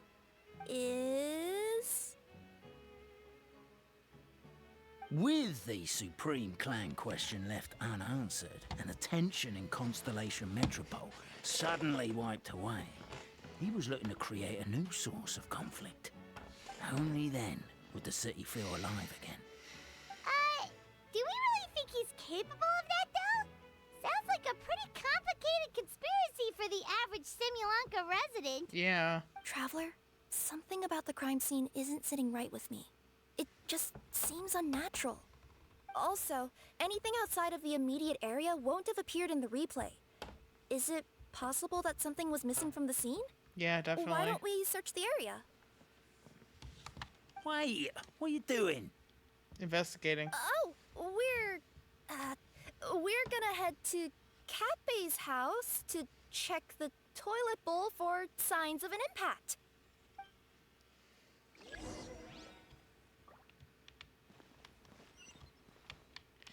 Where did my spear go? Yeah, I'm pretty sure something hit, like an object There's hit a him. spear here. It looks so mysterious. Let's take it. Hello there. Have you seen my spear by any chance? Someone was shouting about a dragon a minute ago, and I instinctively threw it into the sky. Uh-oh, I see. Here you go. We have it.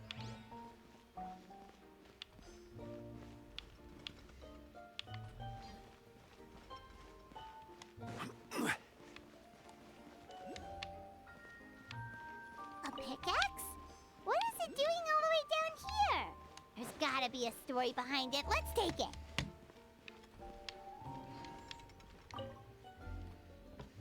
You're not from these parts, are you? Just visiting? Yeah. Yep, that's right. Why? What's up? Ah, well, I was gonna offer you a great job in the Titanium mines. A safe and secure working environment. Doesn't sound very Yeah. safe. At least not as safe as being a courier. To keep the titanium ore intact, we use specially designed pickaxes that can't cut through it. Even if you struck a person with it, it wouldn't so much as leave a scratch. And in terms of labor intensity, the work has been rated as Class 2 physical labor by a reputable organization. Even cats can do it. I'm not. Never mind. I give up. You're a cat-like Welcome creature. to Paimon's world. Yeah. Keep calling her a Mind pixie. you, I don't know what happened today, but somehow a pickaxe has gone missing. Maybe one of the giant guards broke it down, so someone took it to perform a rapid resuscitation procedure. Sounds pretty brutal for a first aid technique. Still, a missing pickaxe. Huh. Is it just me, Traveler, or does it seem kinda suspicious? Oh, it sure does, buddy. Okay, so somebody took it.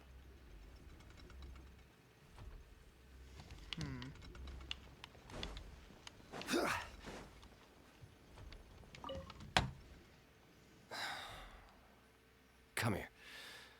Whatever it is you were looking to buy, please do come back tomorrow. It's just, I have to close early today. A bottle of growth serum has gone missing.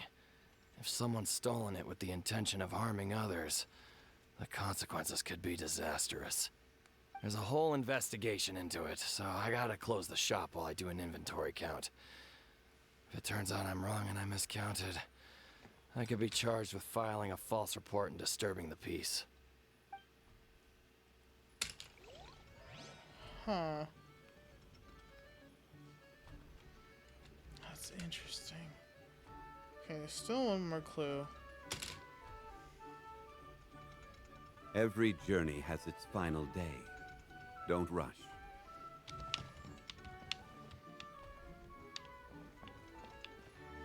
Is it, There's a strange potion bottle here.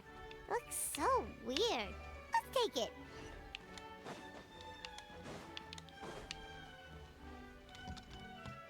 Let's say one of these was the weapon used in the assault. Which one do you think it is? guard spear?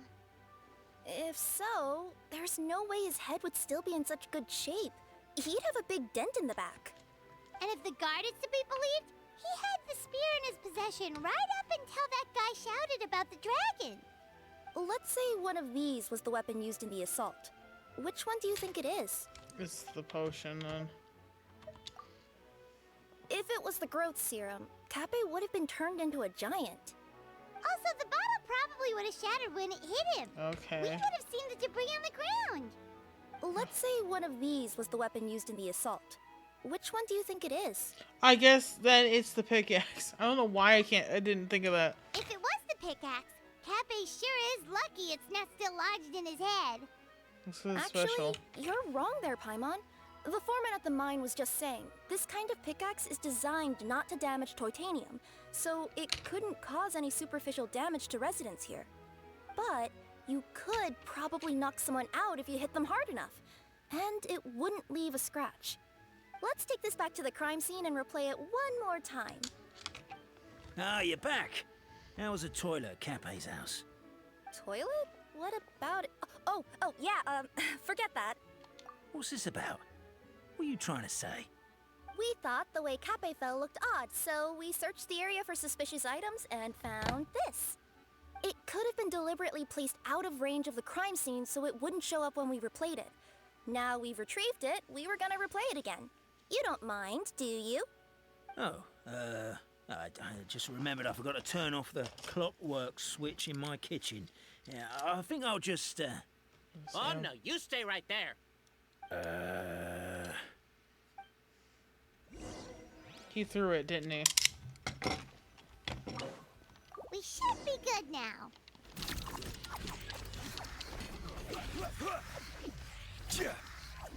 Yep.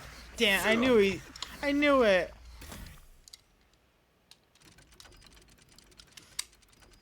It's like, it looked like he threw something.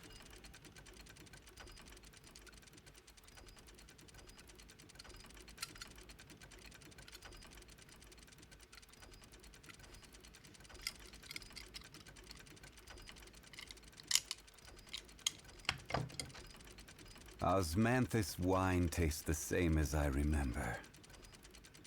But where are those who share? Really? In the middle of the replay? Really? Really talking in the middle of the replay, sir?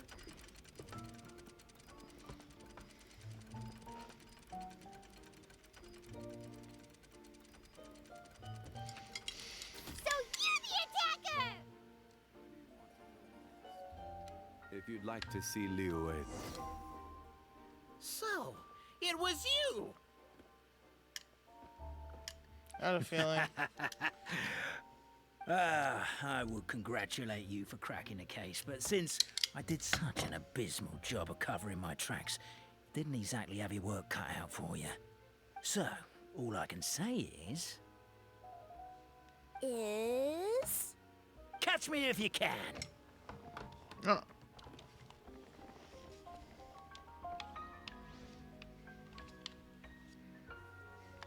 We have a runner!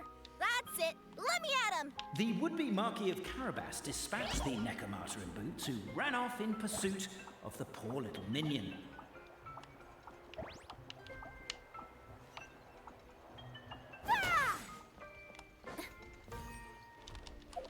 Yeah.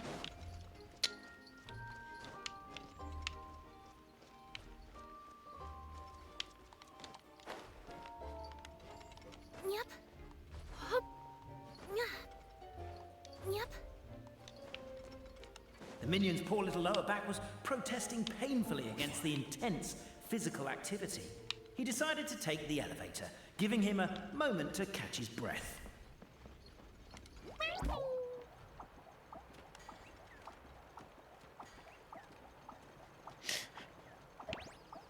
Really? His lower back asked.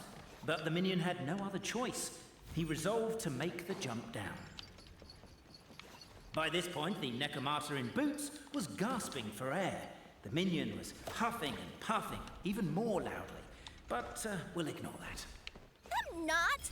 Don't underestimate the gold-level courier of the Komania Express!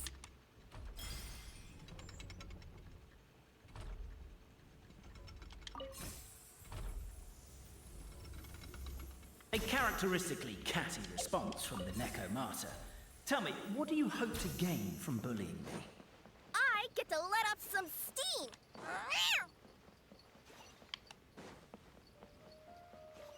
Ha-ha! You fell into my trap.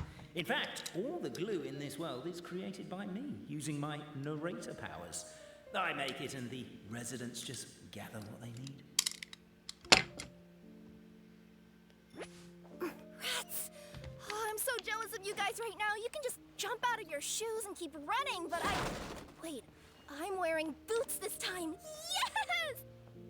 The unnamed minion made a last-ditch escape attempt. He began his long climb,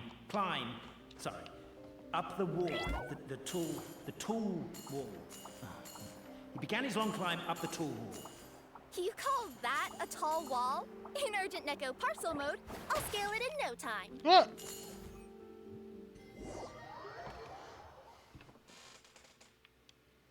Yeah, I fucking fell. For real? So, it was you! I would. So, all I can say is. Catch me if you can!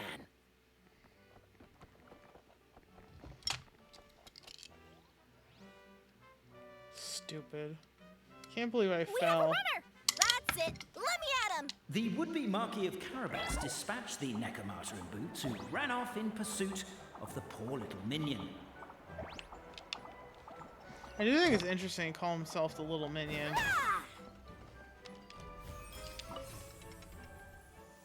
The minion's poor little lower back was protesting painfully against the intense physical activity. He decided to take the elevator, giving him a moment to catch his breath.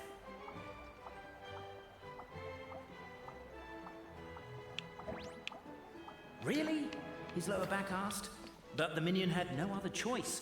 He resolved to make the jump down. By this point, the Necomata in boots was gasping for air. The minion was huffing and puffing, even more loudly. But we'll ignore that. I'm not! Don't underestimate the gold-level courier of the Komania Express!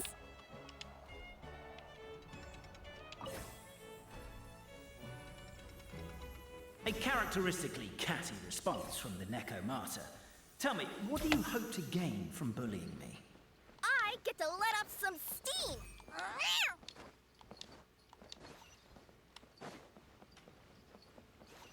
Ha-ha! You fell into my trap. In fact, all the glue in this world is created by me, using my narrator powers. I make it and the residents just gather what they need. Yeah. Oh, I'm so jealous of you guys right now. You can just jump out of your shoes and keep running, but The unnamed minion made a last-ditch escape attempt. He began his long climb, up the wall, the tall wall. He began his long climb up the tall wall. You call that a tall wall? In urgent Neko parcel mode, I'm beat. I surrender. Take that, nerd. you've got nowhere left to run.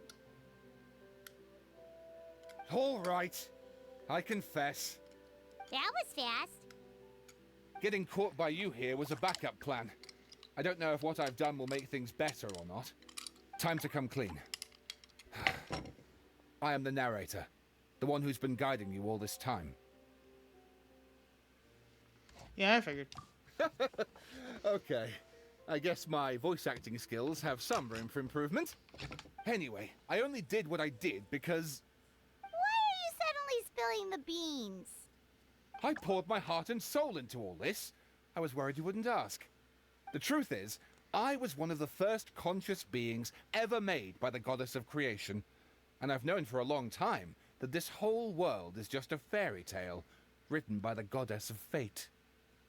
Ah. I know they say that fairy tales are just made up for kids to read, but I refuse to believe that fairy tales are just fictional stories and nothing more. The reason why Constellation Metropole has 3 origin stories is that the goddess of fate wrote 3 drafts and couldn't decide which one she liked best. Then her cat trod all over them, and they all got crumpled together, so the 3 worlds just sort of folded into one. The goddess of fate was torn between them anyway, since she couldn't decide which ending was best for the dragon or the kids. So when she saw what the cat had done, she simply decided to go with all 3. Who'd have thought? Well, what does any of this have to do with what you did? Yeah, I'm You're not a confused. fictional character, so you couldn't hope to understand my sorrow. Honestly, I don't think there's anyone in all of Simulanka who would understand.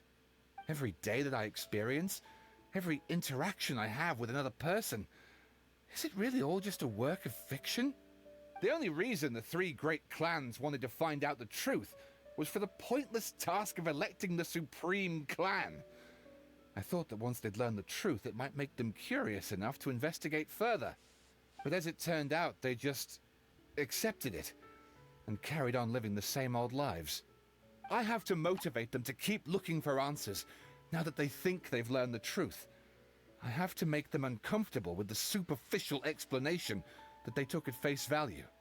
And I have to figure out, once and for all, while you real people from the outside world are still here, are we real? Oh. That's my full confession. Time for you to take me back. I'm guessing I'll probably be forced to make a public apology, then sentenced to half a day in solitary confinement. I definitely deserve half a day. Oh, also, pass this message on to Cape, Bobarano, and Albizzi, if you could. The Great Clockwork Key was originally put in place jointly by the ancestors of the three clans. If the three of them had any ability to cooperate whatsoever, they'd have been able to remove it by themselves. Over all these years, not once have they ever tried removing it together. Oh, my poor child. There's one thing you've been mistaken about this whole time. Ah! Whose voice is that? Detective? Was that you? Your voice acting's actually pretty good. I don't think it was. The reason fairy tales are suitable for children is that they help them to understand the world. Fairy tales may be works of fiction, but at their heart lies an internal logic that is undoubtedly real-world truth in a condensed form. Perhaps they simplify good and evil, and perhaps they hide the darkness in metaphors. But let there be no doubt. The world within fairy tales is as real as can be. And by extension, you and your compatriots are also real. Goddess! Is it really you? The line that separates footnotes from narrative can never be crossed. Never the two shall meet. This is why you have never heard my voice before. But now you wish to break free from the story, and there's a cat nearby, so you can hear my echo. Necromora! It's still a cat creature. Your I hate to echo. break it to you.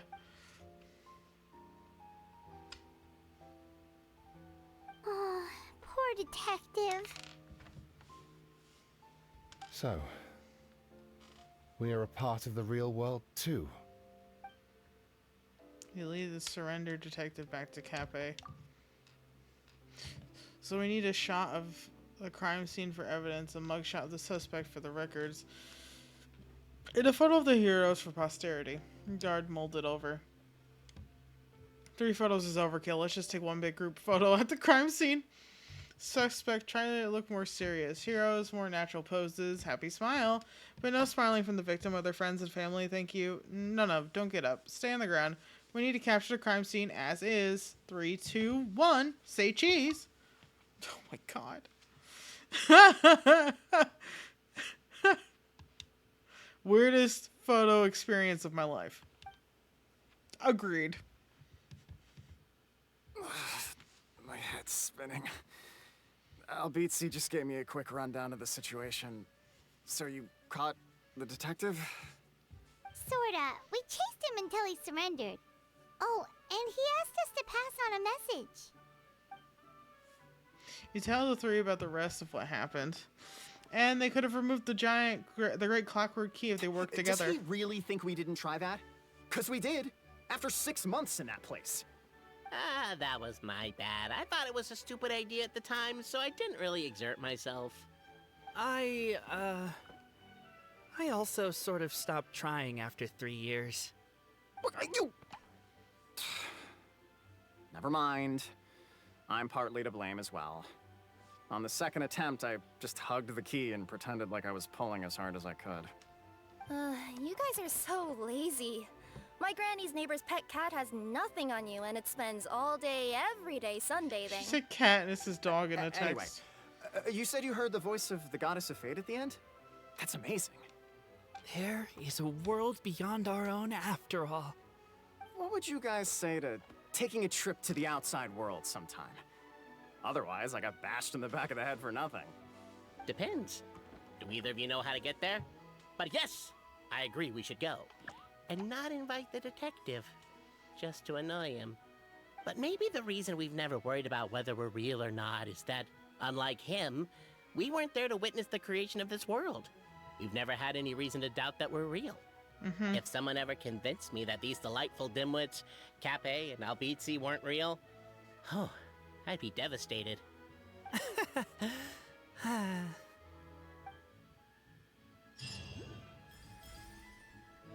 Oh my god, I'm so tired though. I'm thinking I'm gonna call it for now on this. But that was really funny.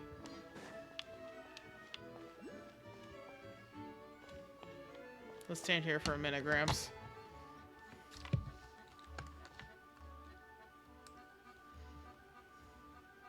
Hold on. Home screen. I'm missing. Whoa, here I am. Hold on. I had to pause it, because if he started talking, I was going to lose it. Well, anyway, guys. Thank you so much for joining me. I know I'm not done. What I might do is do something akin to doing a stream earlier in the day of me trying to finish it. Excuse me. Before I do Honkai Star Rail later in the day. But we'll see. I'm really tired. I stayed up way too late last night, and now, even though it's not that late, I'm exhausted. So, thank you so much for joining me. And remember, we are a trash can, not a trash can community. And we can and will finish this event and also do some Honkai Star Rail. Until tomorrow, keep it trashy and keep it classy. Because if it's garbage, well then that's just no good. No good. I'll catch you guys later. Have a good night, or a good morning, or a good day.